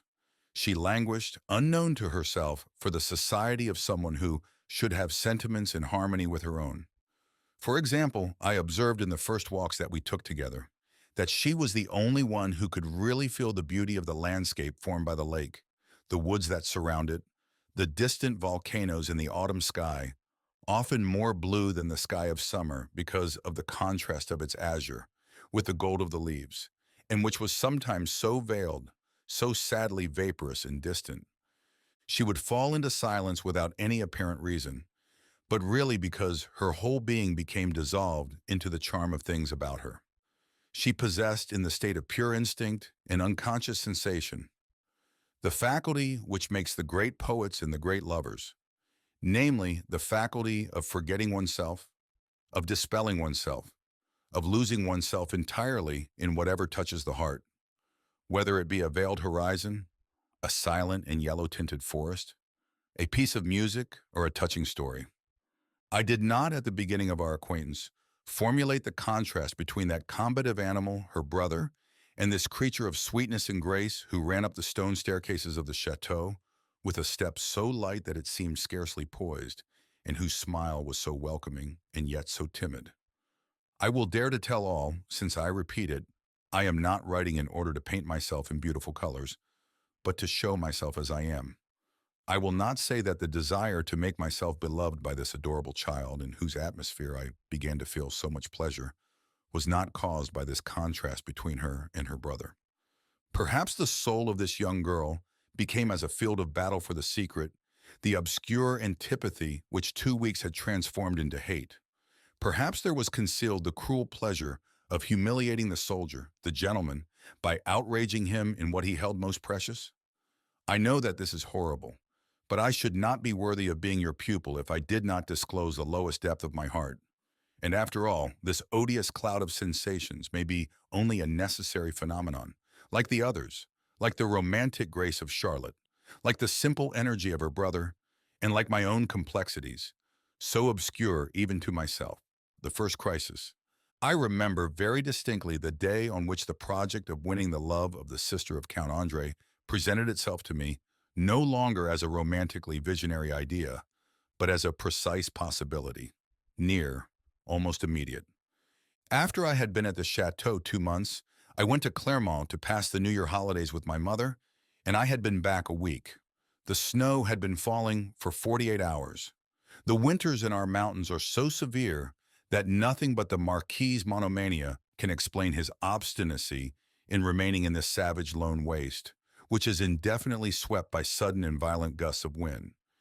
It is proper to state that the Marquis watched over the comfort of the household with a marvelous adjustment of daily resources. And although Adat is considered isolated by the inhabitants of Saint-Saturnin and Saint-Amand-Talande, the communication with Clermont remains open even in the worst rigor of the season. Then the season offers sudden and radiant changes. Mornings of storm are suddenly succeeded by evenings of incomparable azure, in which the country beams, as if transformed by the enchantment of light. This was the case on the day my fatal resolution became fixed and took form. I can see the lake now, covered with a thin sheet of ice, under which the supple shivering of the water could be discerned. I see the vast slope of the Chere, white with snow, its whiteness broken by dark spots of lava. And perfectly white, without a spot, rises the circle of mountains, the Puy de Dôme, the Puy de la Vache, that of Vichatel, that of De la Rode, that of Montredon, while the forest of Rouillé stands out against the background of snow and azure. Some minute details rise again before my eyes which were then scarcely noticed, and have remained concealed, one knows not in what hiding place of the memory. I see a cluster of birches whose despoiled branches are tinted with rose. I see the crystals which sparkle at the end of a tuft of broom which, thin and still green, marks the tracks of a fox on the immaculate carpet, and the flight of a magpie which cries out in the middle of the road, and this sharp cry renders the silence of this immense horizon almost perceptible. I see some yellow and brown sheep which are driven by a shepherd clothed in a blue blouse, wearing a large, low, round hat, and accompanied by a red and shaggy dog with shining yellow eyes, very near together. Yes, I can see all this landscape, and the four persons who are walking on the road which leads toward Fonfrède, Mademoiselle Larget, Mademoiselle de Jussat, my pupil and myself. Charlotte wore an astrakhan jacket. A fur boa was wrapped around her neck, making her head appear still more petite and graceful under its astrakhan toque.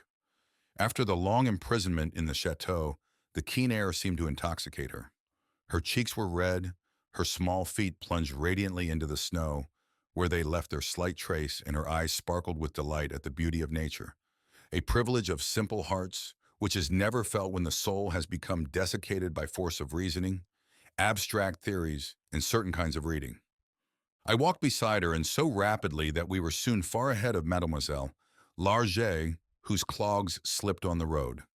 The child, sometimes in front, sometimes behind, stopped or ran on with the vivacity of a young animal. In the company of these two gay creatures, I grew gloomy and taciturn.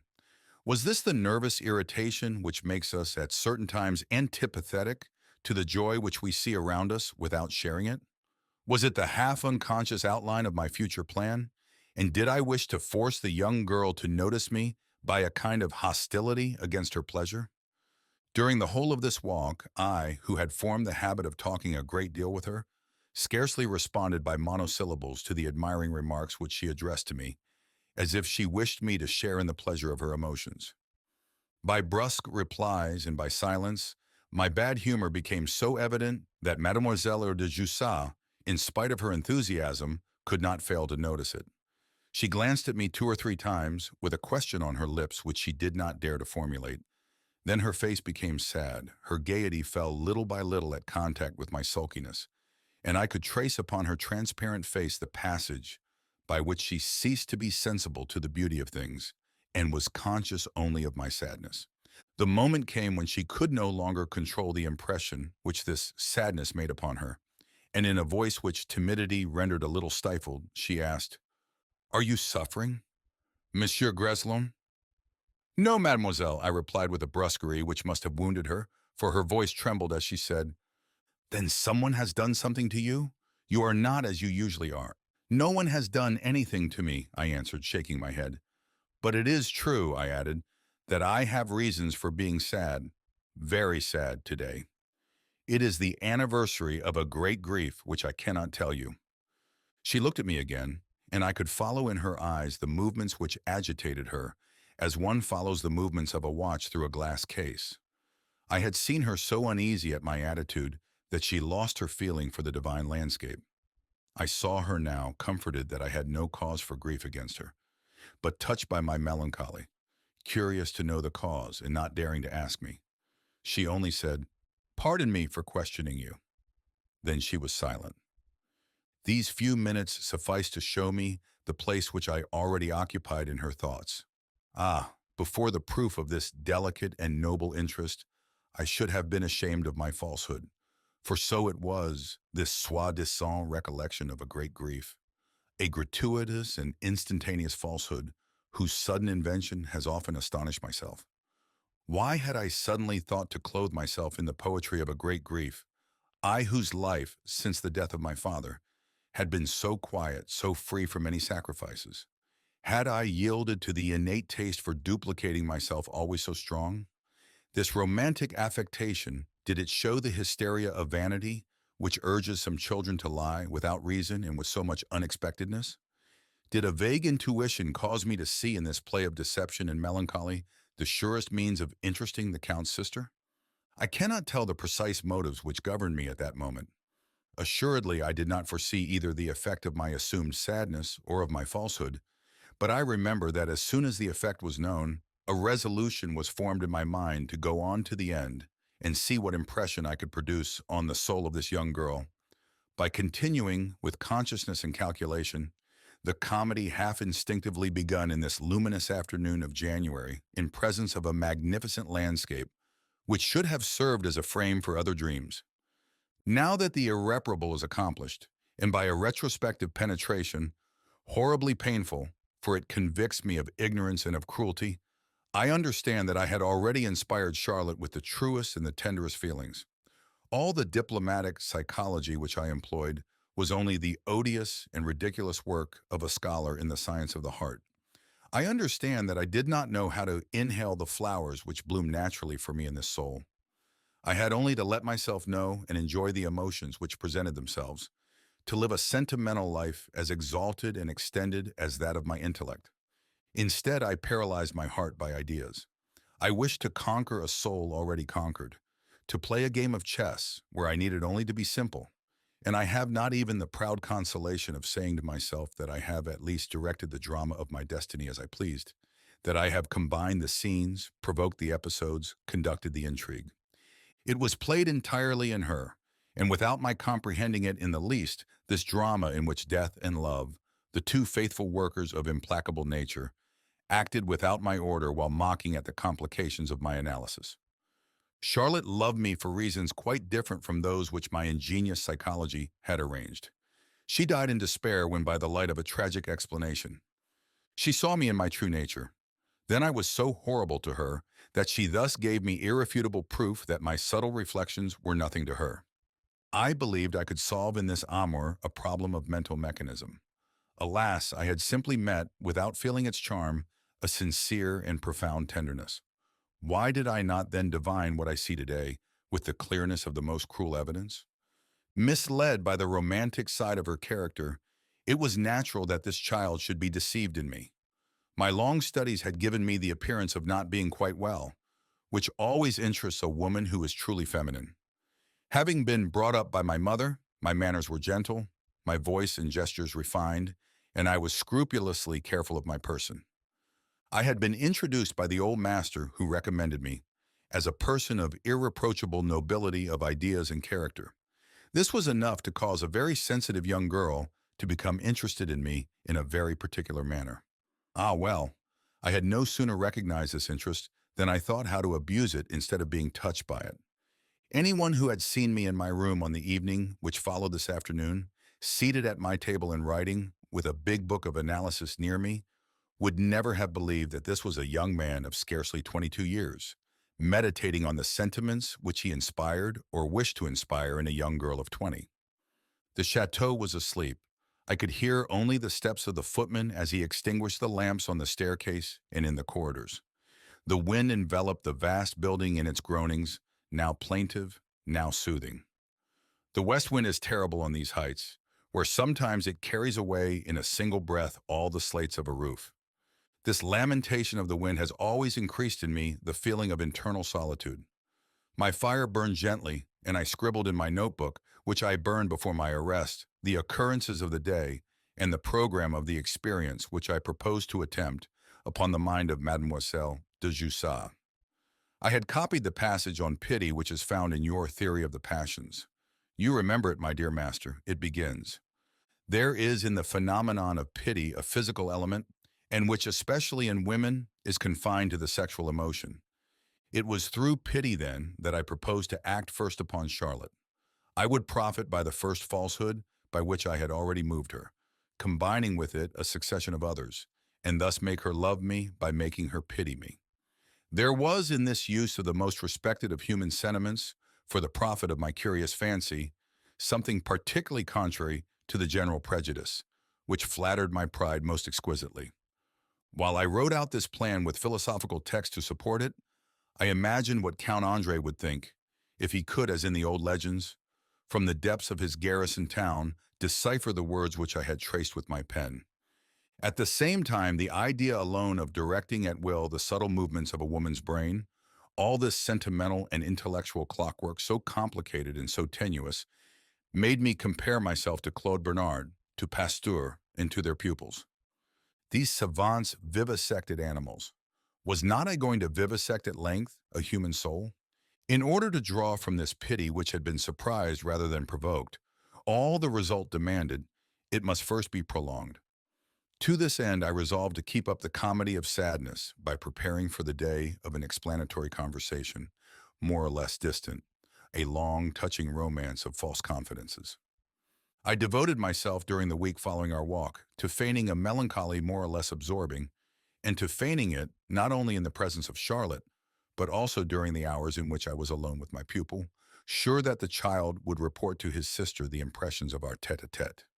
You see here, my dear master, the proof of the useless machinery I was preparing to employ. Was there any need of involving this boy, who had been confided to me, in this sad intrigue, and why should I join this ruse with the others, when Mademoiselle de Jussat did not for a moment doubt my sincerity?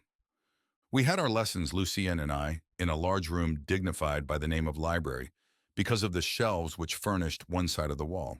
There, behind the gratings lined with green linen, were innumerable volumes bound in sheepskin, notably all the volumes of the encyclopedia. This was a legacy from the founder of the Chateau, a great philosopher, who had built this habitation among the mountains for the purpose of bringing up his children in the midst of nature and after the precepts of Emile. The portrait of this gentleman freethinker, a mediocre painting in the taste of the period, with its powder and a smile both skeptical and sensible, adorned one side of the door. On the other side was that of his wife, quite coquettish under a high coiffure and with patches on her cheeks. In looking at these two paintings, while Lucian translated a bit from Ovid or from Titus Livius, I asked myself what my ancestors were doing for me during the century in which these two persons lived who were represented in these portraits. I imagined these rustics from whom I am descended pushing the plow, pruning the vine, harrowing the ground in the foggy plains of Lorraine, like the peasants who passed on the road in front of the chateau in all weathers, and who with boots to their knees dragged a metal-tipped stick fastened to the wrist by a strap. This mental picture gave the charm of a kind of lawful vengeance to the care I took to compose my physiognomy. It is a singular thing that although I might detest in theory the doctrines of the Revolution, in the mediocre spiritualism which they conceal, I became again a plebeian in my profound joy in thinking that I, the great-grandson of these farmers, should perhaps by the force of my mind alone bring to disgrace the great-granddaughter of this great lord and this great lady.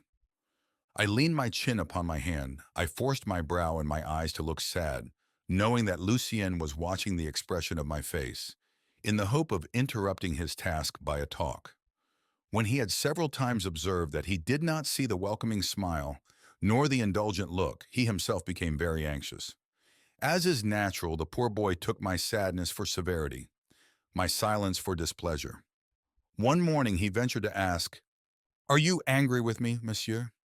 "No, my child," I replied, patting his fresh cheek with my hand, and I continued to preserve my troubled look, while contemplating the snow which beat against the panes. It fell now from morning till evening in large whirling stars, covering and putting to sleep the whole country, and in the warm rooms of the chateau there was the silent charm of intimacy, a distant death of all the noises of the mountains. While through the window panes, covered with frost on the outside and a vapor within, the light sifted languorously. This gave a background of mystery to the figure of melancholy which I made, and which I imposed on the observation of Charlotte whenever we met.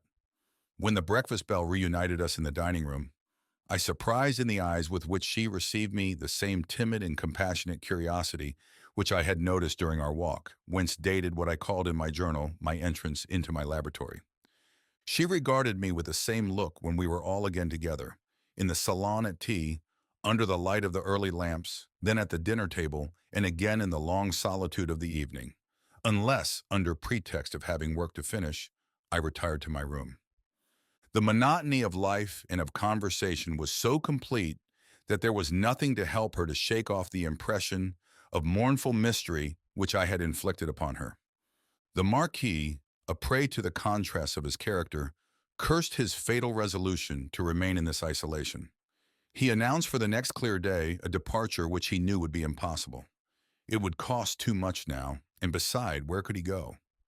He calculated the chances of seeing his Claremont friends, who had several times breakfasted with him, but it was before the 4 hours between Idat and the city had been doubled by the bad weather. Then he installed himself at the card table, while the marquise, the governess, and the religieuse applied themselves to their unending work. It was my duty to look after Lucien, who turned the leaves of a book of engravings or played at patience. I placed myself so that when she raised her eyes from the cards, which she held in her hands while playing with her father, the young girl was obliged to see me. I had been interested in hypnotism, and I had in particular studied in all its details, in your Anatomy of the Will, the chapter devoted to the singular phenomena of certain moral denominations, which you have entitled Some Demi-Suggestions. I depended on taking possession of this unoccupied mind until the propitious moment in which, to complete this work of daily intercourse, I should decide to relate to her my story, which, justifying my sadness, should end by engrossing her imagination.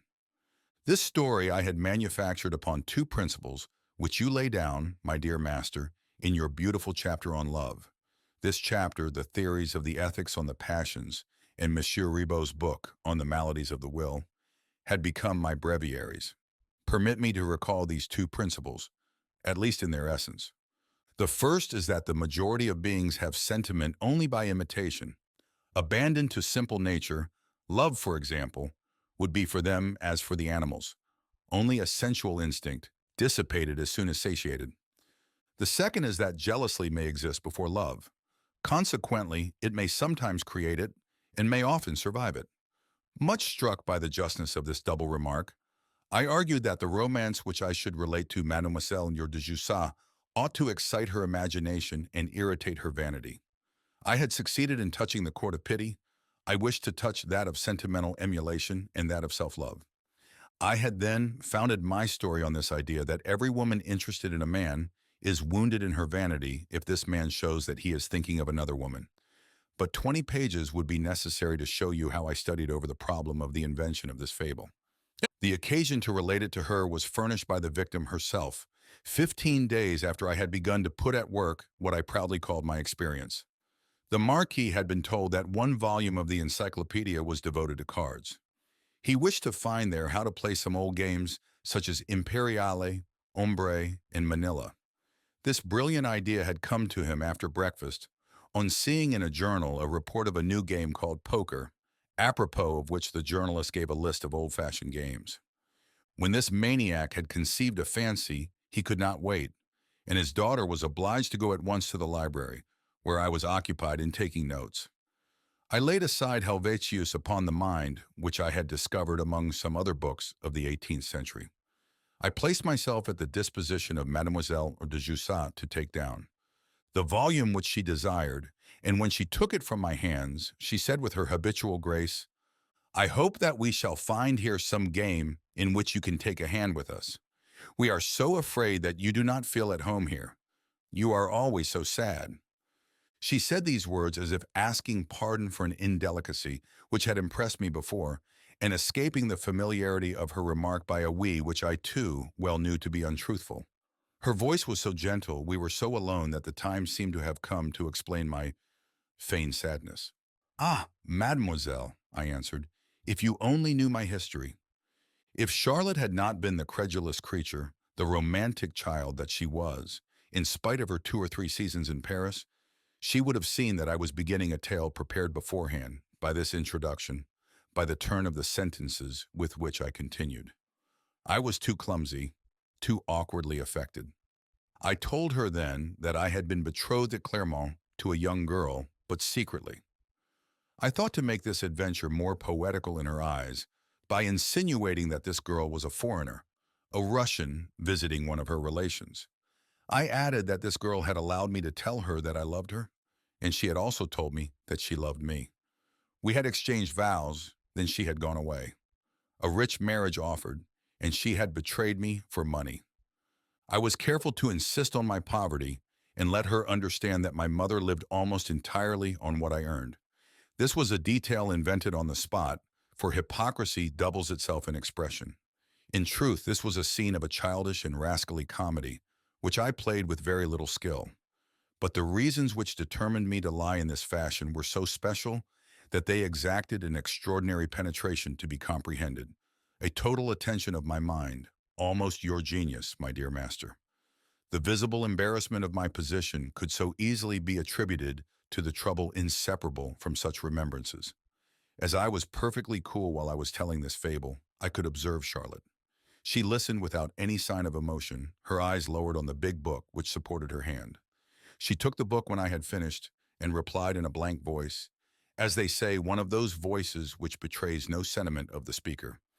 "I do not understand how you could have had any confidence in this young girl, since she listened to you without the knowledge of her parents." And she went away with a simple inclination of her graceful head, carrying the book with her. How pretty she was in her dress of fine, light cloth, with her slender form, her small waist, her face quite long and lighted up by her thoughtful gray eyes. She was like a Madonna engraved after Memling, whose profile I had formerly so much admired, fervent, lovely, and mournful, on the first page of a large copy of the Imitation belonging to the Abbé Martel. Explain to me this other enigma of the heart, you the great psychologist. Never have I felt more the charm of this pure and gentle being than at the moment when I had just lied to her, and lied so uselessly as I imagined from her response. Yes, I took this response literally, which on the contrary should have encouraged me to hope. I did not guess that to have only listened to a confidence so intimate was for a being so proud and so reserved, so far above me, a proof of a very powerful sympathy. I did not consider that this almost severe remark was dictated in part by the secret jealousy which I had desired to arouse in her. in part by a need to strengthen herself in her own principles, so as to justify to herself her excessive familiarity. As she had not been able to read the falsehood in my story, so I had not seen the truth behind her reply. I felt all the hopes which I had been building up for the past fortnight crumble before me. No, she was not interested in me with a genuine interest which I could transform into passion. I drew up the balance sheet of our relations. What proof had I of this interest? The delicacy of the material cares with which she had surrounded me. This was a simple effect of her goodness. Her attempt to find out the cause of my melancholy? Ah, well, she had been curious, that was all. The timid accent of her voice when she questioned me? I had been a fool not to recognize the habitual modesty of a delicate girl. Conclusion. My comedy of these 2 weeks, my grimaces a la Chatterton, the falsehood of my so-called drama, so many ridiculous maneuvers, had not advanced me a line in the heart I wished to conquer. I turned again to my book, but I was no longer capable of fixing my attention on the abstract text of Helvetius. I recall this childishness, my dear master, that you may the better perceive what a strange mixture of innocence and depravity was elaborated in my mind. What did this unexpected deception prove, if not that I had imagined I could direct the thought of Charlotte by applying to her the laws of psychology borrowed from the philosophers, as absolutely as her brother directed the billiard balls? The white touches the red a little to the left, goes on the cushions, and returns to the other white. That is outlined by the hand on the paper. That is explained by a formula that is foreseen and is done 10 times, 20 times, 100 times, 10,000 times. In spite of my enormous reading, perhaps because of it, I saw the play of the passions in this state of ideal simplicity. I did not comprehend till later how much I was deceived.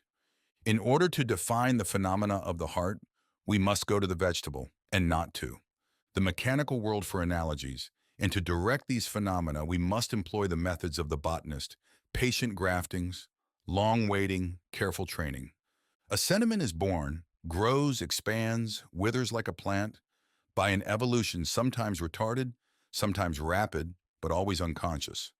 The germ of pity, of jealousy, and of dangerous example planted by my ruse in the soul of Charlotte must develop its action, but only after days and days. And this action would be the more irresistible as she believed me to be in love with another, and that in consequence she would not think to defend herself against me. But to account in advance for this work and to discount the hope of it, one would have to be a Ribat, a Horwitz, an Adrien Sixte, that is, a connoisseur of souls instead of one like me, ignorant that the plain over which he is walking will be covered with grain and not suspecting the approaching harvest. The conviction that I had definitely failed in my first effort increased during the days which followed this false confidence. For Charlotte scarcely spoke to me. I know now from her own confession that she concealed under this coldness a growing agitation which disconcerted her by its novelty, its force, and its depth. In the meantime, she appeared absorbed in the game of backgammon which the Marquis had discovered in the encyclopedia. Recollecting that this had been the favorite pastime of his grandfather, the émigré, he had given up all other games. A merchant of Clermont had been able to send him the necessary articles with which to satisfy this caprice. The backgammon table was installed in the salon, and father and daughter passed their evenings in throwing the dice, which made a dry noise against the wooden ledge. The cabalistic terms of little table, big table, outer table, double ace, double threes, two fives, were intermingled now with the words of the Marquise and her two companions. Sometimes the cure of Aidat, the Abbé Barthomeu, an old priest who said Mass in the chapel of the Chateau on Thursdays, when the weather was very severe, would relieve Charlotte by playing with the Marquis. Although the Marquis treated me with irreproachable politeness, he had never asked me if I wished to learn to play.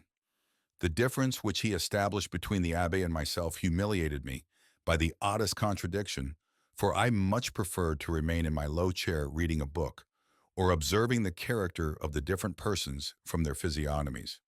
Is it not always so when one is in a position which is thought to be inferior? Any inequality of treatment wounds the self-love. I took my revenge in observing the ridiculousness of the Abbé, who professed for the Chateau in general, and the Marquis in particular, an almost idolatrous admiration. His face, which was always red, became apoplectic when he took his seat opposite the marquis, and the prospect of winning the silver coins designed to make the game more interesting made the dice cup tremble in his hand at the decisive throws. This observation did not occupy me long, and I turned to follow the young girl who seated herself at her work near her mother. The failure of my attempt to win her love had made me more cruel, in proportion to the admiration I had before felt for the innocent grace of this child. To confess all, I began to feel in her atmosphere emotions of an order more sensual than psychological. I was a young man, and I had in my flesh, in spite of my philosophical resolutions, the memory of sex of which you have so authoritatively analyzed the persistent fatality and the invincible reviviscence. How long this period of inertia, at once impassioned and discouraged, might have lasted, I do not know. We were, Mademoiselle de Jussat and I, in a very peculiar situation, impelled one toward the other, she by a budding love of which she was ignorant, I by all the confused reasons which I have analyzed. Although we were together so many hours of the day, neither of us then suspected the sentiments of the other. In such circumstances, one does not consider whether the events which mark a new crisis are effects or causes, whether their importance resides in themselves, or whether they simply serve to manifest the latent conditions of the soul. But may we not put this question apropos of each destiny taken in its whole? How many times, above all, since I consume my hours in this cell between these four whitewashed walls, seeing only the empty sky through four openings at the edge of the roof, in searching and searching again into my short history, have I asked myself if our fate creates our mind, or if it is not our mind which creates our fate, even our external destiny? It happened one evening that the Marquis, seated with his back to the fire in the robe de chambre, which he sometimes wore all day, spoke at length to his wife of an article in the morning paper. I was holding this paper at the time, and Monsieur de Jussat said to me quite suddenly, "Would you read this article, Monsieur Greslin?" I admired once more the art with which this grand seigneur rendered the most trifling demands insolent.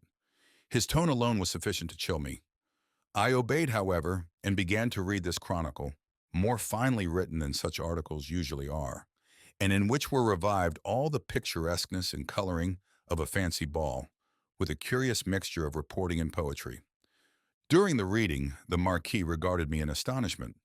I must tell you, my dear master, that at the time of my friendship with Emile, I had acquired a real talent for diction.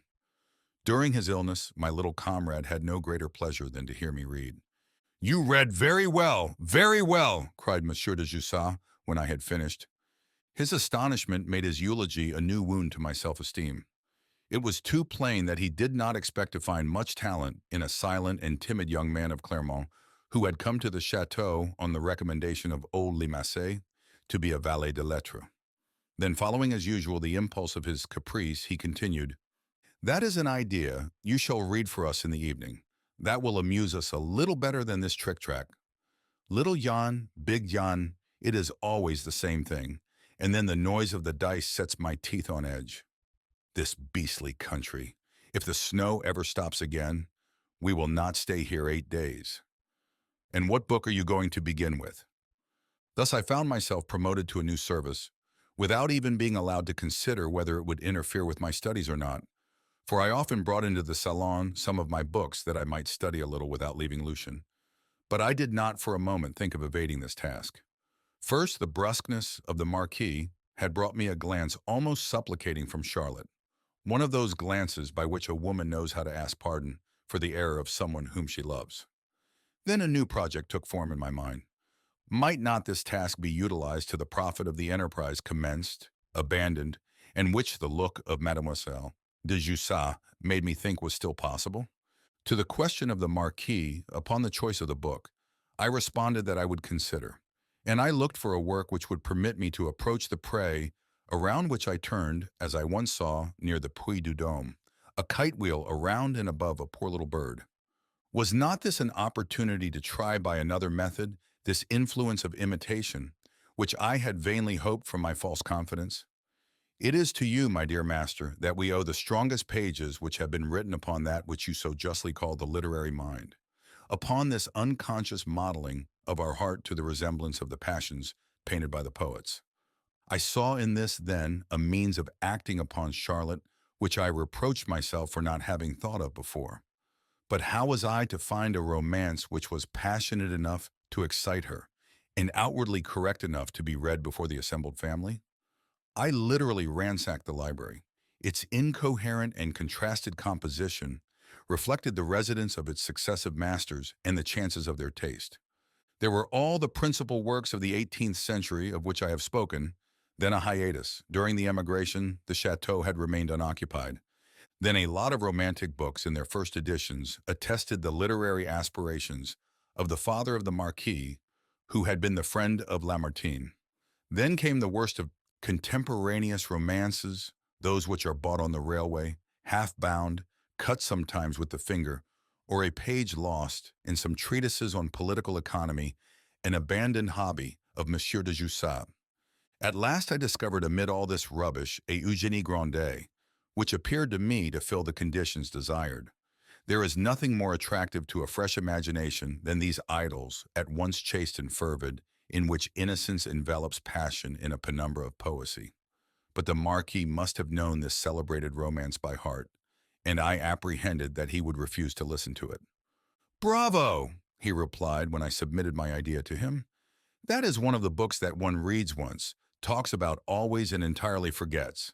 I saw this Balzac once in Paris, at the Castries.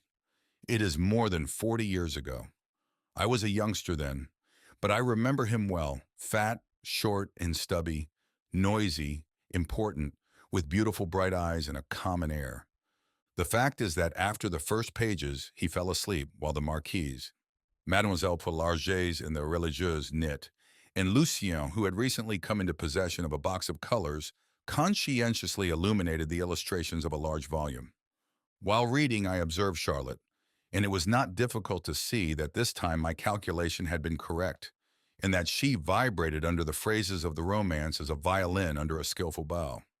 Everything was prepared to receive this impression, from her feelings already stirred to her nerves strained by an influence of a physical kind. One cannot live with impunity for weeks in such an atmosphere as that of the Chateau, always warm, nearly stifling.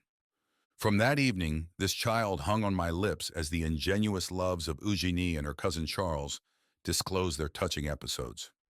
The same instinct of comedy which had guided me in my false confidence made me throw into every phrase the intonation which I thought would please her most. I certainly enjoyed this book, although I preferred 10 other of Balzac's works, such, for example, as the Cure de Tours, which are veritable literary compendiums, each phrase of which contains more philosophy than a scholium of Spinoza.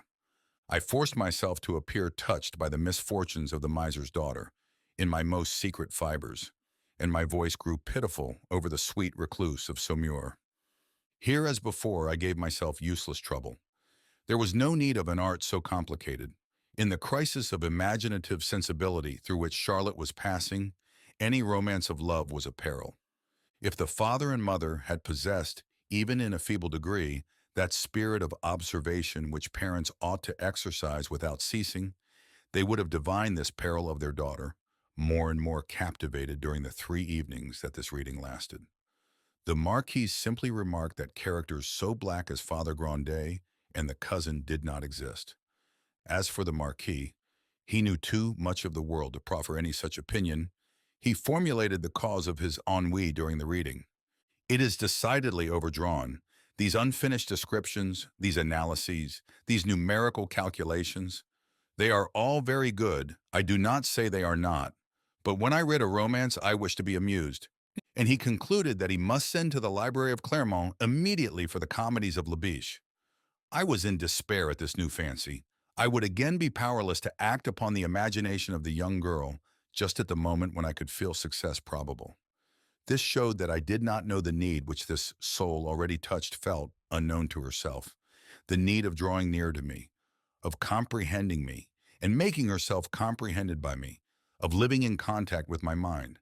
The next day after that, on which the Marquis had issued the decree of prescription against analytical romances, Mademoiselle de Jussac entered the library at the hour I was there with her brother. She came to replace the volume of the encyclopedia, and with a half-embarrassed smile, I would like to ask a favor of you, she said timidly. I have a great deal of time here with which I do not know very well what to do. I would like to have your advice in regard to my reading. The book which you chose the other day gave me a great deal of pleasure. She added, ordinarily romances weary me, but that one was very interesting. I felt at hearing her speak in that way the joy which Count Andre must have tasted when he saw the enemy whom he killed during the war put his inquisitive head above the wall. It seemed to me as if I, too, held my human game at the end of my gun. The response to this request appeared to me so important that I feigned to be very much embarrassed. In thanking her for her confidence, I said to her that she had charged me with a very delicate mission for which I felt myself incapable. In brief, I made believe to decline a favor which I was charmed to intoxication to have obtained. She insisted, and I promised to give her the next day a list of books. I passed the evening and a part of the night in taking and rejecting in my mind hundreds of volumes. At last I repeated aloud my father's favorite formula. Let us proceed methodically, and I asked myself how books had acted on my imagination in my adolescence, and what books. I stated that I had been attracted most of all toward literature by the unknown of sentimental experience. It was the desire to assimilate unexperienced emotions which had bewitched me. I concluded that this was the general law of literary intoxication. I must then choose for this girl some books which should awaken her the same ideas while taking into account the difference of our characters. Charlotte was refined, pure and tender. She must be led into the dangerous road of romantic curiosity by descriptions of sentiments analogous to her own heart. I judged that the Dominique of Fromentin, the Princesse de Clèves, Valérie, Julia de Tracoeur, the Lit dans la Vallée, the Razor Builder of Heine, certain comedies of Musset, in particular on Ne badine pas avec l'amour, the first poetry of Sully Prudhomme, and that of Vigny would best serve my purpose. I took the trouble to write out this list, accompanying it with a tempting commentary, in which I indicated in my best manner the shade of delicacy proper to each of these writers. That is the letter which the poor child had kept, and of which the magistrates said it seemed like the beginning of courtship. Ah, the strange courtship, and so different from the vulgar ambition of the marriage with which these gross minds have stupidly reproached me. If I had not a reason of pride for refusing to defend myself, which I will give you at the end of this memoir, I would be silent from disgust of these low intelligences, of which not one would be able to comprehend an action dictated by pure reason. If they had only made you, my dear master, and the other princes of modern thought, my judges, then I would speak as I am speaking now to you. The works thus designated arrived from Clermont. They were the object of no remark on the part of the Marquis. It is necessary to have another reach of mind than that of this poor man to comprehend that there are no bad books. There are bad moments in which to read the best of books. You have a comparison, so just in your chapter on L'homme littéraire, when you liken the sore opened in certain imaginations, by certain readings to the well-known phenomenon produced on the body poisoned by diabetes. The most inoffensive prick becomes envenomed with gangrene. If there were need of a proof of this theory of the preliminary state, as you say again, I should find it in the fact that Mademoiselle de Jussat sought in these books for things so diverse, for information about me, my manner of feeling, of thinking, of understanding life and character. Every chapter, every page of these dangerous volumes became an occasion for questioning me long, passionately, and ingenuously. I am certain that she was sincere and that she did not imagine she was doing anything wrong when she came to talk with me apropos of such or such a phrase about Dominique or Julia, Félix de Vandenesse or Perdiccas. I remember the horror which she felt for the young man, the most captivating and the most guilty of Musset's heroes, and the heat with which I stigmatized his duplicity of heart between Camille and Rosette. Now there was no personage in any book who pleased me to the same degree as this lover at once traitorous and sincere, disloyal and loving, ingénu and rough, who achieved in his way his experience of sentimental vivisection upon his pretty and proud cousin. I have cited this example, among 20 others, to give you an idea of the conversations which we had now in the chateau in which we were so strangely isolated. No one watched us. The dissimulation in which I had masked myself on my arrival continued to cover me. The Marquis and the Marquise had formed from the first an image entirely different from my real nature. They took no pains to verify whether this first impression were exact or false. The good Mademoiselle Largex, installed in the comfort of her complacent parasitism, was much too innocent to suspect the thoughts of depravity, perfectly intellectual, which were revolving in my mind.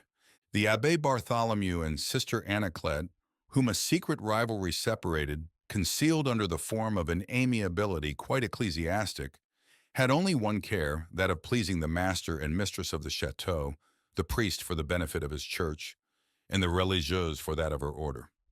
Lucien was too young, and as for the domestics, I had not yet learned what perfidy was veiled under the impassibility of their smooth faces and the irreproachable appearance of their brown livery with its gold buttons. We were then free, Charlotte and I, to talk the whole day.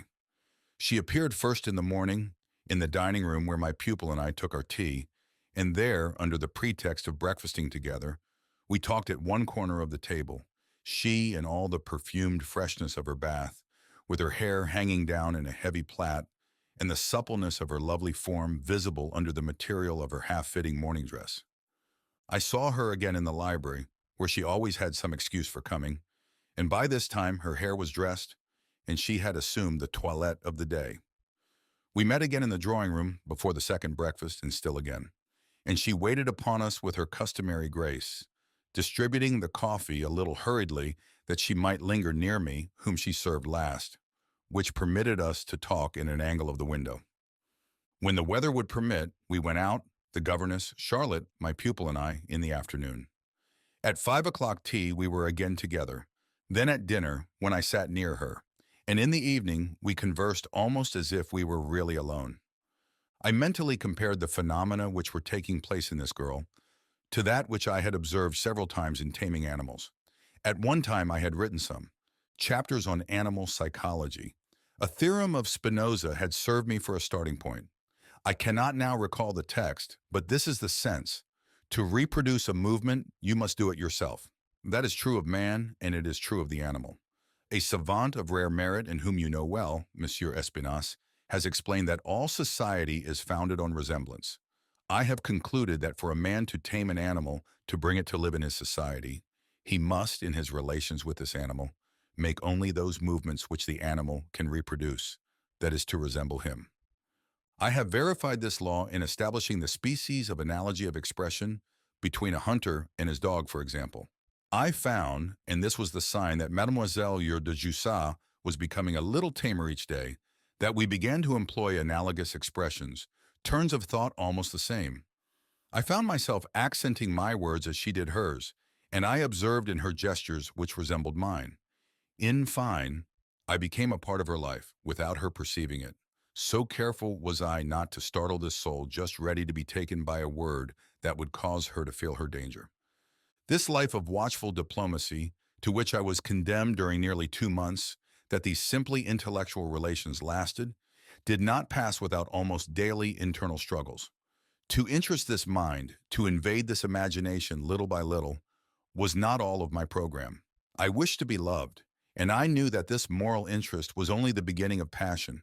This beginning ought to lead in order not to remain useless to something more than a sentimental intimacy. There is in your Theory of the Passions, my dear master, a note which I read so much at that time that I know the text by heart. A well-prepared study of the lives of professional libertines, say you, would throw a definite light upon the problem of the birth of love. But the documents are lacking. These men have nearly all been men of action, and who in consequence did not know how to relate. However, some works of a superior psychological interest, the memoir of Casanova, the private life of Marshal de Richelieu, the chapter of Saint-Simon on Lausanne, authorize us to say that 19 times out of 20 audacity and physical familiarity are the surest means of creating love. This hypothesis confirms our doctrine on the animal origin of this passion. Sometimes when we were alone together, and she moved, and her feet approached mine, and when she breathed and I felt that she was a living creature, the feverish wave of intoxication ran through my veins, and I was obliged to turn my eyes away, for their expression would have made her afraid. Often, also, when I was away from her, it seemed to me that audacity would be much more easy, as it would be more complete. I resolved then to clasp her in my arms, to press my lips to hers. I saw her feeling badly at my caress, overcome, confounded by this revelation of my ardor. What would happen then? My heart beat at this idea. It was not the fear of being driven from the chateau that held me back. It was more shameful to my pride not to dare. And I did not dare. The inability to act is a trait of my character, but only when I am not sustained by an idea. Let the idea be there and it infuses an invincible energy into my being. To go to my death would be easy. You will see that if I am condemned. No, what paralyzed me near Mademoiselle de Jussat as by a magnetic influence was her purity. At least I have felt with singular force this recoil before innocence.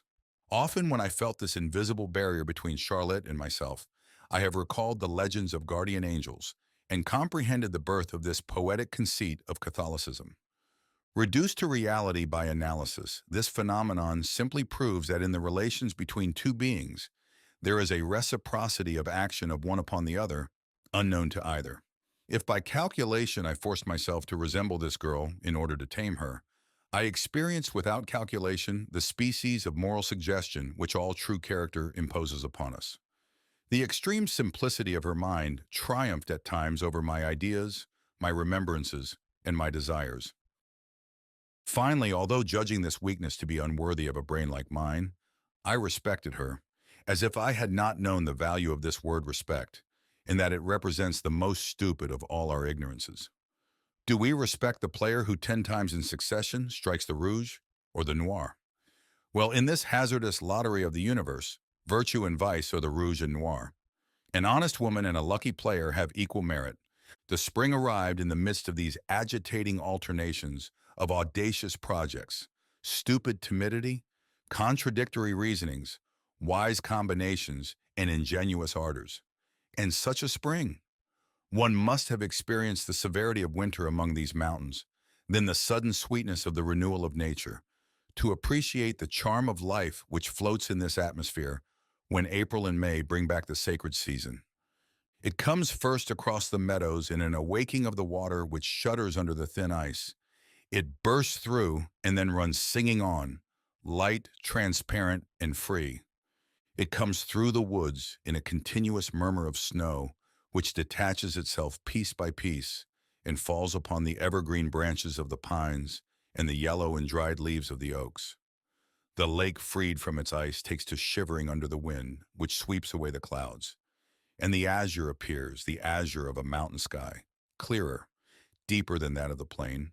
And in some days the uniform color of the landscape is tinted with colors tender and young.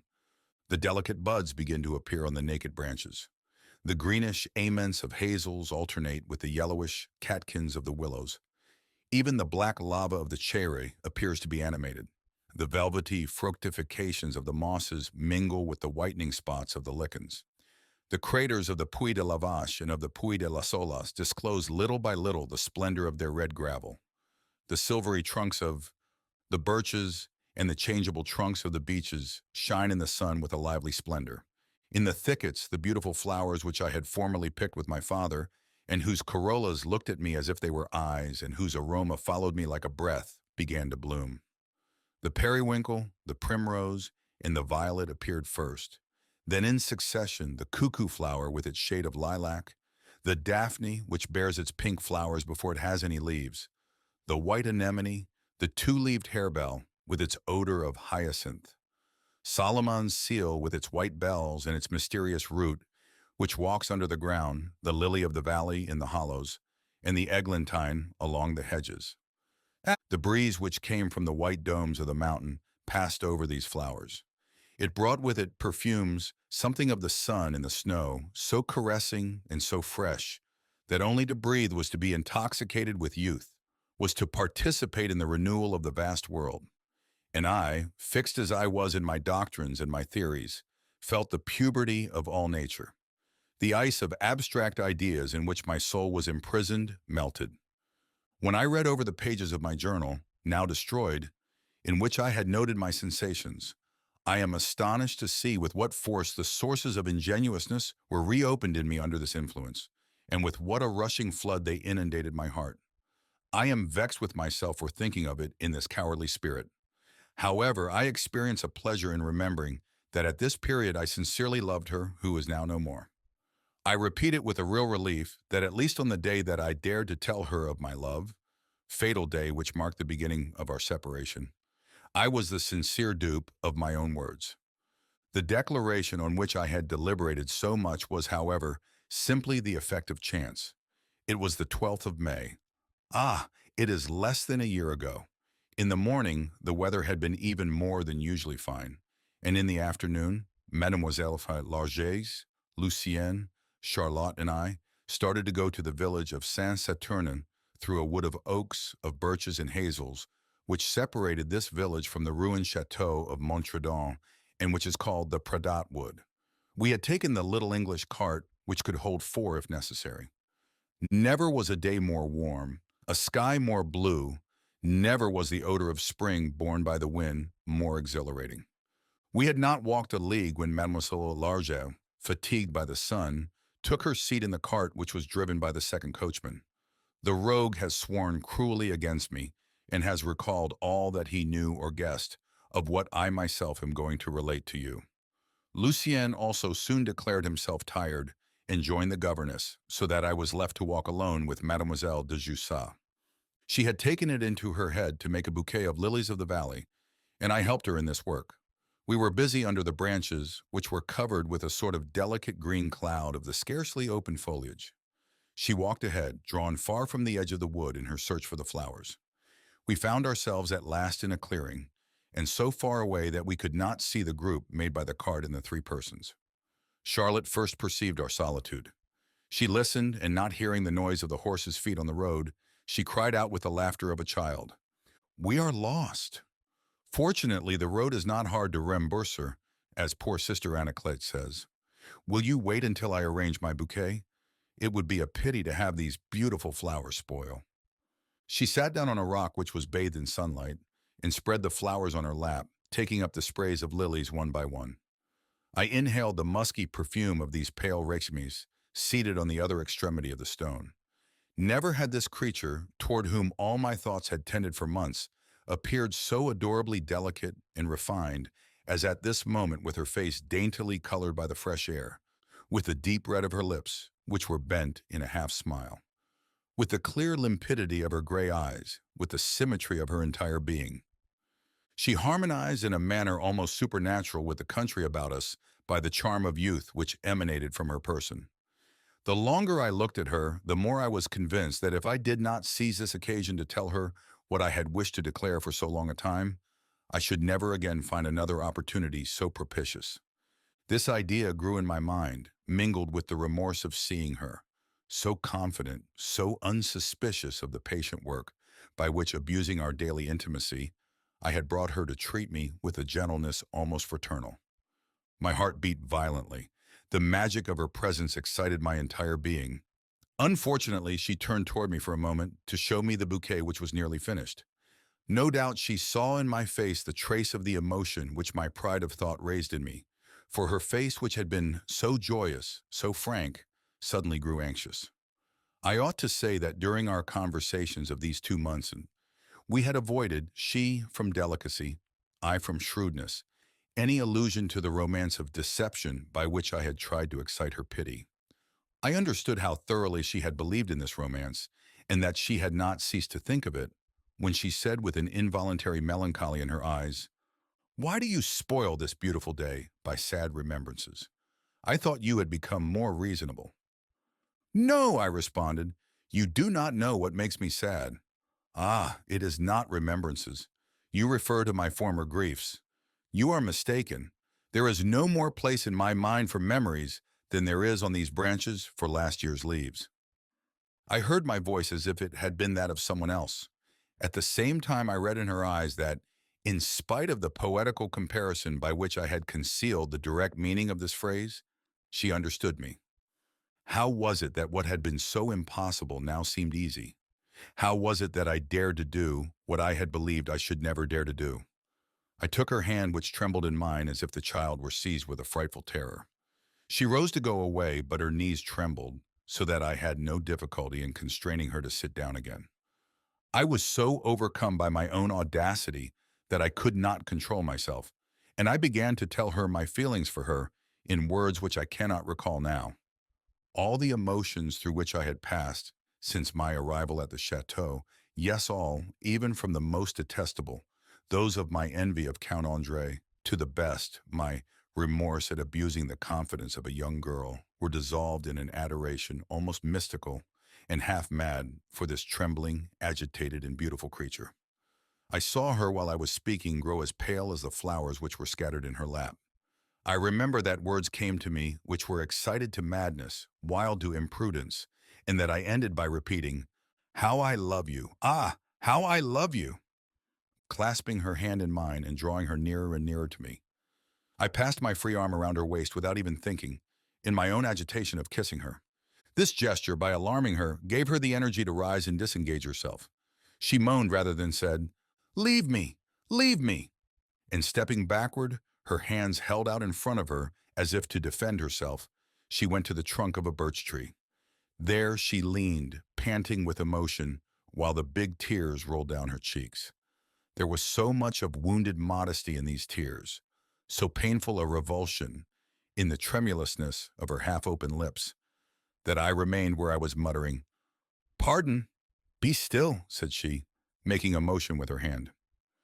We remained thus opposite one another and silent for a time which must have been very short, but which seemed an eternity to me. All at once a cry crossed the wood, at first distant, then nearer, that of a voice imitating the cry of the cuckoo. They had grown uneasy at our absence, and it was Lucien who gave the usual signal for rallying.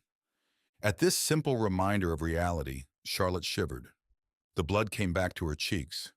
She looked at me with eyes in which pride had driven away fear. She looked like one who had just awaked from a horrible sleep. She looked at her hands, which still shook, and without another word, she took up her gloves and her flowers and began to run, yes, to run like a pursued animal in the direction of the voice. 10 minutes after, we were again on the road. "I do not feel very well," she said to her governess, as if to anticipate the question which her disturbed face would provoke. "Will you give me a place in the carriage? We are going home." "It is the heat which has made you feel badly," replied the old demoiselle. "And Monsieur Greslin?" asked Lucien when his sister had taken her seat and he was in behind. "I will walk," I answered. The cart moved lightly on in spite of its quadruple burden, while Lucien waved me an adieu. I could see the hat of Mademoiselle de Jussat immovable by the side of the shoulder of the coachman, who gave a pull-up to his horse. Then the carriage disappeared, and I walked along alone, under the same blue sky, and between the same trees covered with an impalpable verdure. But an extraordinary anguish had replaced the cheerfulness and the happy ardor of the beginning of the walk. This time the die had been thrown. I had given battle, I had lost. I should be sent away from the chateau ignobly. It was less this prospect which overcame me than a strange mingling of regret and of shame. Behold whither my learned psychology had led me. Behold the result of this siege on Réglet undertaken against the heart of this young girl. Not a word on her part in response to the most impassioned declaration. And I, at the moment for action, what had I found to do but recite some romantic phrases? And she, by a simple gesture, had fixed me to my place. I saw in imagination the face of Count Andre. I saw in a flash the expression of contempt when they should tell him of this scene. Finally, I was no longer the subtle psychologist or the excited young man. I was a self-love humiliated to the dust by the time I reached the gate of the chateau. In recognizing the lake, the line of the mountains, the front of the house, pride gave place to a frightful apprehension of what I was going to suffer, and the project crossed my mind to flee, to go back directly to Clermont, rather than experience anew the disdain of Mademoiselle de Jussat and the affront which her father would inflict upon me. It was too late. The Marquis himself came to meet me in the principal avenue, accompanied by Lucien, who called me. This cry of the child had the customary intonation of familiarity, and the reception of the father proved that I had been wrong to feel myself lost so soon. "They abandoned you," said he, "and did not even think of sending the carriage back for you. You must have walked a good stretch." He consulted his watch. "I am afraid that Charlotte has taken cold," he added. "She went to bed as soon as she came in. These spring suns are so treacherous. So Charlotte had said nothing yet. She is suffering this evening. That will be for tomorrow, thought I, and I began that evening to pack my papers. I held to them with so ingenuous a confidence in my talent as a philosopher. The next day arrived. Nothing vet. I was again with Charlotte at the breakfast table. She was pale, as if she had passed through a crisis of violent pain. I saw that the sound of my voice made her tremble slightly. Then this was all. Ah, what a strange week I passed, expecting each morning that she had spoken, crucified by this expectation and incapable of taking the first step myself or of going away from the chateau. This was not alone for want of a pretext to give.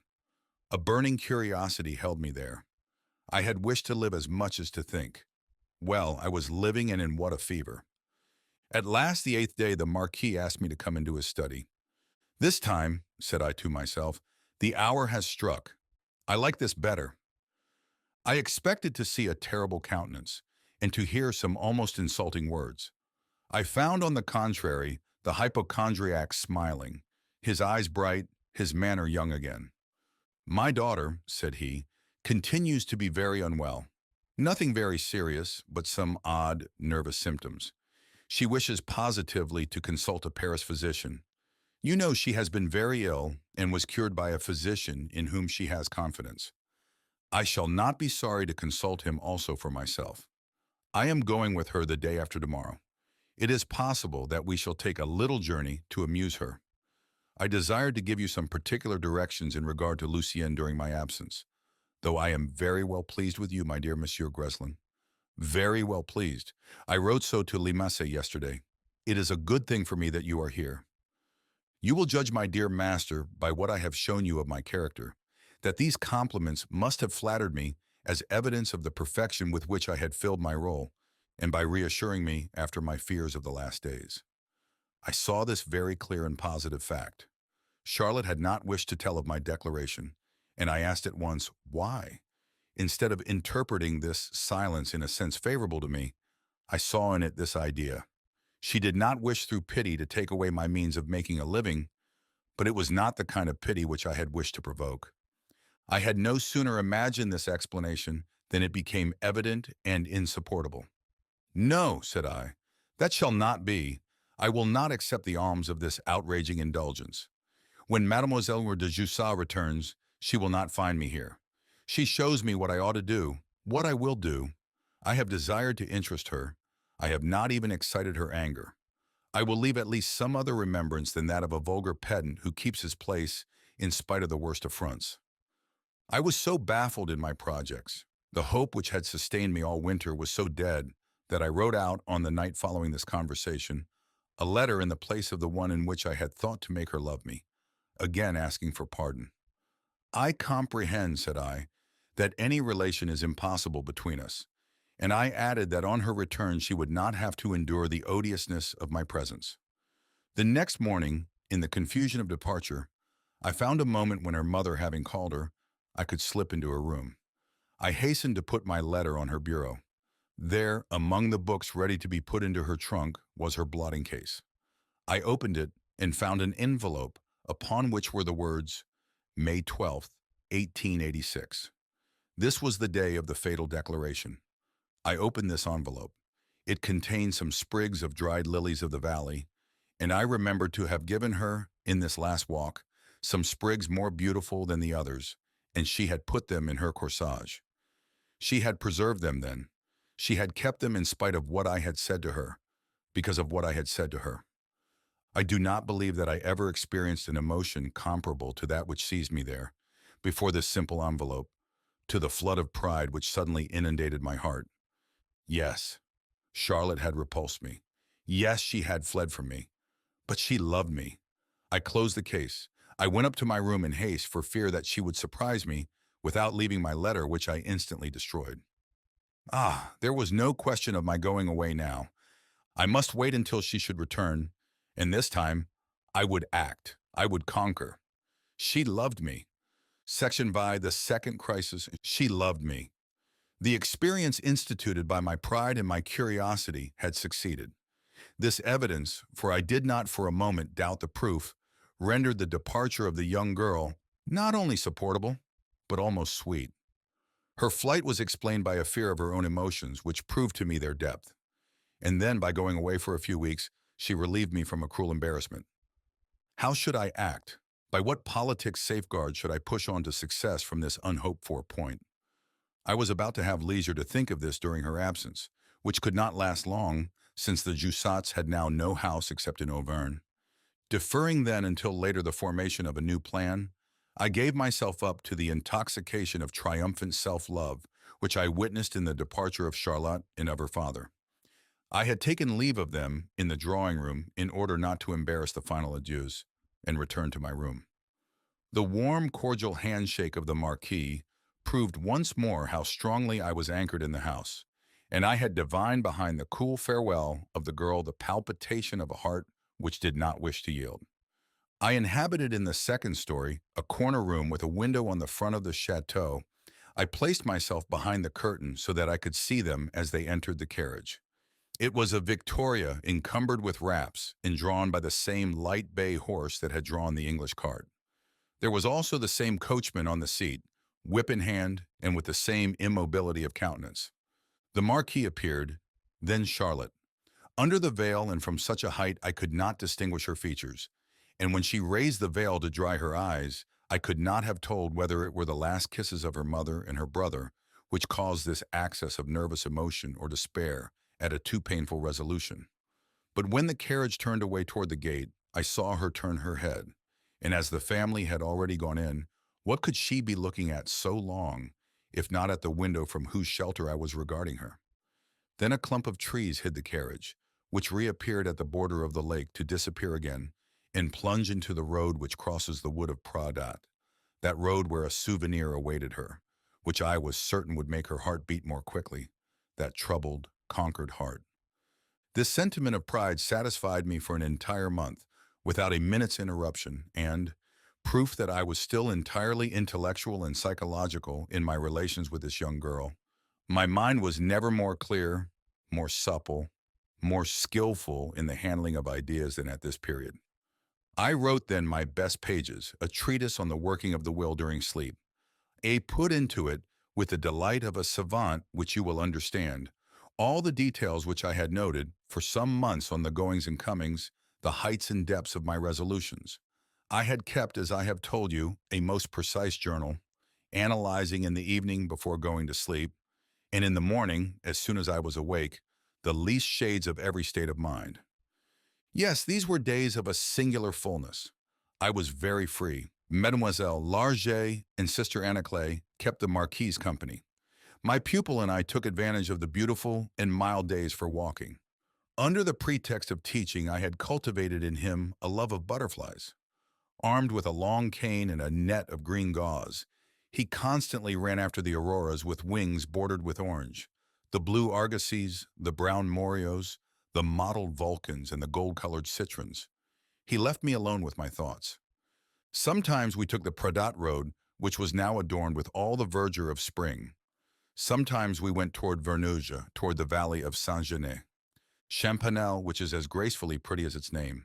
I would seat myself upon a block of lava, some small fragment of the enormous stream poured out by the Puy de la Vache, and there, without troubling my head about Lucien, I abandoned myself to this strange disposition, which has always appeared to me in the midst of this savage nature as a striking symbol of my doctrines, a type of implacable fatality, a counsel of absolute indifference to good or ill. I looked at the leaves of the trees as they unfolded in the sunlight, and I recalled the known laws of vegetable respiration and how, by a simple modification of light, the life of the plant can be changed. In the same way, one ought to be able at will to direct the life of the soul, if he could exactly know its laws. I had already succeeded in creating the commencement of a passion in the soul of a young girl, separated from me by an abyss. What new procedures, applied with rigor, would permit me to increase the intensity of this passion? I forgot the magnificence of the heavens, the freshness of the wood, the majesty of the volcanoes, the vast landscape spread out before me, in seeing only the formulas of moral algebra. I hesitated between diverse solutions for the next day, on which I should have Mademoiselle de Jussat face to face with me in the solitude of the chateau? Ought I, on her return, to feign indifference, to disconcert her, to subdue her, first by astonishment and then by self-love and grief? Should I pique her jealousy by insinuating that the foreigner of my soi-disant romance had returned to Clermont and had written to me? Should I, on the contrary, continue the burning declarations, the audacities which surround, the follies which intoxicate? I replaced these hypotheses successively by still others. I pleased myself by saying that I was not in love, that the philosopher ruled the lover, that myself, this dear self of whom I had constituted myself the priest, remained superior and lucid. I branded as unworthy weaknesses the reveries which at other times replaced these subtle calculations. It was in the house that these reveries took hold upon me, when I looked at the portraits of Charlotte, which were scattered about everywhere on the walls of the salon, on the tables, and in Lucien's room. Photographs of all sizes represented her at 6 years, at 10 years, at 15, and I could trace the growth of her beauty from the mignon grace of her first years to the delicate charm of today. The features of these photographs changed, but the expression never. It was the same in the eyes of the child and in those of the young girl, with something of seriousness, of tenderness, and of fixedness which revealed profound sensibility. It was impressed upon me, and the remembrance of it agitates me with a confused emotion. Ah, why did I not give myself up to it entirely? But why was Charlotte in so many of these portraits by the side of her brother Andre? What secret fiber of hate had this man, by his existence alone, touched in my heart, that simply to see his image near that of his sister dried up my tenderness and left in me only one wish? I dared to formulate it, now that I believed I had taken this heart in my snare. Yes, I wished to be Charlotte's lover. And after? After? I forced myself not to think of that, as I forced myself to destroy the instinctive scruples of violated hospitality. I collected the most masculine energies of my mind, and I plunged more deeply into my theories upon the cultivation of self. I would go out of this experience enriched by emotions and remembrances. Such would be the moral issue of the adventure. The material issue would be the return to my mother's house when my preceptorate was ended. When scruples became aroused, and a voice said, "And Charlotte, have you the right to treat her as a simple object of experience?" I took my Spinoza, and I read there the theorem in which it is written that our right is only limited by our power. I took your theory of the passions, and I studied there your phrases on the duel between the sexes in love. It is the law of the world, I reasoned, that all existence should be a conquest, executed and maintained by the strongest at the expense of the feeblest. That is as true of the moral universe as of the physical. There are some souls of prey as there are wolves, tigers, and hawks. This formula seemed to me strong, new, and just. I applied it to myself and I repeated, "I am a soul of prey, with a furious attack of what the mystics call the pride of life, among the fresh verdure, under the blue sky, on the bank of the clear river which flows from the mountains to the lake." This exhilaration at my victorious pride was dissipated by a very simple fact. The Marquis wrote that he would return, but alone. Mademoiselle de Jussat, who was still unwell, would remain with a sister of her mother. When the Marquise communicated this news to us, we were at table. I felt a spasm of anger so violent that it astonished myself, and on the plea of sudden indisposition, I left the dinner table. I should like to have cried out, broken something, or manifested in some foolish way the rage which shook my soul. In the fever of vanity which had exalted me since the departure of Charlotte, I had foreseen everything, except that this girl would have character enough not to return to Idat. The way which she had found to escape from her sentiment was so simple, but so sovereign, so complete.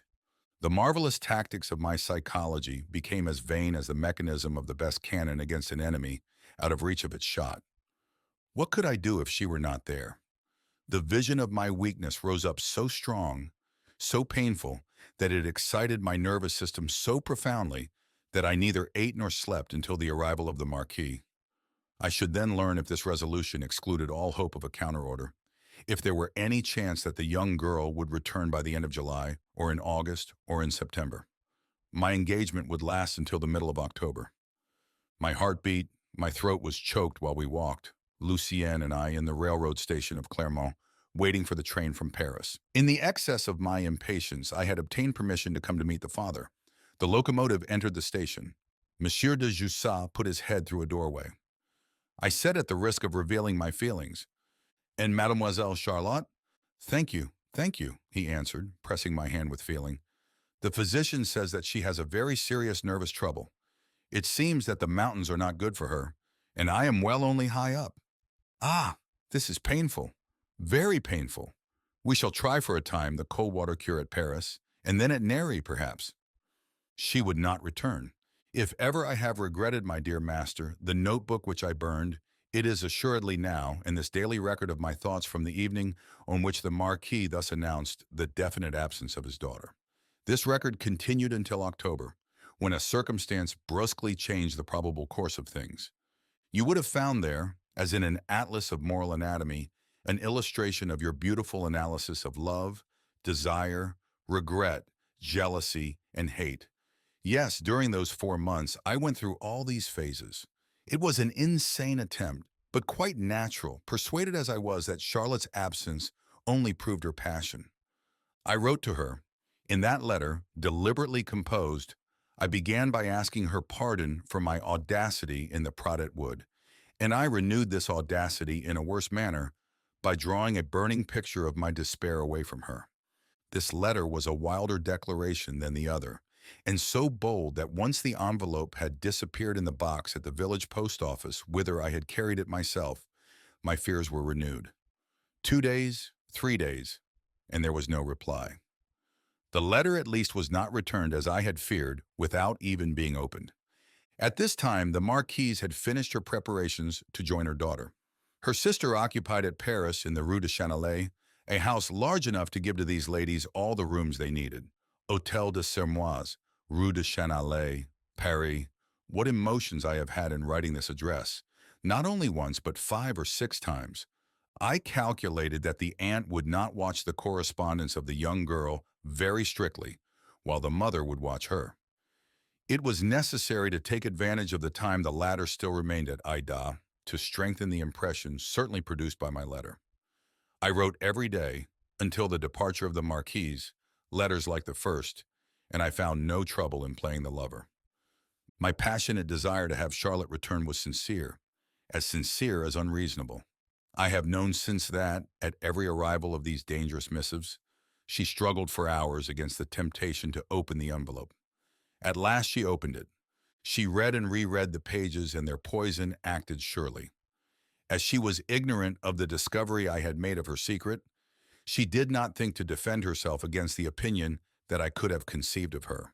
These letters affected her so much that she preserved them. The ashes were found in the chimney of her room, where she had burned them the night of her death. I much suspected the troubling effect of these pages, which I scratched off in the night, excited by the thought that I was firing my last cartridges, which resembled shots in a fog, since no sign gave notice that every time I aimed, I struck right into her heart. This absolute uncertainty I at first interpreted to my advantage. Then, when the mother had left the chateau and I saw the impossibility of writing, I found in Charlotte's silence the most evident proof. Not that she loved me, but that she was using her whole will to conquer this love, and that she would succeed. Ah, well, I thought, I shall have to give her up, since I cannot reach her, and all is over. I pronounced these words aloud alone in my room as I heard the carriage which took the Marquise roll away. Monsieur de Jussat and Lucien accompanied her as far as Martry de Vere, where she went to take the train. Yes, I repeated, all is ended. What difference does it make, since I do not love her? At the moment this thought left me relatively tranquil and with no other trouble than a vague feeling of uneasiness in the chest, as happens when we are annoyed. I went out for the purpose of shaking off even this uneasiness, and in one of those fits of bravado by which I was pleased to prove my strength, I went to the place in which I had dared to speak to Charlotte of my love. In order the better to attest my liberty of soul, I had taken under my arm a new book which I had just received, a translation of Darwin's letters. The day was misty but almost scorching. A kind of simoon of wind from the south parched the branches of the trees with its breath. As I went on, this wind affected my nerves. I desired to attribute to its influence the increase of my uneasiness. After some fruitless search in the wood of Pradat, I at last found the clearing where we had been. The stone, the birch. It trembled constantly in the breath of the wind, with its dentated foliage which was now much thicker. I had intended to read my book here. I sat down and opened the book. I could not get beyond a half page. The memories overcame me, took possession of me, showing me this girl upon this same stone, arranging the sprays of her lilies, then standing, leaning against this tree, then frightened and fleeing over the grass of the path. An indefinable grief took possession of me, oppressing my heart, stifling my respiration, filling my eyes with scalding tears, and I felt with terror that through so any complications of analysis and of subtleties, I was desperately in love with the child who was not there, who would never be there again. This discovery, so strangely unexpected, and of a sentiment so contrary to the program I had arranged, was accompanied almost immediately by a revulsion against this sentiment and against the image of her who had caused me this pain. There was not a day during the long weeks that followed that I did not struggle against the shame of having been taken in my own snare and without feeling a bitter spite against the absent one. I recognized the depth of his spite at the infamous joy which filled my heart when the Marquis received a letter from Paris, which he read with a frown and sighed as he said, "Charlotte is still unwell." I felt a consolation, a miserable one, but a consolation all the same, in saying to myself that I had wounded her with a poisonous wound, and one which would be slow to heal. It seemed to me that this would be my true revenge if she should continue to suffer, and I should be the first to cure her. I appealed to the philosopher that I was so proud of being to drive out the lover. I resumed my old reasoning. There are laws of life and of mind, and I know them. I cannot apply them to Charlotte, since she has fled from me. Shall I be incapable of applying them to myself?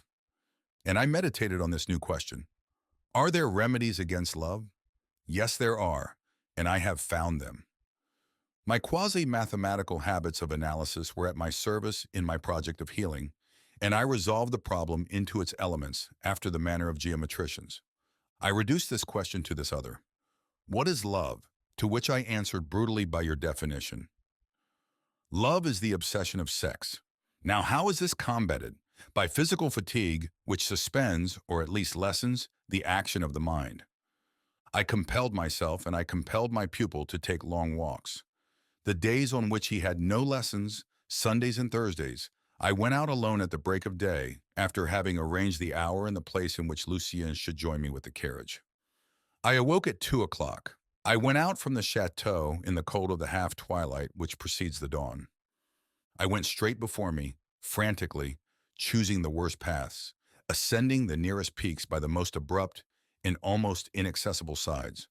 I risked breaking my limbs in descending the yielding sand of the craters or upon the crests of basalt. No matter. The orange line of the aurora gained the border of the sky. The wind of the new day beat against my face.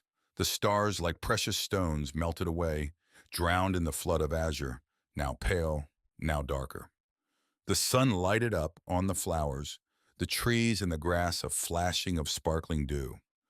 Persuaded as I am of the laws of prehistoric atavism, I aroused in myself by the sensation of the forced march and of the heights, the rudimentary mind of the ancestral brute, of the man of the caves from whom I, as well as the rest of mankind, am descended. I attained in this way a sort of savage delirium, but it was neither the dreamed of joy nor peace, and it was interrupted by the smallest reminiscence of my relations with Charlotte.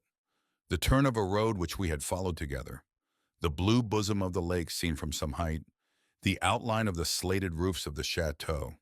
Less than that, even the trembling foliage of a birch in its silvery trunk, the name of a village of which she had spoken on an advertisement, was sufficient, and this factitious frenzy gave place to the keen regret that she was not near me. I heard her say in her finely toned voice, "Look then," as she would say when we wandered together through this same region, which was then covered with ice and snow, but the flower of her beauty was then in bloom. Now it was adorned with verdure. but the living flower was gone. And this sensation became more intolerable still when I met Lucien, who never failed to talk of her. He loved her, he admired her so lovingly, and in his ingenuousness he gave me so many proofs that she was worthy of being loved and admired. Then physical weariness resolved itself into a worse enervation, and nights followed in which I suffered from an excited insomnia, in which I would weep aloud, calling her name like one deranged. "It is through the mind that I suffer," I said after having in vain sought the remedy in great fatigue.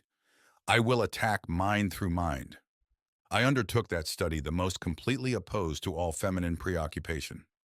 I despoiled in less than a fortnight, pen in hand, 200 pages of that physiology, of Bowness which I had brought in my trunk, and the hardest for me, those which treat of the chemistry of living bodies.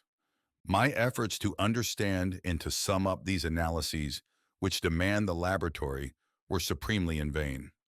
I only succeeded in stupefying my intellect and in making myself less capable of resisting a fixed idea. I saw that I had again taken the wrong road. Was not the true method rather that which Goethe professed, to apply the mind to that from which we wish to be delivered? This great mind, who knew how to live, thus put in practice the theory set up in the fifth book of Spinoza, and which consists in evolving from the accidents of our personal life the law which unites us to the great life of the universe. Master Taine, in his eloquent pages on Byron, advises the same. The light of the mind produces in us serenity of the heart. And you, my dear master, what else say you in the preface to your theory of the passions? To consider one's own destiny as a corollary in this living geometry of nature, and as an inevitable consequence of this eternal axiom whose infinite development is prolonged through time and space, is the only principle of enfranchisement. And what else am I doing at this hour in writing out this memoir but conforming to these maxims? Can they serve me now any better than they did then? I tried at that time to resume in a kind of new autobiography the history of my feelings for Charlotte. I supposed, see how chance sometimes strangely realizes our dreams, a great psychologist to be consulted by a young man, and toward the last the psychologist wrote out for the use of the moral invalid a passional diagnosis with indication of causes. I wrote this piece during the month of August and under the exhausting influence of the most torrid heat. I devoted to it about 15 seances, lasting from 10 o'clock in the evening to 1 o'clock in the morning, all the windows open with the space around my lamp brightened by large night moths, by these large velvet butterflies which bear on their bodies the imprint of a death's head. The moon rose, inundating with its bluish light the lake over which ran the pearly reflections, the woods whose mystery grew more profound, in the line of the extinct volcanoes. I put down my pen to lose myself in presence of this mute landscape, in one of those cosmogonic reveries to which I was accustomed. As at the time in which the words of my poor father revealed to me the history of the world, I saw again the primitive nebulousness, then the earth detached from it, and the moon thrown off from the earth. That moon was dead, and the earth would die also. She was becoming chilled second by second, and the imperceptible consequence of these seconds, added together during millions of years, had already extinguished the fire of the volcanoes from which formerly flowed the burning and devastating lava on which the chateau now stood. In cooling, this lava had raised a barrier to the course of the water, which spread into a lake, and the water of this lake was being evaporated as the atmosphere diminished.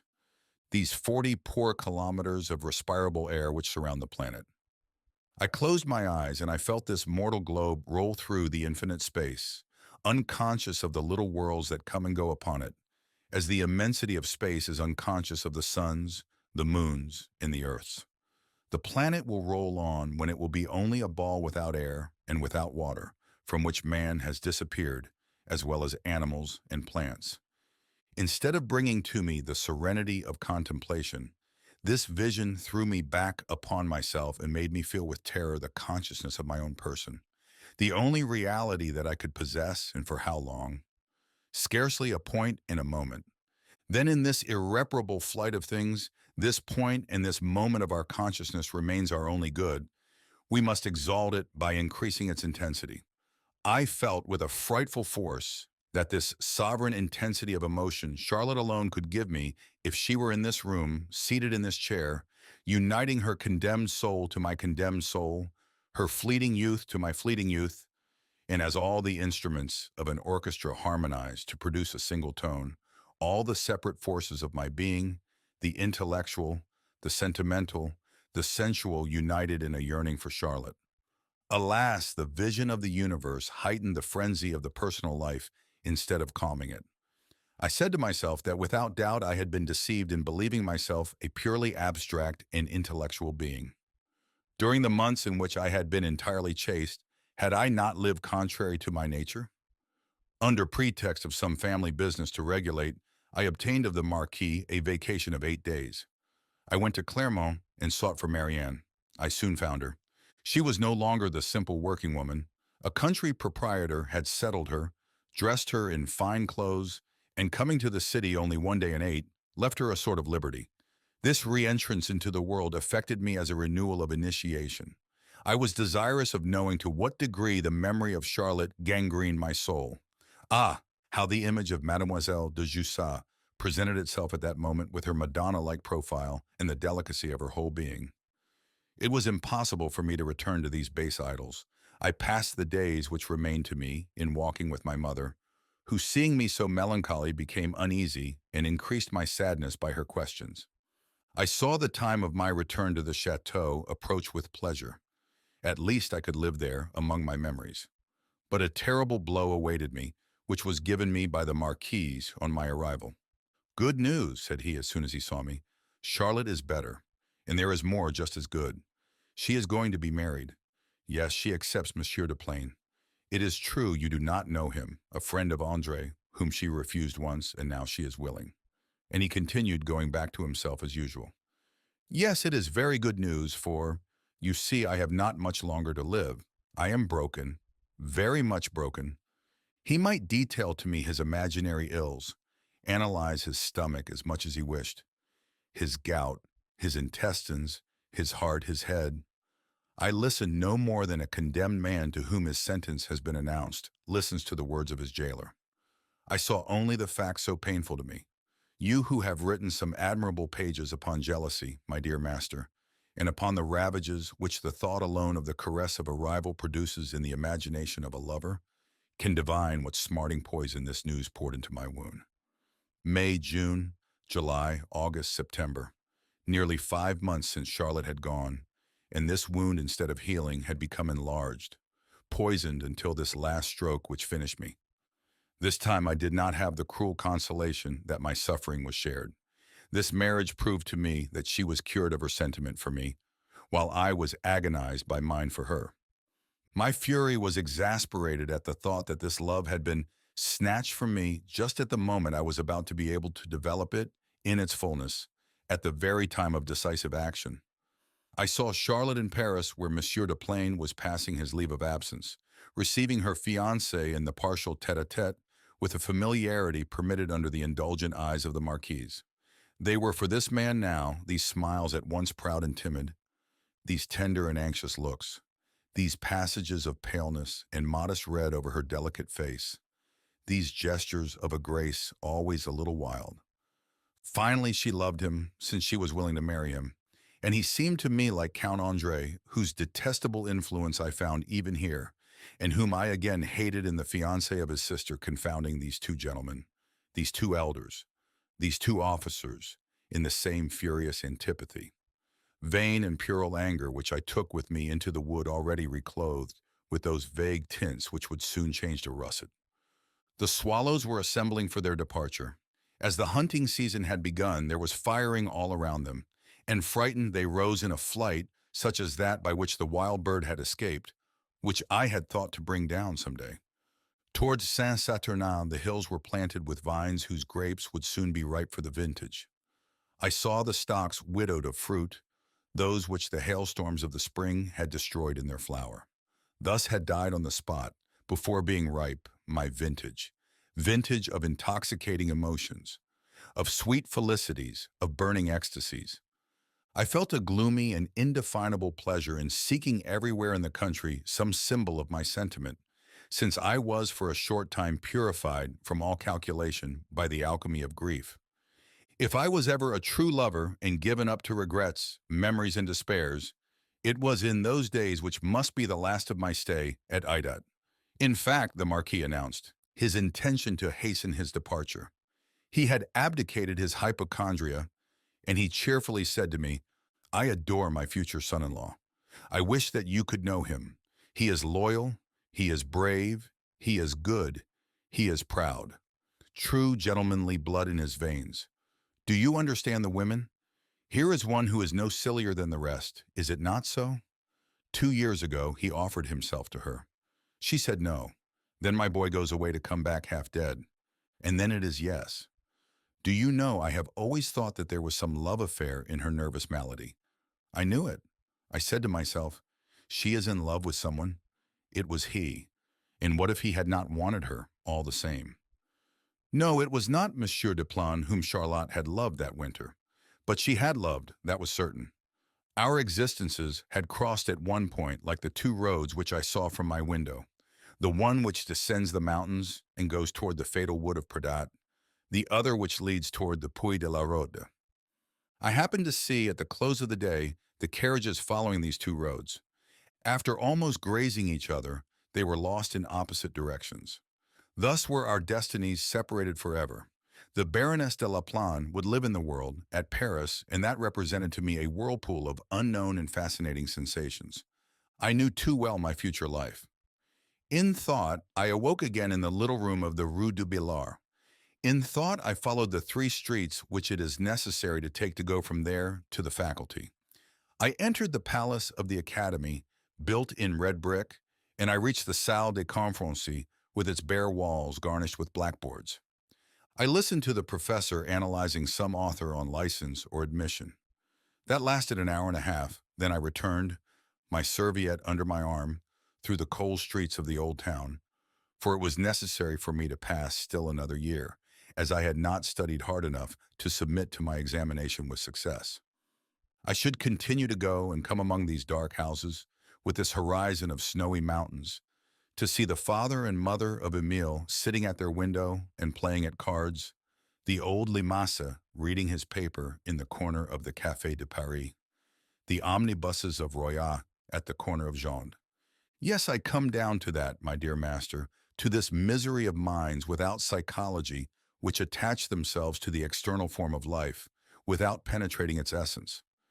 I disregarded my old faith in the superiority of science, to which only 3 square meters of room are necessary, in order that a Spinoza or an Adrien Sixte may there possess the immense universe. Ah, I was very mediocre in that period of powerless desires and conquered love.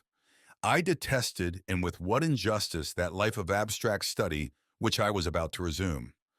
And how I wish today that this might be my fate, and that I might awake a poor student near the faculty of Clermont, tenant of the father of Emile, pupil of old Limassette, the morose traveler through those black streets, but an innocent man, and not the man who has gone through what I have gone through, and which he finds it a necessity to tell. Third crisis. Toward the end of this severe month of September, Lucien complained of not being quite well, which the doctor attributed at first to a simple cold. 2 days after, the symptoms became aggravated. 2 physicians of Clermont, called in haste, diagnosed scarlet fever, but of a mild character. If my mind had not been entirely absorbed by the fixed idea which made of me, at this period, a veritable monomaniac, I should have found material enough to fill my notebook. I had only to follow the evolutions of the mind of the Marquis and the struggle in his heart between hypochondria and paternal love. Sometimes, in spite of the reassuring words of the doctors, he became so uneasy about his son that he passed the night in watching him. Sometimes he was seized with the fear of contagion. He went to bed, complained of imaginary pains, and counted the hours until the visit of the physician. Sometimes so grave did his symptoms seem to himself that the Marquis must have the first visit. Then he would be ashamed of his panic. He arose, he chastised himself for his terrors with bitter phrases on the feebleness which age brings, and returned to the bedside of his son.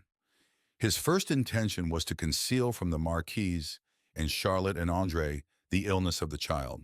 But after 2 weeks, These alternations of zeal and of terror having exhausted his energy, he felt the need of having his wife with him to sustain him, and the incoherence of his ideas was so great that he consulted me.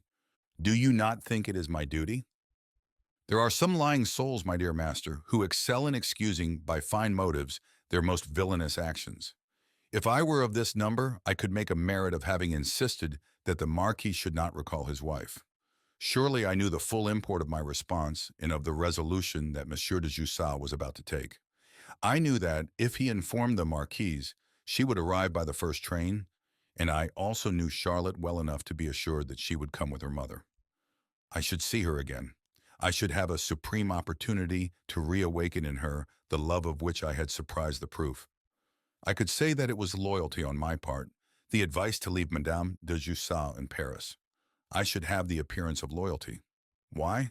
If I were not convinced that there is no effect without a cause and no loyalty without a secret egoism, I should recognize a horror in using to the profit of a culpable passion the noblest of sentiments, that of a sister for a brother.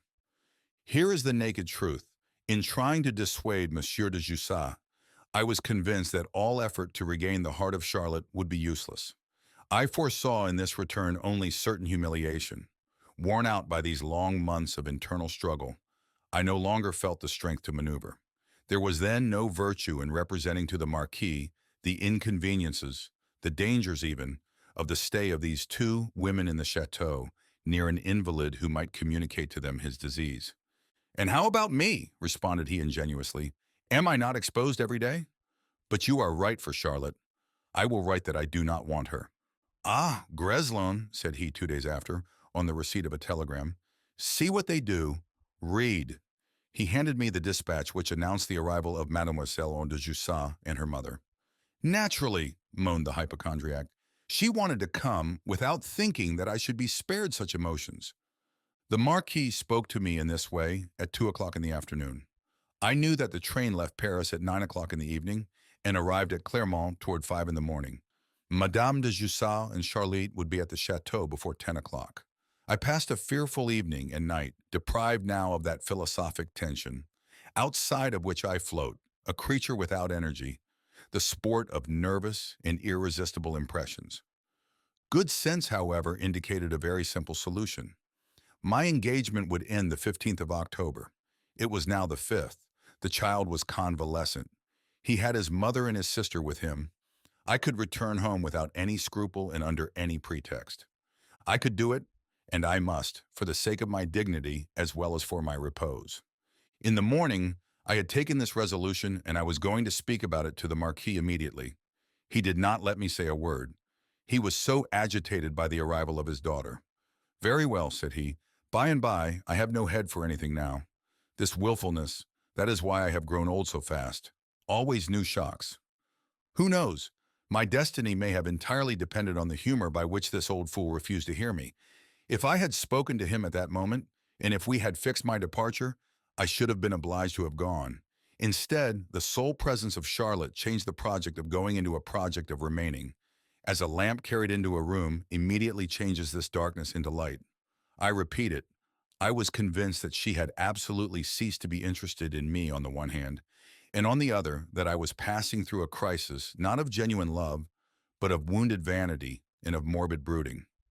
Ah well, to see her descend from the carriage before the perron, to see that my presence overcame her, as hers affected me, I understood two things. First, that it would be physically impossible for me to leave the chateau while she should be there. Then that she had passed through trouble similar to mine, if not worse. She must have fled from me with the most sincere courage, not to have replied to my letters, not to have read them, to have become betrothed in order to place an insurmountable barrier between us, to have believed even that she no longer loved me, and to have returned to the chateau with this persuasion. She loved me! I had no need of a detailed analysis like those in which I was too complacent and in which I was so much deceived to recognize this fact. It was an intuition, sudden, unreasoning, invincible, one to make me believe that the theories on the double life, so much discussed by science, are absolutely true. I read it, this unhoped for love, in the troubled eyes of this child, as you're read the words by which I am trying to reproduce here the lightning and the thunderbolt of this evidence. She was before me in her traveling costume, and white as a sheet of paper. I should have explained this pallor by the fatigue of the night passed in the carriage, and by her uneasiness at her brother's illness. Her eyes, in meeting mine, trembled with emotion. That might be offended modesty. She had fallen away, and when she took off her cloak, I saw that her dress, a dress which I recognized, was wrinkled around the shoulders. Ah, I, who had believed so strongly in the method, the inductions, and the complications of reasoning, how I felt the omnipotence of instinct against which nothing could provide. She had loved me all the time. She loved me more than ever. What matter that she had not given me her hand at our first meeting, that she had scarcely spoken to me in the vestibule, that she went up the grand staircase with her mother without turning her head? She loved me. This certainty, after so long a period of doubt and anxiety, inundated my heart with a flood of joy, so that I was almost overcome there on the carpet of the staircase, which I must also climb to go to my room. What was I to do? With my elbows on the table and pressing my hands against my forehead to repress the throbbing of my temples, I put this question without finding any other answer than that I could not go away, that absence and silence could not end all between Charlotte and myself. Finally, that we were approaching an hour in which so many reciprocal efforts, hidden struggles, combated desires on the part of both was precipitating us toward a supreme scene, and this I could feel was near, tragic, decisive, inevitable. At first Charlotte was constrained to submit to my presence. We must meet at the bedside of her brother. In the very morning of her arrival, when it was my turn to keep the invalid company, toward 11 o'clock, I found her there talking with him, while the Marquise questioned Sister Anaclet, both speaking in low tones and standing near the window. Lucien, from whom the coming of his mother and sister had been concealed, showed in his face and in his gestures the excited and almost feverish joy which is seen in convalescence. He saluted me with his gayest smile, and taking my hand said to his sister, "If you only knew how good Monsieur Greslin has been to me all these days." She did not reply, but I saw that her hand, which lay on the pillow near her brother's cheek, shook as with a chill. She made an effort to look at me without betraying herself. Without doubt, my face expressed an emotion that touched her. She felt that to leave unnoticed the innocent remark of her brother would make me feel badly, and in the voice of past days, her sweet and living voice, she said without addressing me directly, "Yes, I know it, and I thank him for it. We all thank him very much." She did not add another word. I am sure that if I had taken her hand at that moment, she would have fainted before me. She was so moved by this simple conversation. I stammered a vague response. "It is quite natural," or something similar. I was not very collected myself. Lucien, however, who had noticed neither the altered tone of his sister nor my embarrassment, continued, "And isn't Andre coming to see me?" "You know he has gone back to his regiment," said she. "And Maxime?" insisted the child. I knew that this was the name of the fiancé of Mademoiselle de Jussat. These two syllables had no sooner left the lips of her brother than the paleness of her face gave way to a sudden wave of blood. There was an interval of silence during which I could hear the murmuring of Sister Anaclet, the crackling of the fire in the chimney, the swinging of the pendulum, and the child himself astonished at this silence. "Yes, Maxime. Is not he coming either?"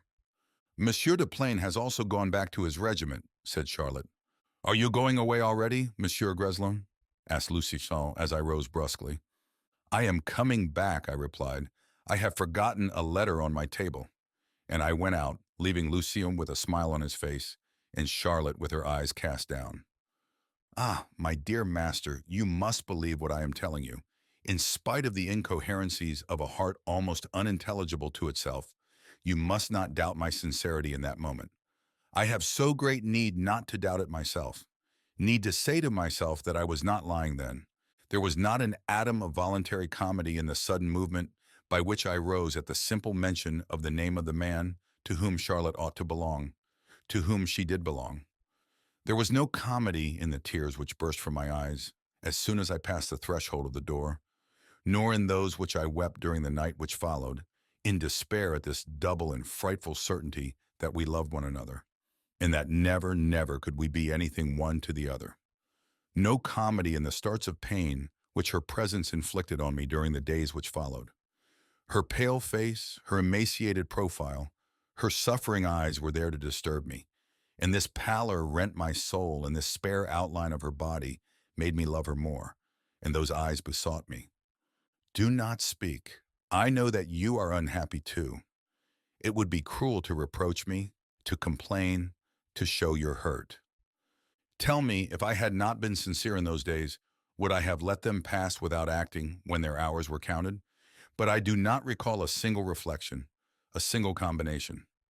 I do recall confusing sensations, something burning, frantic, intolerable, a prostrating neuralgia of my inmost being, a lancination continuous and growing, growing always, the dream of putting an end to it, a project of suicide. You see that I truly loved, since all my subtleties were melted in the flame of this passion, as lead in a furnace, since I did not find material for analysis in what was a real alienation, an abdication of my old self in this martyrdom. This thought of death came from the inmost depths of my being, this obscure appetite for the grave of which I was possessed as of physical thirst and hunger, in which, my dear master, you will recognize a necessary consequence of this disease of love, so admirably studied by you. This instinct of destruction, of which you point out the mysterious awaking at the same time as that of sex, was turned against myself. This was shown first by an infinite lassitude, the lassitude of feeling much but never expressing anything. For the anguish in Charlotte's eyes when they met mine defended her better than all words could have done. Beside, we were never alone, except sometimes for a few minutes in the salon, by chance, and these minutes passed in a silence which we could not break. To speak at such times is as impossible as for a paralytic to move his feet. A superhuman effort would not suffice. One experiences how emotion, to a certain degree of intensity, becomes incommunicable. One feels himself imprisoned, walled up in his self, and he would like to get away from this unhappy self, to plunge, to lose himself in the coldness of death is where all ended. That continued with a kind of delirious desire to make on the heart of Charlotte an imprint which could not be effaced, with an insane desire to give her some proof of love, against which neither the tenderness of her future husband nor the magnificence of her social surroundings could ever prevail.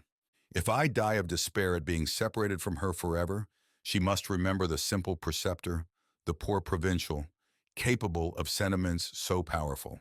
It seems to me that I formulated these reflections.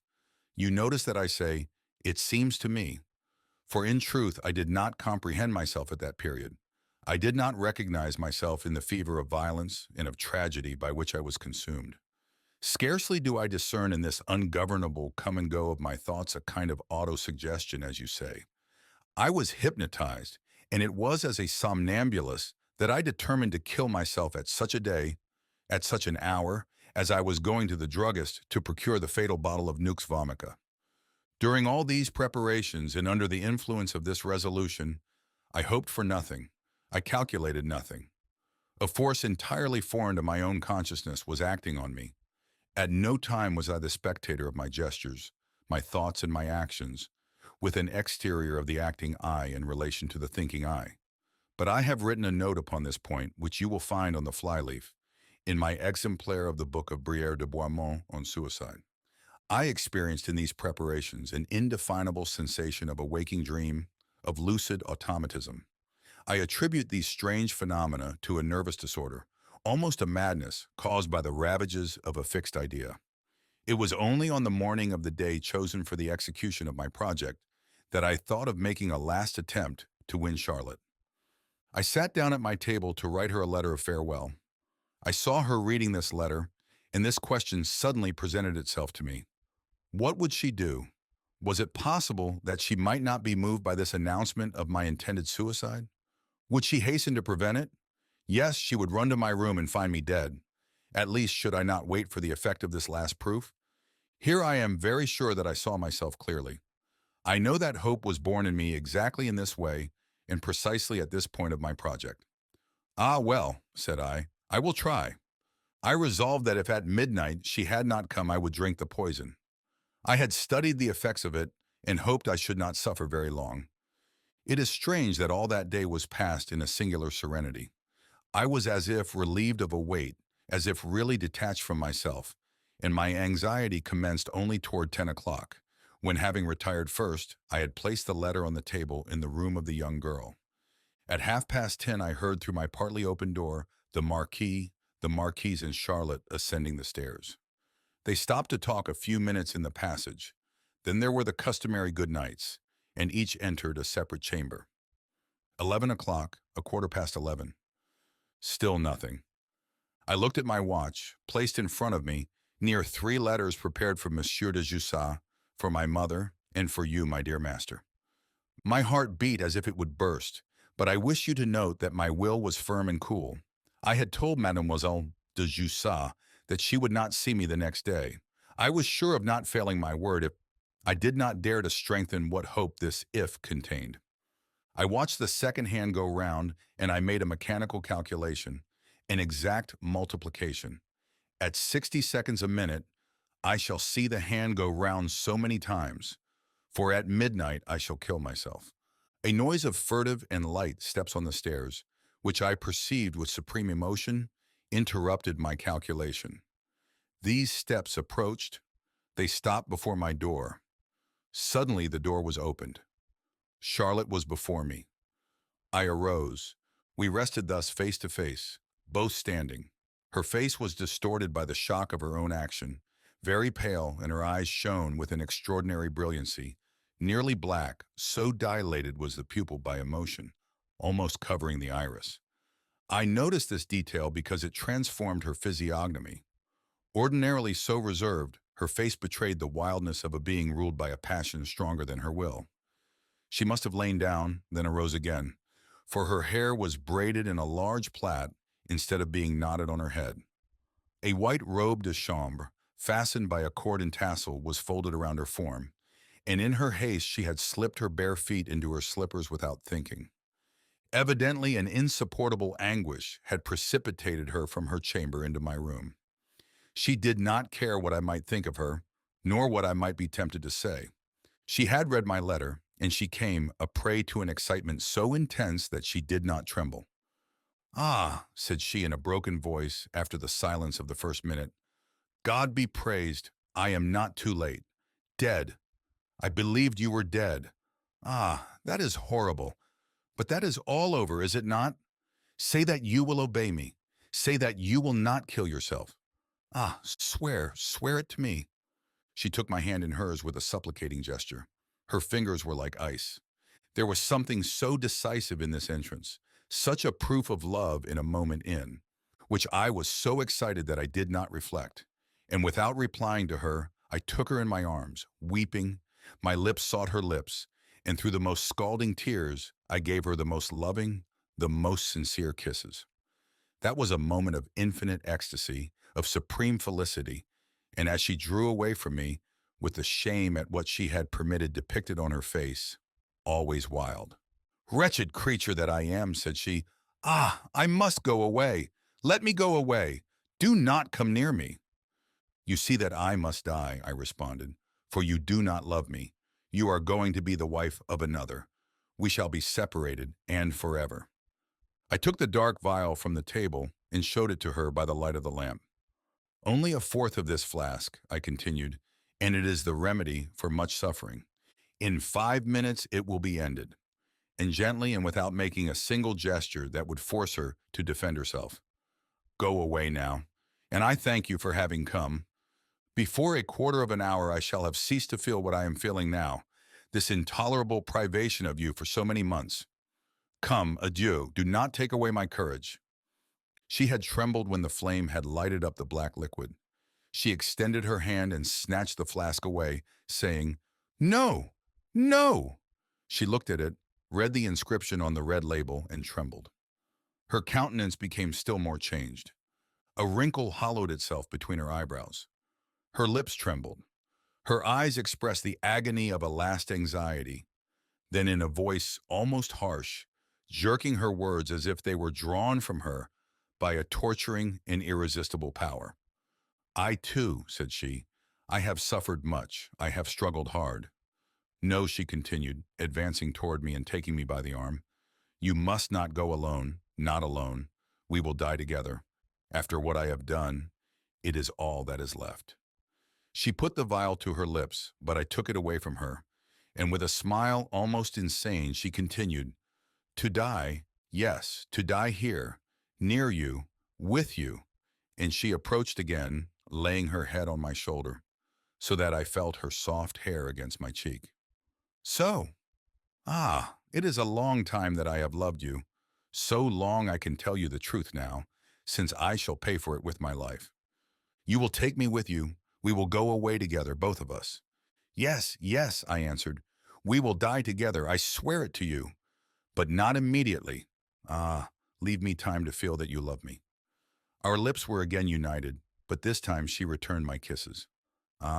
Those were kisses in which the ecstasy of the senses and of the soul were deliciously confounded, in which the past, the present, the future were abolished to give place to love alone, to the painful, the intoxicating madness of love.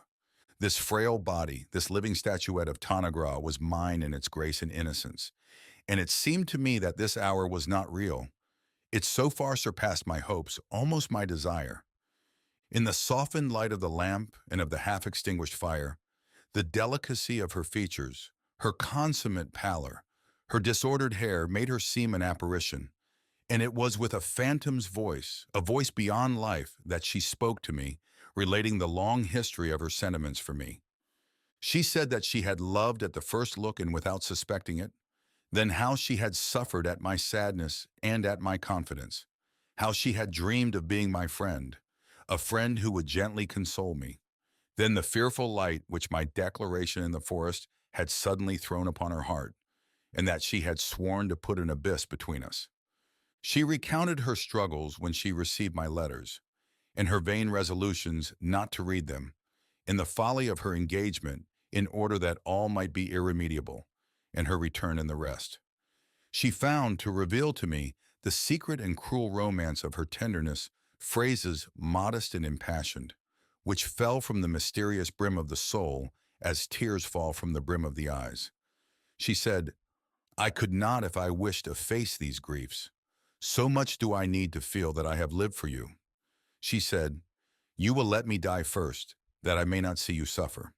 And she wrapped me in her hair, and upon her face, which I had known so controlled, was a kind of ecstasy of martyrdom, a supernatural joy mingled with a profound grief, an exaltation mingled with remorse. When she was silent, clasped in my arms, absorbed in me, we could hear the wind which moaned outside the closed windows, and this sleeping chateau, in its peaceful silence, was already the tomb toward which we were going, drawn out of life by the ardor of love which had thus thrown us heart to heart. It is here, my dear master, where comes the most singular episode of this adventure, the one which men will call the most shameful. But for you and me, these words have no meaning, and I will have the courage to tell you all. I had been sincere, and sincere without the shadow of calculation, in the resolution of suicide which caused me to buy the Nux Vomica, and then to write to Charlotte. When she had come, when she had fallen into my arms and cried, "Let us die together," I responded, "Let us die together," with the most perfect good faith. It had appeared so simple, so natural, so easy for us to go away together. You who have written some strong pages upon the vapor of illusion created in us by physical causes, which is like that intoxication produced by wine. You will not judge me a monster for having felt this vapor dissipate, this intoxication disappear with possession. Charlotte had placed her head on my breast, and she fell asleep, exhausted by the excess of her emotions. I looked at her, and I felt, without knowing how, that I fell back from my state before this happiness, to the reflective, philosophic, and lucid one which had been mine, and which a sorcery had metamorphosed into another. I looked at Charlotte, and thought that in a few hours this adorable body, animated at this moment by all the ardors of life, would be immovable, cold, dead. Dead this mouth which trembled still with my kiss. Dead these beautiful eyes, shaded under their trembling lids. Dead this mind filled with me, intoxicated of me. I repeated mentally several times this word, dead, dead, dead, and what it represents of a sudden falling into the night, of an irreparable fall into the darkness, The cold, the emptiness oppressed my heart. This entrance into the gulf without bottom of annihilation, which had seemed not only easy, but profoundly desirable when the fury of unfortunate love dominated me. Suddenly, and this fury once appeased, appeared to me the most formidable of actions, the most foolish, the most impossible of execution. Charlotte continued to keep her eyes closed. The emaciation of her poor face, rendered more perceptible by the way in which the softened light revealed her features, told too plainly what she had felt for days. And I was going to kill her, or at least to assist her to destroy herself. We were about to kill ourselves. A shudder ran through me at the thought, and I was afraid. For her? For myself? For both? I do not know. I was afraid, afraid of feeling to grow numb in my most secret being, the soul of my soul, the indefinable center of all our energy. And suddenly, by a sudden facing about of ideas like to that of the dying, who throw a last look upon their existence, and who perceive in the mirage of a secret regret the joys known or coveted, the vision was evoked of that life, all thought of which I had turn by turn desired and abjured. I saw you in your little cell, my dear master, in meditation, and the universe of intelligence developed before me the splendor of its horizons. My personal works, this brain of which I had been so proud, this self cultivated so complacently, I was about to sacrifice all these treasures. To your pledged word, ought I to have responded? To a caprice of excitement. I did respond. Strictly, this suicide had a signification when to be forever separated from Charlotte filled me with despair. But now, we love each other. We belong to each other. Who can prevent us, young and free, from fleeing together, if on the next day we cannot endure separation? This hypothesis of an elopement brought before my mind the image of Count Andre. Why not make a note of this also? An exhilarating titillation of self-love ran through my heart at this souvenir. I looked at Charlotte again, and I felt filled with the most ferocious pride. The rivalry instituted by my secret envy between her brother and myself awoke again in a start of triumph. There is a celebrated proverb which says that all animals are sad after pleasure. Omne animal. It was not sadness that I felt then, but an absolute drying up of my tenderness, a rapid return, rapid as the action of a chemical precipitation, to a state of mind anterior. I do not believe that this displacement of sensibility could have taken more than half an hour. I continued to regard Charlotte, while abandoning myself to these passage of ideas with the delight of a reconquered liberty. The fullness of the voluntary and reflective life flowed in me now, as the water of a river whose dam has been raised. The passion for this absent child had raised up a barrier against which the flood of my old sentiment was dammed up. This barrier thrown down, I became myself again. She was sleeping. I heard her light, equal breath, then suddenly a great sob, and she awoke. "Ah," said she, pressing me to her in a convulsive fashion. "You are here! You are here!" I had lost consciousness. I dreamed. Ah, what a dream! I saw my brother come toward you. Oh, the horrible dream! She kissed me again, and as her mouth was pressed to mine, the clock struck. She listened and counted the strokes. 4 o'clock, said she. It is time. Farewell, my love. Farewell. She embraced me again.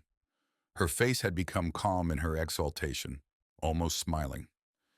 Give me the poison, said she in a firm voice. I remained immovable without answering. You are afraid for me, she resumed. I shall know how to die. Give it to me. I rose, still without replying. She sat up and clasped her hands without looking at me. Was she praying? Was this the last effort of this soul to extract the love of life which pushes its roots so deeply in a creature of 20 years? My resolution to prevent this double suicide was now absolute. I had the coolness to seize the brown vial from the table and carry it to a wardrobe and lock it. These preparations, of which she took no notice, no doubt seemed long to Charlotte, for she turned toward me. I am ready, said she. She saw my empty hands. The ecstatic expression changed to one of extreme anguish, and her voice grew harsh as she said, The poison. Give me the poison. Then, as if responding to a thought which suddenly came to her mind, she added feverishly, No, it is not possible. No, cried I, falling on my knees before her and seizing her hands. No, you are right. It is not possible. I cannot let you die before me, for I should be your assassin. I pray you, Charlotte, do not ask me to realize this fatal project. When I bought the poison, I was mad. I thought that you did not love me. I wished to kill myself. Oh, how sincerely. But now that you do love me, that I know it, that you have given yourself to me, no, I cannot, I will not. Let us live, my love, let us live, consent to live. We will go away together if you will, and if you will not, if you repent of this confession of your regard, well, I will suffer the martyrdom. But I swear to you, this shall be as if it had never been. I will not trouble your life, but to help you to die, to kill yourself, you so young, so fair. Oh, no, no, do not ask me to do it. How many times I spoke thus to her, I do not know. I saw on her face a sweet emotion, a woman's feebleness, the yes of the look which gives the lie to the no of the mouth. She was silent, then she fixed her eyes on me, and now they were bright with a tragic fire.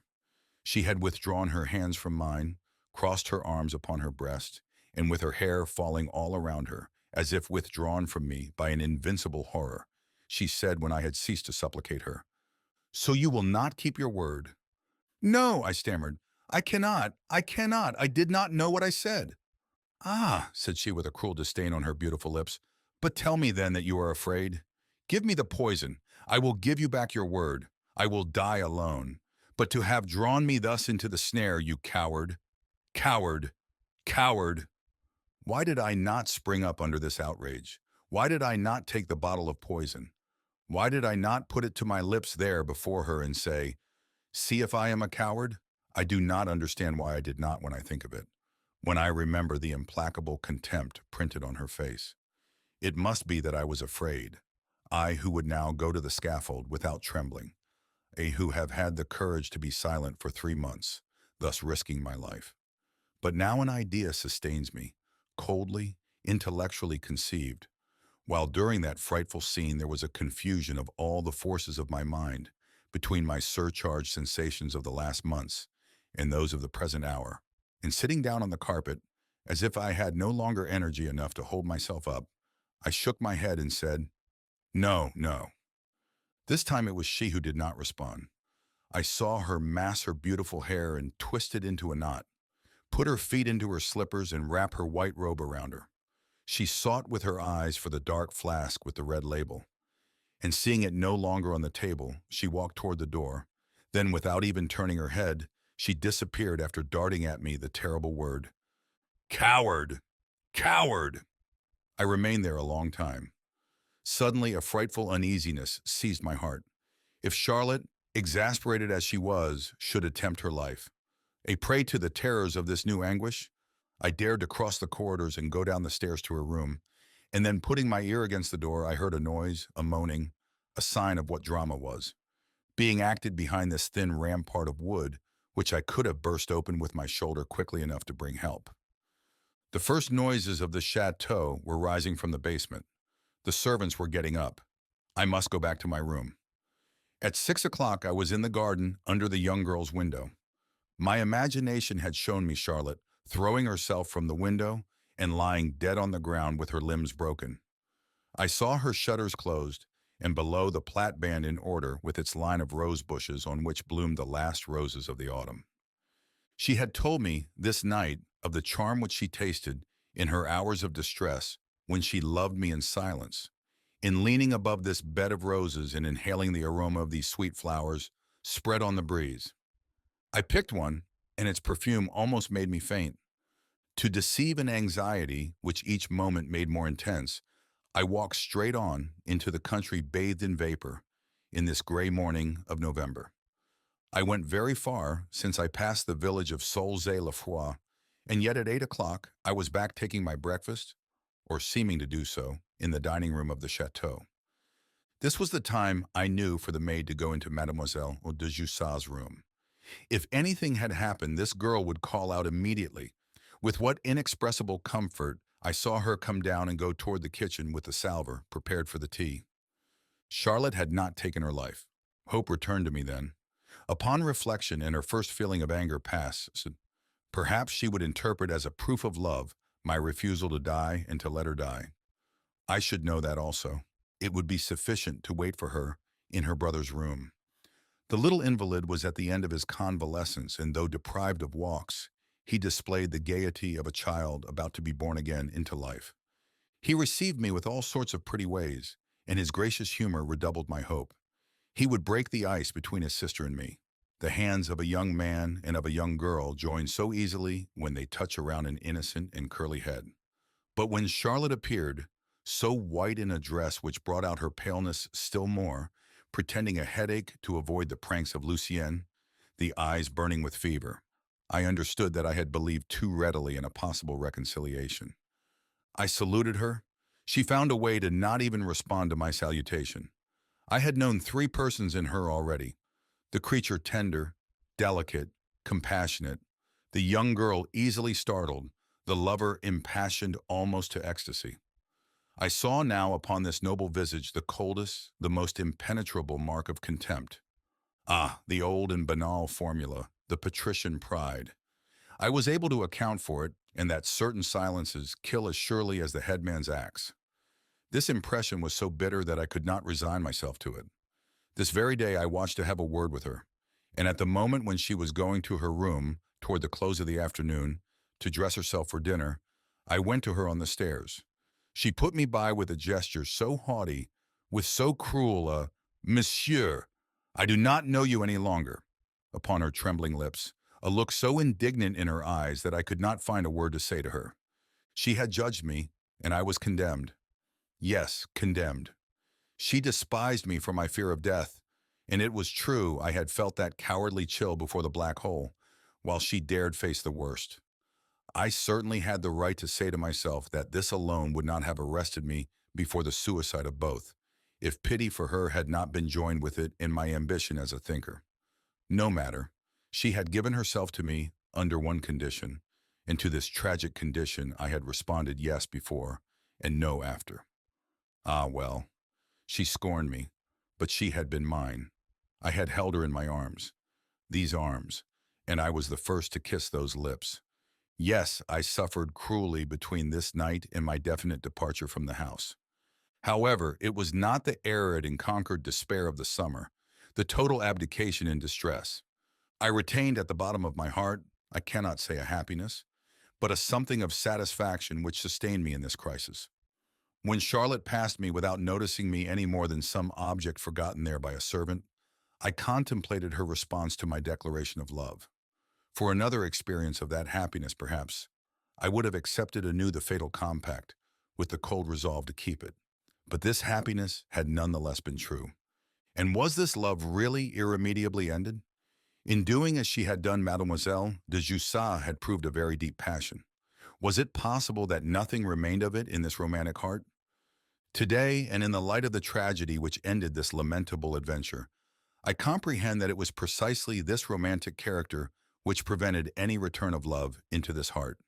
She had loved in me a mirage, a being absolutely different from myself, and the sudden vision of my true nature, having at a blow dispelled her illusions, she hated me with all the power of her old love.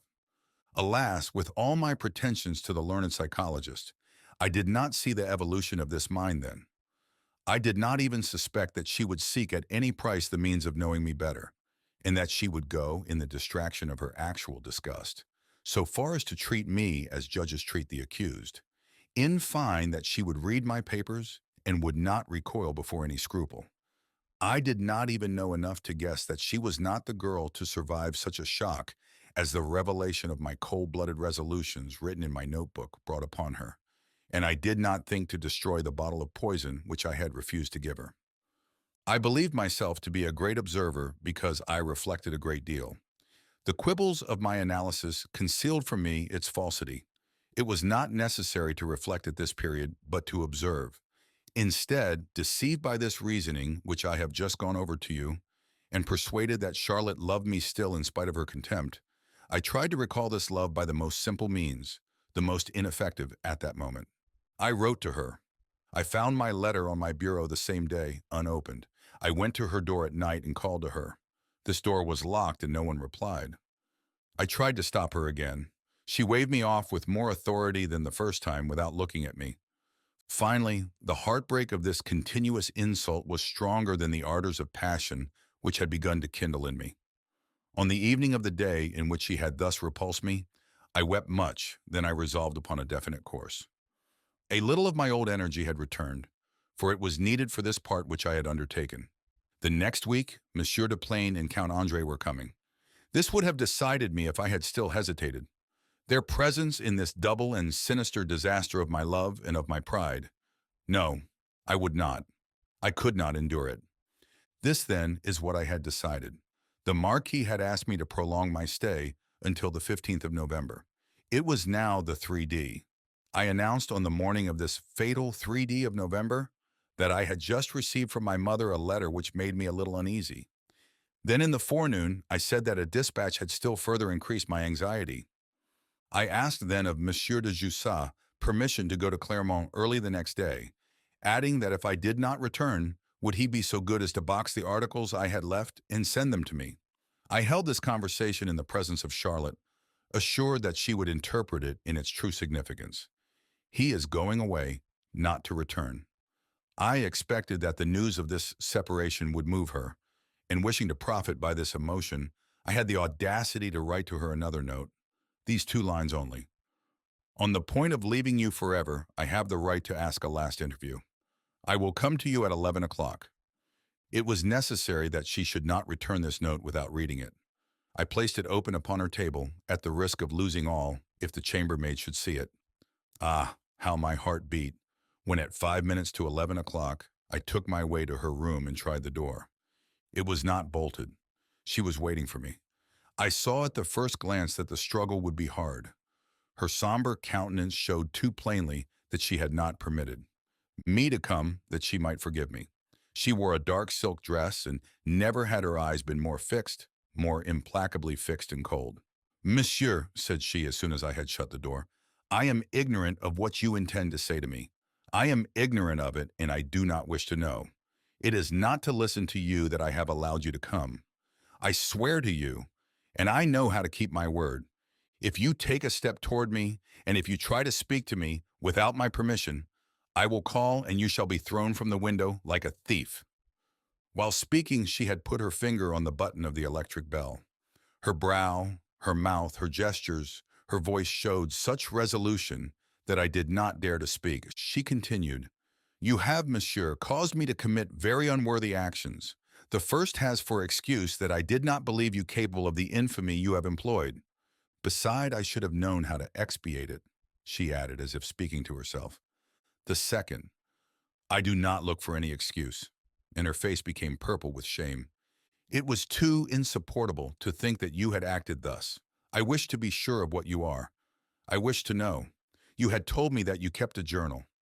I desired to read it, and I have done so. I went into your room when you were not there and forced the lock of your notebook. Yes, I did that. I have been punished since I have read your infamous plans. The third, in telling you I acquit the debt which I have contracted with you by the second. The third, and she hesitated in my indignation, I wrote to my brother. He knows everything. Ah, cried I, then you are lost. You know what I have sworn, she interrupted, and she put her finger again on the bell. Be quiet. Nothing worse can befall me than has already happened, she continued, and no one will do anything more for or against me. My brother will know that also, and what I have resolved. The letter will reach him tomorrow morning. I ought to warn you since you hold your life so dear. And now go away. Charlotte, I implored. If in 1 minute you have not gone out, said she, looking at the clock, I will call. Conclusion. And I obeyed. The next day at 6 o'clock I left the chateau, a prey to the most sinister presentiments, trying in vain to persuade myself that this scene would not be followed by some terrible effect, that Count Andre would arrive soon enough to save her from a desperate resolution, that she would hesitate at the last moment, that some unexpected thing would happen. As to fleeing from the possible vengeance of the brother, I did not for a moment think of it. This time, I had resumed my character because I had an idea to sustain me, that of allowing no person to humiliate me any further. Yes, although I had faltered before a loving girl and in the weakness of happy love, I would not do so before the threat of a man. I arrived at Clermont, devoured by an anxiety which did not last very long, for I learned of the suicide of Mademoiselle de Jussat and was arrested at the same moment. From the first words of the judge of instruction, I reconstructed all the details of the suicide. Charlotte had taken from the flask, which I had bought as much as she thought sufficient to cause her death. She had done that on the very day she had read my journal, whose lock I found had been forced. I had not noticed it because my mind was so filled with other things than these sterile notes. She had been careful, in order to turn away my suspicions, to replace with water the quantity of nux vomica thus taken. She had thrown the flask out of the window because she did not wish her father and mother to learn of her suicide excepting through her brother. And I, who know the whole truth of this horrible drama, who could at least give my journal as a presumption of my innocence, destroyed this journal after my first examination. I have refused to speak to defend myself because of this brother. I have told you I have drained to the bottom the cup of humiliation, and I will do no more. This man whom I so much envied from the first day, this man who represents death to me now, and who, knowing the whole truth, must consider me the lowest of the low. And I do not wish that he should have the right to quite despise me, and he has not the right. He does not because we both are silent. But this for me is to risk my life in order to save the honor of the dead, and for him to sacrifice an innocent person to this honor. Of us two, of me who will not defend myself by taking shelter behind the dead body of Charlotte, and of him who, having the letter which proves her suicide, keeps it to avenge himself on the lover of his sister by allowing him to be condemned as an assassin, which is the brave man, which is the gentleman. All the shame of my weakness, if there be any shame, I wipe out by not defending myself, and I feel a proud pleasure, as a revenge for those terrible last days, at not having killed myself, at not asking of death the oblivion of so many tortures. Count Andre must also reach the bottom of his infamy. If I am condemned, he knowing me to be innocent, he having the proof of it, he keeping silent, ah well, the Jus at Randon's will have nothing with which to reproach me. We will be quits. However, I have told all to you, my venerated, my dear master. I have opened my soul to you, and in confiding this secret to your honor, I know too well whom I am addressing even to insist upon the promise I have taken the liberty to exact on the first page of this memoir. But you see, I am stifled by this silence. I stifle with the weight which is always, always upon me. To say all in a word and applied to my sensation, it is legitimate. I stifle with remorse. I want to be understood, consoled, loved. I want someone to pity me and say words to me which shall dissipate the phantoms, the evil spirits, the torturing phantoms. I made out, when I began these pages, a list of questions which I wished to ask you at the end. I flattered myself that I could recount to you my history as you state your problems in psychology in your books, which I have read so much. And now I find nothing to say to you, only the word of despair. De profundis. Write to me, my dear master, direct me. Strengthen me in the doctrine which was, which is still mine, in the conviction of universal necessity, which wills that even our most detestable actions, even this cold enterprise in which I embarked in the interest of science, even my weakness before the compact of death, are a part of the laws of this immense universe. Tell me that I am not a monster, that there are no monsters, that you will, if I emerge from this supreme crisis, have me for your disciple, your friend. If you were a physician and a sick man came to you, you would heal him for humanity's sake. You are a physician, a great physician of souls. Ah, mine is badly hurt and bleeding. I pray you for a word to comfort me, a word, a single word, and you will be forever blessed by your faithful. Robert Greslin, Torment of Ideas. A month had passed since the mother of Robert Greslin had brought into the hermitage of the Rue Guy de la Brosse the strange manuscript which Adrien Sixte had hesitated to read. And the philosopher, after these 4 weeks, was still the slave of the trouble inflicted by the reading, to such an extent that even his humble neighbors noticed it.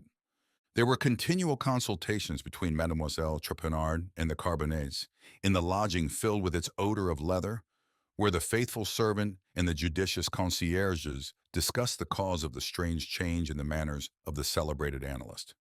The admirable automatic regularity of his goings out and comings in which had made him a living chronometer for the whole quarter, had been suddenly transformed into a febrile and inexplicable anxiety.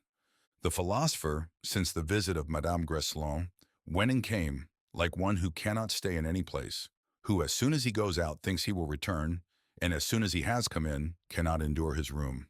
In the street, instead of walking along with the methodical step which reveals a nervous machine perfectly balanced, he hurried on, he stopped, he gesticulated, as if disputing with himself. This enervation was betrayed by signs still more strange. Mademoiselle Trapenard had told to the Carbonets that her master did not go to bed now, before 2 or 3 o'clock in the morning. "And it is not because he is writing," insisted the good woman, "for he walks and walks. The first time I thought he was ill. I got up to ask him if he wished some infusion. He, who is always so polite, so gentle, that you would not suspect him to be a man who knows so much, he sent me away in a brutal manner. And I who saw him the other day," responded Mother Carbonet, "as I was returning from a course at the cafe. I would not believe my eyes. He was there behind the window reading a paper. If I had not known him, I should have been afraid. You ought to have seen him, that knit brow and that mouth." "At the cafe," cried Mademoiselle Trapenard. "For the 15 years I have been with him, I have never seen him open a paper but once. That man," concluded Father Carbonet, "has some trouble which overheats his blood. And trouble, you see, mademoiselle. Mariette is, so to speak, like the tun of Adelaide. It has no bottom. For a fact, it commenced with the summons of the judge and the visit of the lady in black. And do you know what I think? Perhaps it is about a son of his who is doing badly." "Mon Dieu!" exclaimed Mariette. "He have a son? And why not well," continued the concierge, winking one eye behind his spectacles. "Don't you think he gallivanted around like other folks when he was young?" Then he communicated to Amélie Trapenard the frightful reports which were going about in the res de chaussées concerning poor Monsieur Sixte since his visible change of habits. All the malicious tongues agreed in attributing the trouble of the philosopher to the citation of the judge. The washerwoman pretended to have it from a countryman of Monsieur Sixte that his fortune proceeded from a trust which his father had abused, and that he would have to return it. The butcher told those who would listen that the savant was married and that his wife had made a terrible scene and was going to bring a suit against him. The coal merchant had insinuated that the worthy man was the brother of an assassin whose execution under the false name of Campi still tormented the popular mind. "I will never go to their houses again," moaned Mademoiselle Trapenard. "Is it possible to imagine such horrors?" And the poor girl left the lodge completely heartbroken. This great creature, high in color, strong as an ox in spite of her 55 years, with her big shoulders, her blue wool stockings, which she had herself knit, and her cap fitting closely over her compact chignon, felt a strong affection for her master because all the different elements of her frank and simple nature were involved in it. She respected the gentleman, the educated man who was often mentioned in the papers. She cherished in the old bachelor who never examined his accounts, and left her mistress of the house an assured source of comfort for her old age. Finally, this solid and robust creature protected the man, feeble in body and so simple, as she said, that a child 10 years old might have cheated him. Such words mortified her pride at the same time that the sudden change of humor of the philosopher rendered their residence together uncomfortable. From genuine affection, she became anxious because her master did not eat or sleep. She saw that he was sad, anxious, and ill, but she could do nothing to make him cheerful, nor even guess the cause of his melancholy and agitation. What did she think when one afternoon in the month of March, Monsieur Sixte came in about 5 o'clock after having had his breakfast outside, and said to her, "Is the valise in good order, Mariette?" "I do not know, monsieur. Monsieur has not used it since I came into the house." "Go and get it," said the philosopher. Mariette obeyed. She brought from a loft which served as lumber room and woodhouse, together a small, dusty leather trunk with rusty locks and keys entirely lacking. "Very well," said Monsieur Sixte. "You may go and buy a little one like that immediately, and you may put into it whatever is necessary for a journey." "Is monsieur going away?" asked Mariette. "Yes," said the philosopher, "for a few days." "But monsieur has nothing that he needs," insisted the old servant. "Monsieur cannot go away like that Without any traveling rugs, without procure what is needed, interrupted the philosopher, and hasten. I take the train at 9 o'clock. And is it necessary that I accompany monsieur? No, that is useless, said Monsieur Sixte. Come, you have no time to lose. Oh, if he only does not think of killing himself, said Carbonet, when Mariette had told of this new move, almost as extraordinary in this little corner of the world as if the philosopher had announced his marriage. Ah, said the servant, following up his idea, if he only would take me with him. If I have to pay out of my own pocket, I will go. This sublime cry, in the mouth of a creature who had come from Pogres in Ardèche, to be a servant, and who carried economy so far as to make her home dresses from the old redingotes of the savant, will demonstrate better than any analysis what uneasiness the metamorphosis of this man, who was passing through a moral crisis, which was terrible for him, inspired in these humble people. Not realizing that he was observed, he showed the intensity of it in his slightest gestures, as well as in the features of his face. Since the death of his mother, he had not known such unhappy hours, and the suffering inflicted by the irreparable separation was entirely sentimental. But the reading of Robert Greslin's memoir had attacked him in the center of his being, his intellectual life, his sole reason for living. At the moment he gave Mariette the order to prepare his valise, he was as much overcome by fright as on the night he turned over the pages of the Notebook of Confidences. This fright began from the first pages of this narrative, in which a criminal aberration of mind was studied, as if spread out for display, with such a mixture of pride and of shame, of cynicism and of candor, of infamy and of superiority. At meeting the phrase in which Robert Greslin had declared himself united to him by a cord as close as it was unbreakable, the great psychologist had trembled, and he had trembled at every repetition of his name in this singular analysis, at every citation of one of his works, which proved the right of this abominable libertine to call himself his pupil. A fascination made up of horror and curiosity had constrained him to go straight through to the end of this fragment of biography, in which his ideas, his cherished ideas, his science, his beloved science, appeared united with acts so shameful. Ah, if they had been united! But no, these ideas, this science, the accused claimed them as the excuse, as the cause of the most monstrous, the most complacent depravity. As he advanced into the manuscript, he felt that a little of his inmost person became soiled, corrupted, gangrened. He found so much of himself in this young man, but himself made up of sentiments which he detested the most in the world. For in this illustrious philosopher, the holy virginities of conscience remained intact, and behind the bold nihilism of mind, the noble heart of an ingenuous man was hidden. It was in this inviolate conscience, in this irreproachable honesty, that the master of this felon preceptor felt himself suddenly lacerated.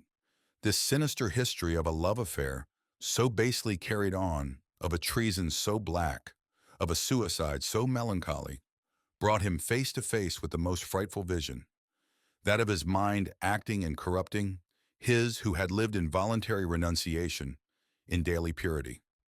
The whole adventure of Robert Greslin showed to him the complexities of a hideous pride and of an abject sensuality. To him who had labored only to serve psychology, to him a modest worker in a labor which he believed beneficent, and in the most severe asceticism, in order that the enemies of his doctrines could not argue from his example against his principles. This impression was the more violent as it was unexpected. A physician of large heart would experience an anguish of an analogous order if, having established the theory of a remedy, he learned that one of his assistants had tried the application of it, and that all in one ward of the hospital were in agony from its effects. To do wrong, knowing it and willing it, is very bitter to a man who is better than his deeds. But to have devoted 30 years to a work, to have believed this work useful, to have pursued it sincerely, simply, to have repelled as insulting the accusations of immorality thrown at him by his angry adversaries, and suddenly by the light of a frightful revelation, to hold an indisputable proof, a proof real as life itself, that this work has poisoned a mind, that it carries in it a principle of death, that it is spreading this principle to all the corners of the earth. Ah, what a cruel shock, what a savage wound to receive, if the shock should last only an hour, and the wound be closed at once. All revolutionary thinkers have known such hours of anguish, but most pass quickly through them. And for this reason, it is rare for a man to be thrust into the battle of ideas without his becoming soon the comedian of his first sincerities. He sustains his role.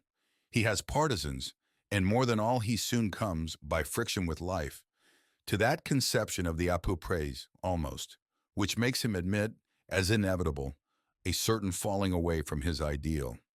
He says to himself that one does evil here, right elsewhere, and sometimes that after all, the world and the people will always go the same. With Adrien Sixte, sincerity was too complete for any such reasoning to be possible. He had neither role to play nor faithful adherents to manage. He was alone. His philosophy, and he made only one, and the compromises by which all great fame is accompanied, had in no way impaired his fierce and proud mind. We must add that he had found the means, thanks to his perfect good faith, of passing through society without ever seeing it. The passions which he had depicted, the crimes which he had studied, he saw as persons who designate medical observation, a 35 years, such profession, unmarried. And the exposition of the case is developed without a detail which gives to the reader the sensation of the individual. Always the rigorous theorizer on the passions, the minute anatomist of the will, he had never fairly seen face to face a creature of flesh and blood, so that the memoir of Robert Greslin did not speak only to his consciousness as an honest man. So during the 8 days which followed the first reading, there was a continual obsession, and this increased the moral pain by uniting it with a sort of physical uneasiness. The psychologist saw his ill-fated disciple as he had looked upon him here in this same room, with his feet on the same carpet, leaning his arms on this same table, breathing, moving. Behind the words on the paper, he heard that voice a little dull, which pronounced the terrible phrase, "I have lived with your mind and of your mind, so passionately, so completely." And the words of the confession, instead of being simple characters written with cold ink upon inert paper, became animated into words behind which he felt a living being. Ah, thought he, when this image became too strong, why did the mother bring this notebook to me?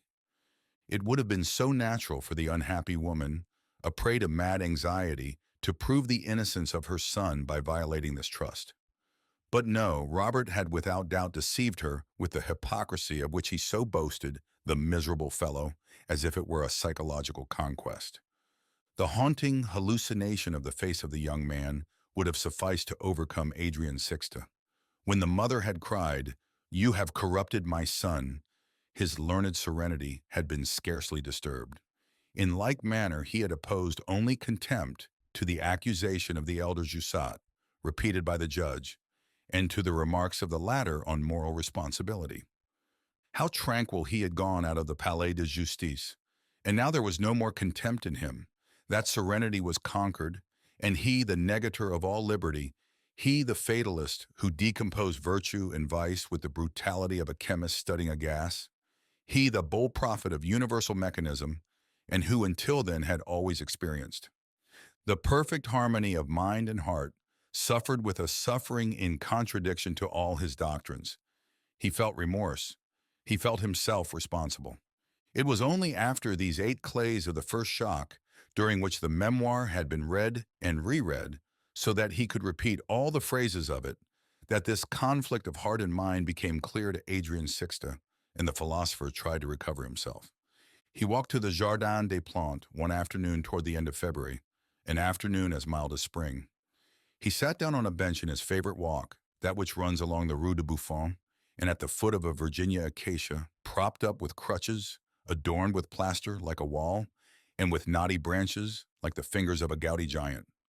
The author of The Psychology of God loved this old trunk, whose sap was all dried up because of the date inscribed on the placard, and which constituted the civil status of the poor tree. Planted in 1632, the year of the birth of Spinoza, the sun of the early afternoon was very soft, and this impression relaxed the nerves of the promenader. He looked around him absently and was pleased to follow the movements of 2 children who were playing near their mother.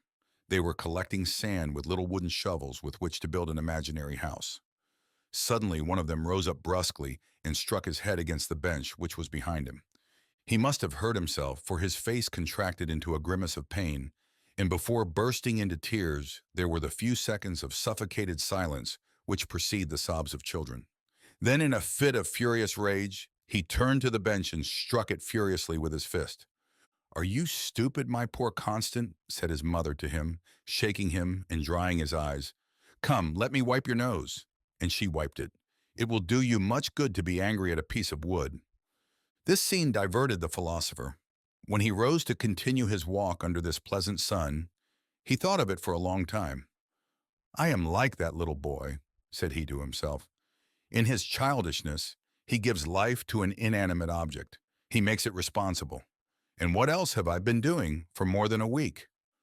For the first time since the reading of the memoir, he dared to formulate his thought with the clearness which was the proper characteristic of his mind and of his works. "I have believed myself responsible for a part in this frightful adventure." Responsible? There is no sense in that word.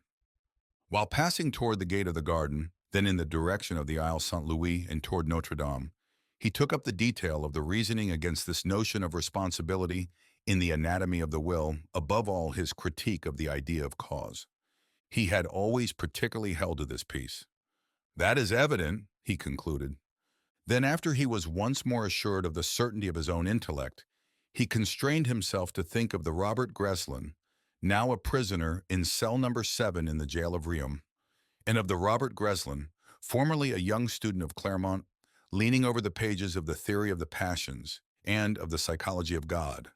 He felt a new and insupportable sensation that his books should have been thus handled, meditated upon, loved by this child. "But we are double bound," thought he, "and why this powerlessness to conquer illusions which we know to be false?" All at once a phrase of the memoir came to his mind. "I have remorse, when the doctrines which form the very essence of my intelligence make me consider remorse as the most foolish of human illusions." The identity between his moral condition and that of his pupil appeared so hateful to him that he tried to get rid of it by new reasoning. "Ah, well," said he to himself, "let us imitate the geometrician. Let us admit to be true what we know to be false. Let us proceed by absurdity. Yes, man is an agent and a free agent. Then he is responsible. Maybe, but when, where, how have I acted badly? Why do I have remorse because of this scoundrel? What is my fault at—" He returned, resolved to review his whole life. He saw himself a little child, working at his tasks with a minuteness of conscientiousness worthy of his father, the clockmaker. Then, when he had begun to think, what did he love? What did he wish? The truth.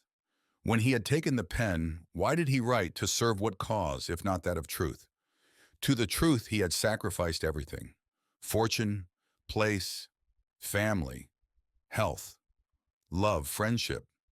And what did even Christianity teach? The doctrine the most penetrated by ideas different from his own. Peace on earth to men of good will. That is, to those who have sought for the truth. Not a day, not an hour in all that past, which he scrutinized with the force of the most subtle genius, put to the service of the most honest conscience, had he failed in the ideal program of his youth formulated in this noble and modest device. To say what he thought, to say only what he thought. "This is duty for those who believe in duty," said he, "and I have fulfilled it." The night after this courageous meditation, this great honest man slept at last, and with a sleep that the remembrance of Robert Greslin did not trouble. On awaking, Adrien Sixte was still calm. He was too well accustomed to study himself not to seek for a cause for this facing about of his impressions, and too sincere not to recognize the reason. This momentary lull of remorse must arise from the simple fact of having admitted as true some ideas upon the moral life which his reason condemned. There are then beneficent ideas and malevolent ideas, he concluded. But what? Does the malevolence of an idea prove its falsity? Let us suppose that the death of Charlotte be concealed from the Marquis de Jussat. He is quieted by the idea that his daughter is living. The idea would be salutary to him. Would it be true for that reason? And inversely, Adrien Sixte had always considered as a sophism, as cowardly, the argument directed by certain spiritualistic philosophers against the fatal consequences of new doctrines. And generalizing the problem, he said again, as is the mind, so is the doctrine. The proof of it is that Robert Greslin has transformed religious practices into an instrument of his own perversity. He again took up the memoir to find the pages consecrated by the accused to his sentiments for the church. Then he became again fascinated and reread this long piece of analysis, but giving particular attention this time to each passage in which his own name, his theories, his works were mentioned. He applied all the strength of his mind to prove to himself that every phrase cited by Greslin had been justified by acts absolutely contrary to those which the morbid young man had justified by them. This reperusal, attentive and minute, had the effect of throwing him into a new attack of his trouble. With his magnificent sincerity, the philosopher recognized that the character of Robert Greslin, dangerous by nature, had met in his doctrines, as it were, a land where were developed his worst instincts, and that Adrien Sixte found himself radically powerless to respond to the supreme appeal made to him by his disciple from the depths of his dungeon. Of all the memoir, the last lines touched the deepest chord. Although the word debt had not been pronounced, he felt that this unfortunate had a claim on him. Greslin said truly, a master is united to the mind that he has directed, even if he has not willed this direction, even if this mind has not rightly interpreted the teaching, by a sort of mystic cord, and one which does not permit of casting it to certain moral agony with the indifferent gesture of Pontius Pilate. Here was a second crisis, more cruel perhaps than the first. When he had been fully impressed by the ravages produced by his works, the savant became panic-stricken. Now that he was calm, he measured, with frightful precision, the powerlessness of his psychology, however learned it might be, to handle the strange mechanism of the human soul. How many times he began letters to Robert Greslin which he was unable to finish. What could he say to this miserable child? Must he accept the inevitable in the internal as well as in the external world? Accept his mind as one accepts his body? Yes was the result of all his philosophy. But in this inevitable, there was the most hideous corruption in the past and in the present. To advise this man to accept himself with all the profligacy of such a nature was to make himself an accomplice in this profligacy. But to blame him? In the name of what principle had he done it, after having professed that virtue and vice are additions, good and evil, social labels without value? Finally, that everything is of necessity in each detail of our being, as well as in the whole of the universe. What counsel could he give him for the future? By what counsel prevent this brain of 22 years from being ravaged by pride and sensuality, by unhealthy curiosity and depraving paradoxes? Would one prove to a viper, if it could comprehend reasoning, that it ought not to secrete venom? Why am I a viper? It would respond. Seeking to state his thought with precision, Adrien Sixte compared the mental mechanism taken to pieces by Robert Greslin with the watches which he had seen in his father's establishment. A spring goes, a movement follows, then another and another. The hands move. If a single part were touched, the whole would stop. To change anything in the mind would be to stop life. Ah, if the mechanism could only modify its own wheels and their movement. But if the watchmaker take the watch to pieces and make it over again, there are persons who turn from the evil to the good, who fall and rise again, who are cast down and are again built up in their morality. Yes, but there is the fallacy of repentance, which presupposes the delusion of liberty and of a judge, of a heavenly Father. Could he, Adrien Sixte, write to this young man, repent, cease to believe that which I have shown you to be true? And yet it was frightful to see a soul die without trying to do something to save it. At this point of his meditation, the thinker was brought to a stand by the insoluble problem of the unexplained life of the soul, as desperate for the psychologist as is the unexplained life of the body for the physiologist. The author of the book Upon God, and who had written this sentence, "There is no mystery, there are only ignorances," refused the contemplation of the beyond, which, showing an abyss behind all reality, leads science to bow before the enigma and say, "I do not know, I shall never know," and which permits religion to interpose. He felt his incapacity for doing anything for this young soul in distress, and who had need of supernatural aid. But to only speak of such a formula with his ideas was as foolish as to talk of squaring the circle, or of giving 3 right angles to a triangle. A very simple event rendered this struggle more tragic by imposing the necessity for immediate action. An anonymous hand sent him a paper which contained an article of extreme violence against himself and his influence in regard to Robert Greslin. The writer, evidently inspired by some relation or some friend of the Jesuits, branded modern philosophy and its doctrines, incarnated in Adrien Sixte and in several other savants. Then he called up an example.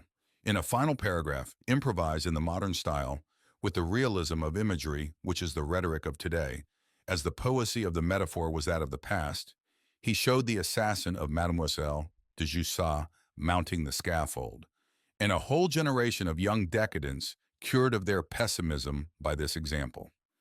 In any other circumstances, the great psychologist would have smiled at this declaration. He would have thought that the envoy came from his enemy Dumoulin, and resumed his work with the tranquility of Archimedes tracing his geometrical figures on the sand during the sack of the city.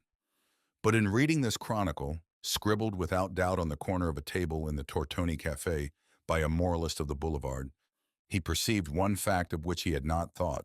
So much had the folly of abstraction withdrawn him from the social world, that this moral drama was becoming a real drama. In a few weeks, perhaps in a few days, he of whose innocence he held the proof would be judged. Now, according to the justice of men, the supposed assassin of Mademoiselle de Jussat was innocent, and if this memoir did not constitute a decisive proof, it offered an indisputable character of veracity which was sufficient to save a life. Would he allow this head to fall?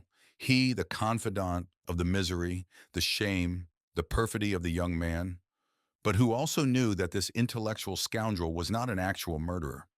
Without doubt, he was bound by the tacit engagement contracted in opening the manuscript. But was this engagement valid in the presence of death?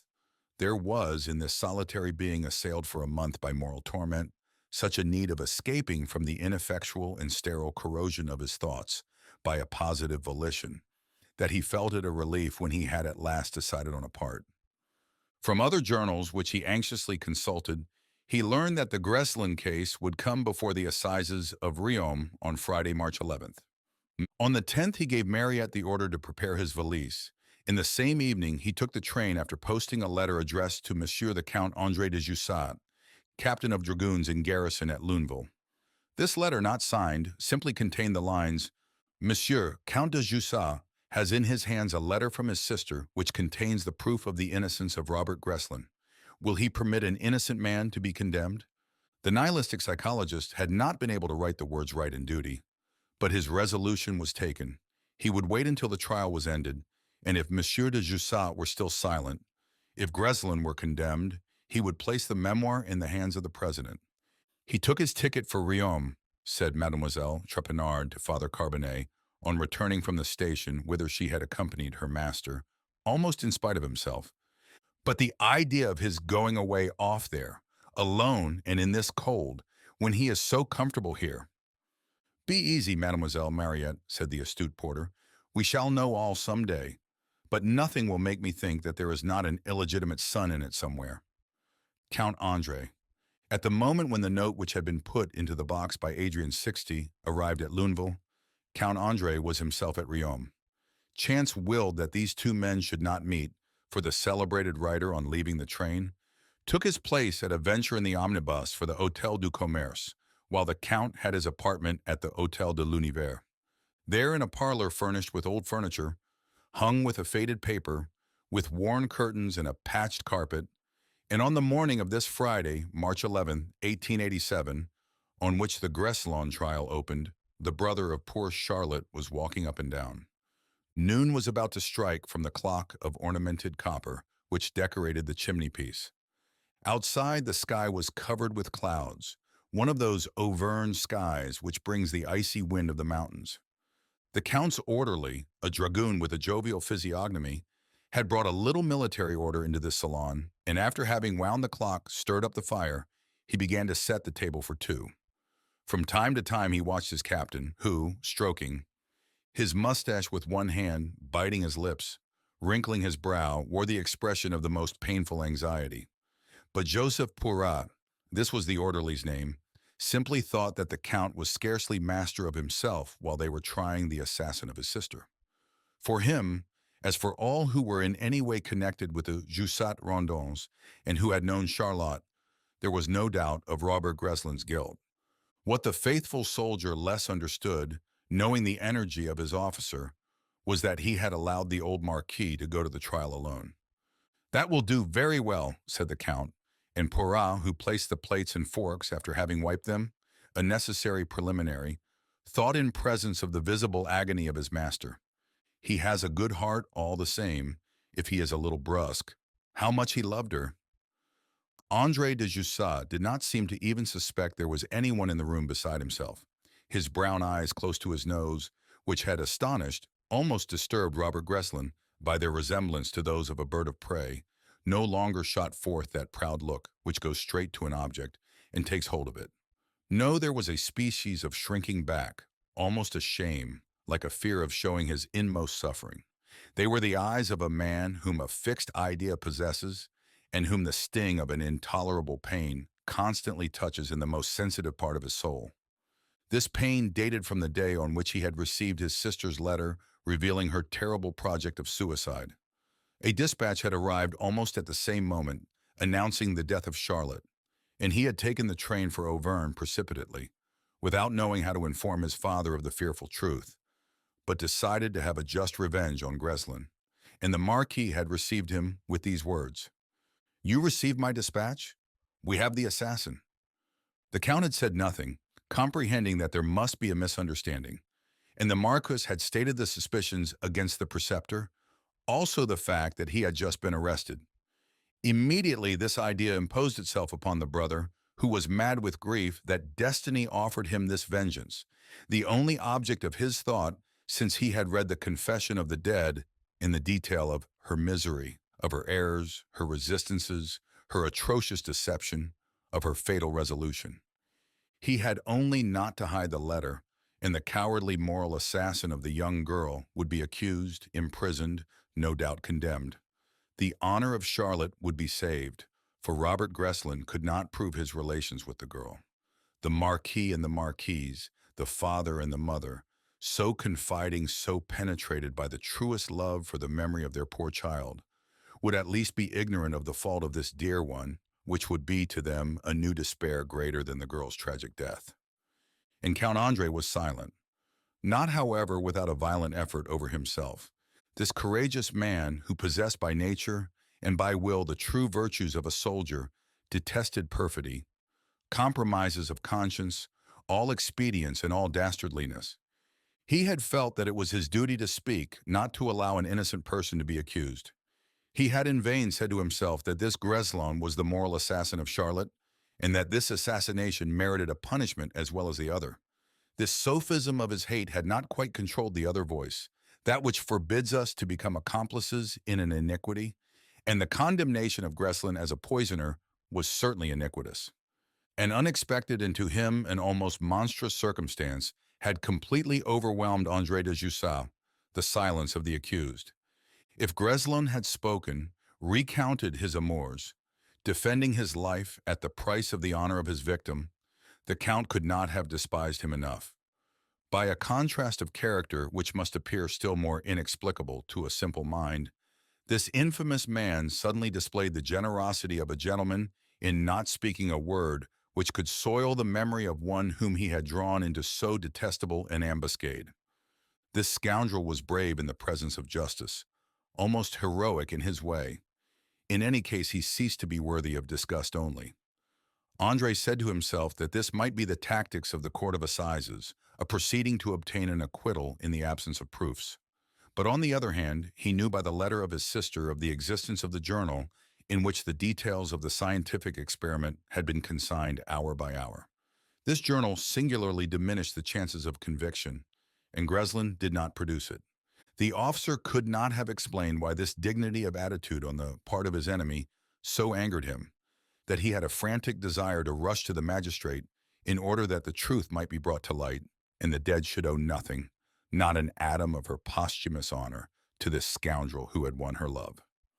When he thought of his sister, the sweet creature whom he had loved, with so virile and noble an affection, that of an elder brother for a frail, refined child, in the possession of this clown, this chance preceptor, him who had inflicted on his race an outrage so abject he could have roared with fury, as when during the war it had been necessary to assist at the capitulation of Metz and to give up his arms.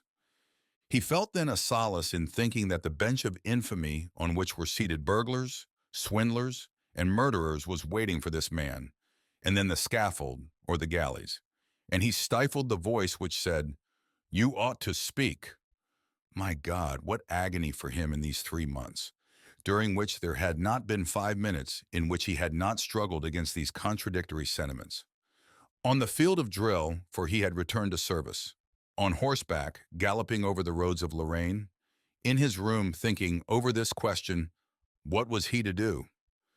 Weeks had passed without any answer, but the moment had come when it was necessary to act and to decide, for in 2 days the trial must occupy 4 sessions. Greslin would be judged and condemned. There would be still some time after the conviction, but what of it? The same debate would only have to be gone over again. He had not decided to be silent until the last. He refrained from speaking, but he had not vowed to himself that he would refrain from speaking. This was the reason it had been physically impossible for him to accompany his father to the Palais de Justice during this first session, of which he should soon hear the account, as 12 was striking, 12 very harsh strokes followed by a carillon in the steeple of a neighboring church. "My captain, here is Monsieur the Marquis," said the orderly, who had heard the rolling of a carriage. Then it stopped before the hotel, after which he took a look out of the window. "Ah, well, my father?" asked Andre anxiously as soon as the Marquis had entered. "Ah, well, the jury is for us," responded Monsieur de Jussat. He was no longer the broken-down monomaniac whom Greslin had so bitterly mocked in his memoir. His eyes were brilliant, and there was youth in his voice and gestures. The passion for vengeance, instead of breaking him down, sustained him. He had forgotten his hypochondria, and his speech was quick, impetuous, and clear. They were drawn this morning. Among the 12 jurors there are 3 farmers, 2 retired officers, a physician, 2 shopkeepers, 2 proprietors, a manufacturer, and a professor, all good men, men of family, and who would wish to make an example. The Procureur General is sure of a conviction. Ah, the scoundrel! But I was happy the only time in 3 months when I saw him between 2 gendarmes. But what audacity! He looked around the hall. I was on the first bench. He saw me. Would you believe it? He did not turn away his eyes. He looked at me fixedly as if he wished to brave me. "Ah, we must have his head, and we will have it." The old man had spoken with a savage accent, and he had not noticed the painful expression that his words had brought to the face of the Count. This last, at the picture of his enemy, thus conquered by public force, seized by the gendarmes as if caught in the gear of that anonymous and invincible machine of justice, trembled with a chill of shame, the shame of a man who has employed bravos in a work of death. These gendarmes and these magistrates were really the bravos employed in doing what he would so much have liked to do himself, with his own hands and upon his own responsibility. Decidedly, it was cowardly not to have spoken. Then the look thrown by Greslin at the Marquis de Jussat. What did it mean? Did he know that Charlotte had written her letter of confession the evening before her suicide? And if he knew it, what did he think? The idea alone that this young man could suspect the truth and despise them for their silence lighted a fever in the blood of the Count.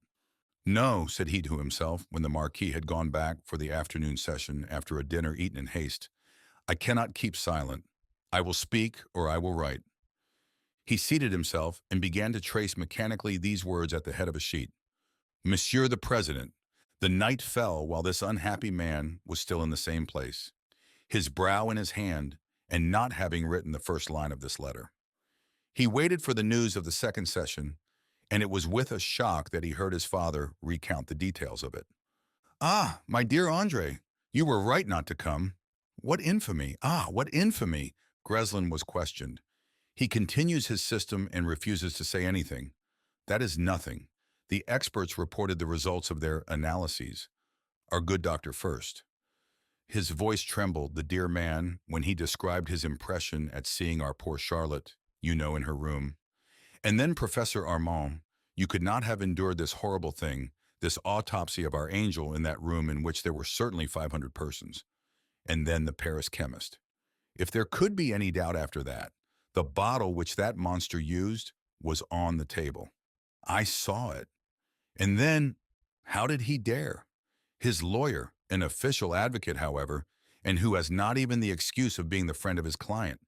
His advocate. But how shall I tell you? He asked if Charlotte had had a lover. There was a murmur of disgust in the hall, of indignation from everybody. She, my child, so pure, so noble, a saint. I could have choked the man. Even the assassin was moved. He whom nothing touches. I saw him. At that moment he put his head in his hands and wept. Answer, ought it not to be forbidden by law? To speak in that way of a victim in open court? What did this rogue believe then, that she had a lover? A lover? She a lover? The old man's indignation was so strong that he suddenly burst into tears. The son, in presence of this touching grief, felt his heart melt, and the tears fill his eyes, and the two men embraced one another without a word. You see, resumed the father when he was able to speak, this is the dreadful side of these trials, the public discussion of the most private matters. I have told you before that I was sure she was unhappy all winter because Maxime was absent. She loved him, but was not willing that it should be seen.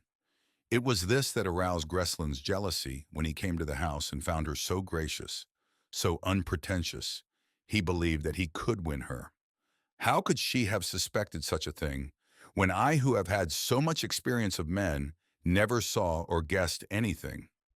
Once started on this subject, the Marquis talked all through the dinner, then during the whole evening. He enjoyed the consolation, the only one possible in certain crises, of recollecting aloud.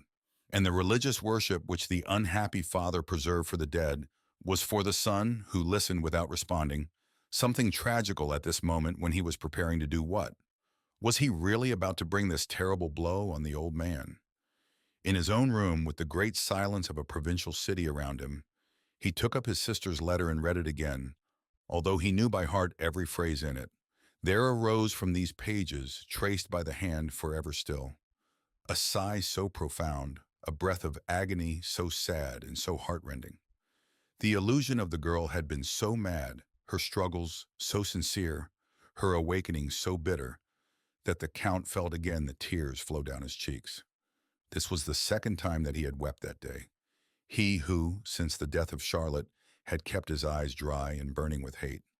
He said, Greslin has deserved. He remained motionless some minutes, and walking toward the chimney in which the fire was just extinguished, he placed on the half-consumed log the leaves of the letter. He struck a match and slipped it under the paper. He saw the line of flame develop all around, then again the frail writing, then transform this only proof of the miserable amour and suicide into a blackish mass. The brother finished by mixing this debris with the ashes. He lay down, saying aloud, It is done, and he slept, as on the night after his first battle, the exhausted sleep which succeeds with men of action, great expenditure of will, and he did not open his eyes until 9 o'clock the next day. Monsieur, the Marquis forbade me to wake you, said Poral. When called by his master, he opened the shutters. The sunlight entered, the bright sunlight instead of the sad and lowering sky of the evening before. He has been gone an hour. My captain knows that today they are going to take the accused by the subterranean passage. Everybody is so excited against him. What subterranean passage? Asked Andre. That one which goes from the jail to the Palais de Justice.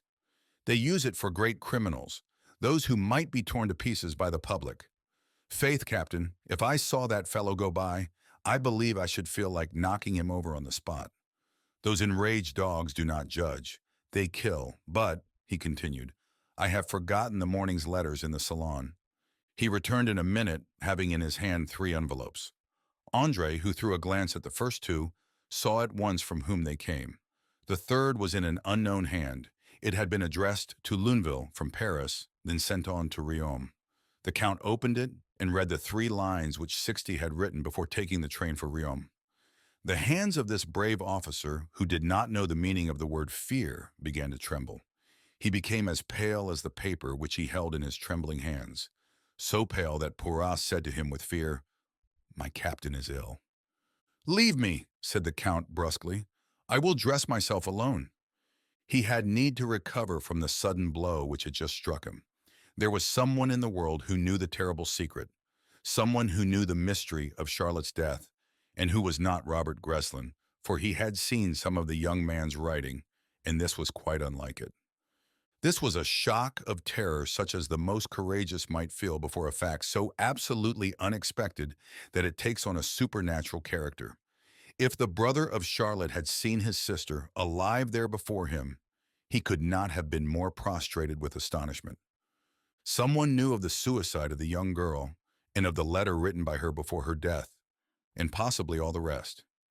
And this someone, this mysterious witness of the truth, what did he think of him? The question with which the note ended told plainly enough. Suddenly the Count remembered what he had dared to do.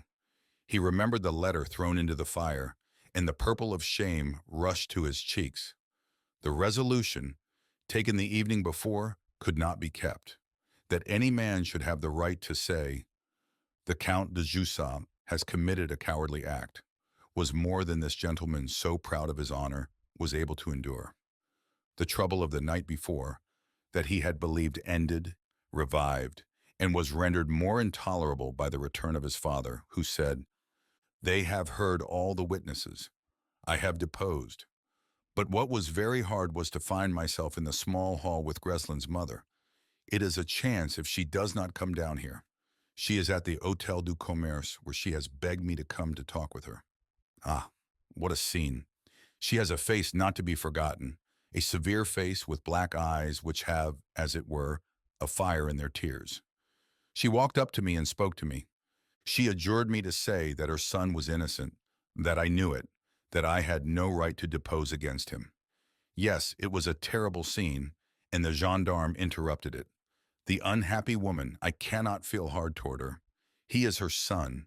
What a strange thing that a rascal like him can still have in the world, a heart that loves him even as I love Charlotte, as I love you. "Alas," continued the old man, "it is 1 o'clock. The Attorney General is going to speak. Then the defense. Between 5 and 6 o'clock we shall have the verdict.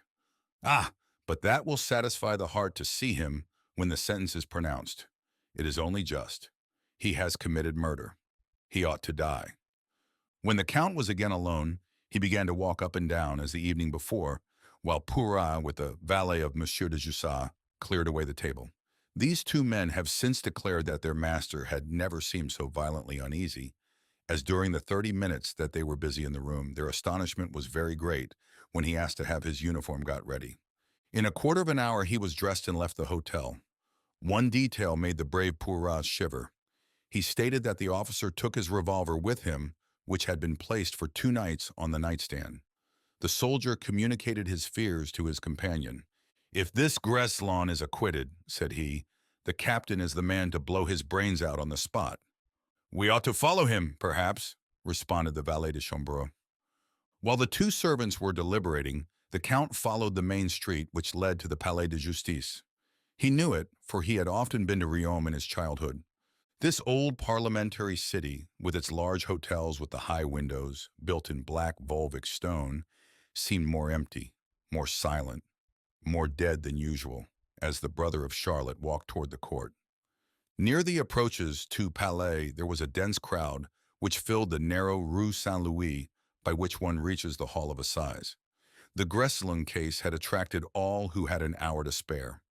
André could scarcely force his way through the mass of people, composed of countrymen and small shopkeepers, who were conversing with passionate animation. He arrived at the steps which lead to the vestibule. 2 soldiers guarded the door, charged to keep back the crowd. The Count seemed to hesitate, then instead of entering, he pushed on to the end of the street. He reached a terrace which, situated between the sinister walls of the central building and the dark mass of the Palais, gave a view of the immense plain of the Limagne. A fountain charmed the silence of this spot, and the sound of its murmuring could be heard even above the noise of the crowd in the neighboring street. Andre sat down on a bench near the fountain. He was never able to tell why he remained there more than half an hour, nor the exact reason why he arose, walked toward the palais, wrote his name and some words on a card, and gave this card to a soldier to be carried by the bailiff to the president. He had the very distinct feeling that he must act almost in spite of himself and as in a dream.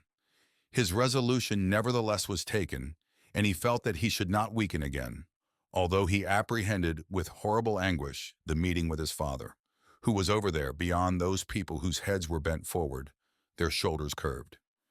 He felt in his agony the only solace he could experience when the bailiff came for him. For, instead of introducing him at once into the hall, this man led him through a passage to a small room which was without doubt the office of the president. Some packets were lying on the table. An overcoat and a hat hung on a peg. Arrived there, his guide said to him, "Monsieur the President will come to you as soon as the Attorney General has finished." What unexpected consolation in his pain! The punishment of deposing in public and before his father would be spared him. This hope was of short duration. The officer had not been 10 minutes in the office of the president when the latter entered. A large old man with a face yellow from bile and with gray hair, whom the contrast of his red robe made look greenish. After the first words and before the affirmation of the count, that he brought proof of the innocence of the accused. "On these conditions, monsieur," said the president, "I cannot receive your confidences. The audience is to be resumed, and you will be heard as a witness, provided neither the prosecution nor the defense object." Thus none of the stations toward his cavalry could the brother of Charlotte avoid. He was about to come in contact with this impassable machinery of justice, which does not stop, which cannot stop on account of human sensibility. He must seat himself in the witness chamber and recall the scene which had passed there between his father and the mother of Greslin, then enter the hall of assize. He could see the bare wall with the image of the crucified which overlooked this hall, the heads turned toward him in supreme attention, the president among his judges, and the attorney general, all in their red robes, the jurors on the left of the court. Robert Greslin was on the right on the prisoner's bench, his arms folded, livid but impassible, and everybody crowded everywhere behind the magistrates in the tribunes. On the witness bench, Andre recognized his father and his white hairs. Ah, how this sight cut him to the heart which did not falter, however, when the president, after asking the counsel and attorney general if they did not object to hearing the witness, asked him to state his name and title and take oath according to the formula. The magistrates who assisted at this scene are unanimous in declaring that they never experienced an emotion in court at all, comparable to that which seized the audience and themselves when this man, whose heroic past all were acquainted with through the articles published in the journals, began in a firm voice, but one which betrayed excruciating grief.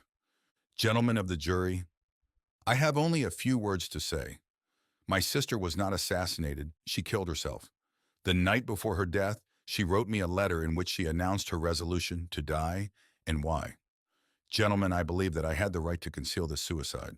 I burned this letter. If the man whom you have before you," and he indicated Greslin with his left hand, "did not give the poison, he has done worse. But this is not for your justice to consider, and he ought not to be convicted as an assassin. He is innocent. In default of material proof which I can no longer give, I bring you my word." These sentences fell one by one amid the anguish of the whole audience. There was a cry followed by groans.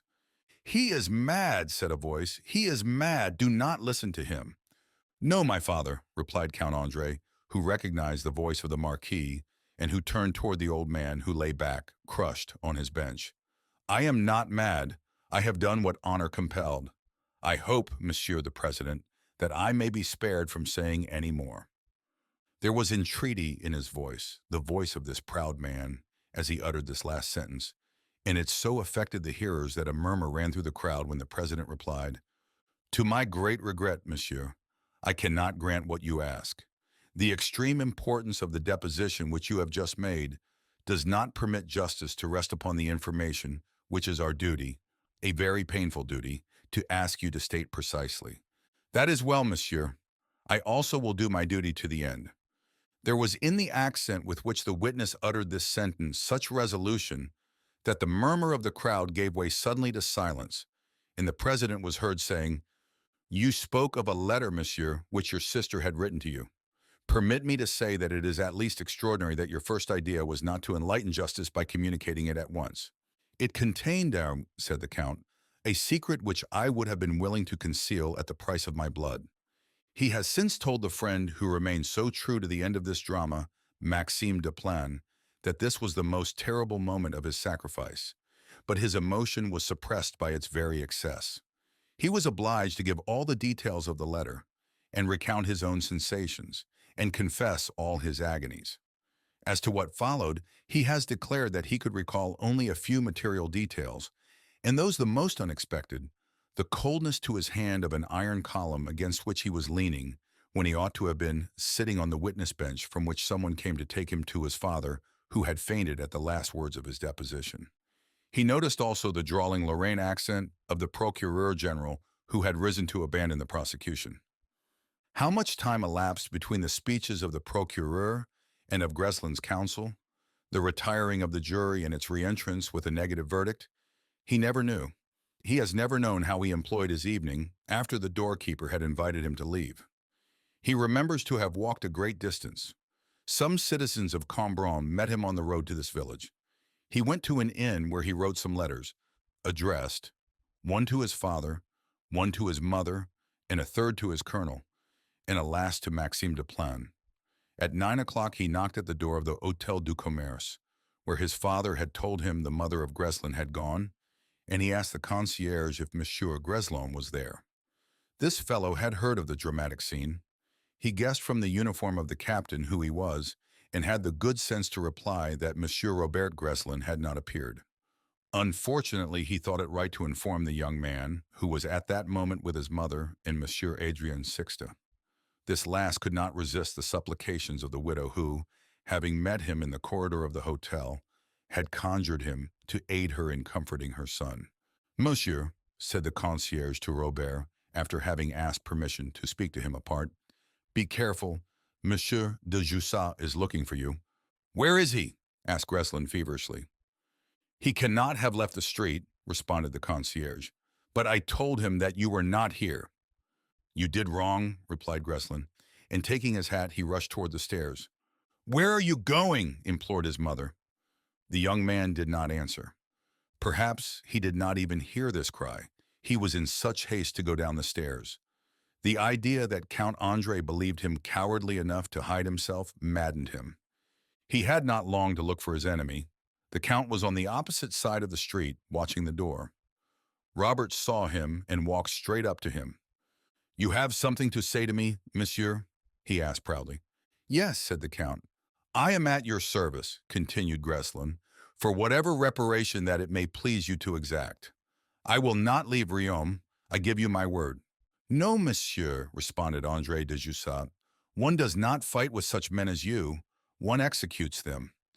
He drew his revolver from his pocket, and as the other, instead of fleeing, remained standing before him and seemed to say, "I dare you," he lodged a bullet in his head.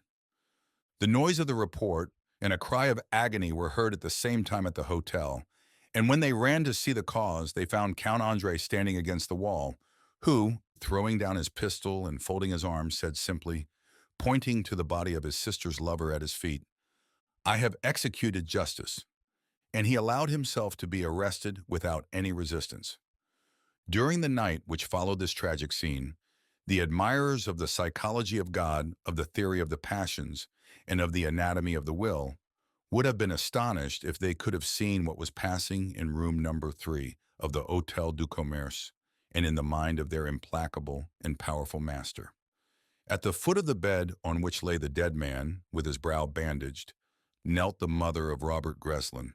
The great negator, seated on a chair, looked at this woman praying, and at the dead man who had been his disciple, sleeping the sleep which Charlotte de Jussac was also sleeping, and for the first time feeling his mind powerless to sustain him.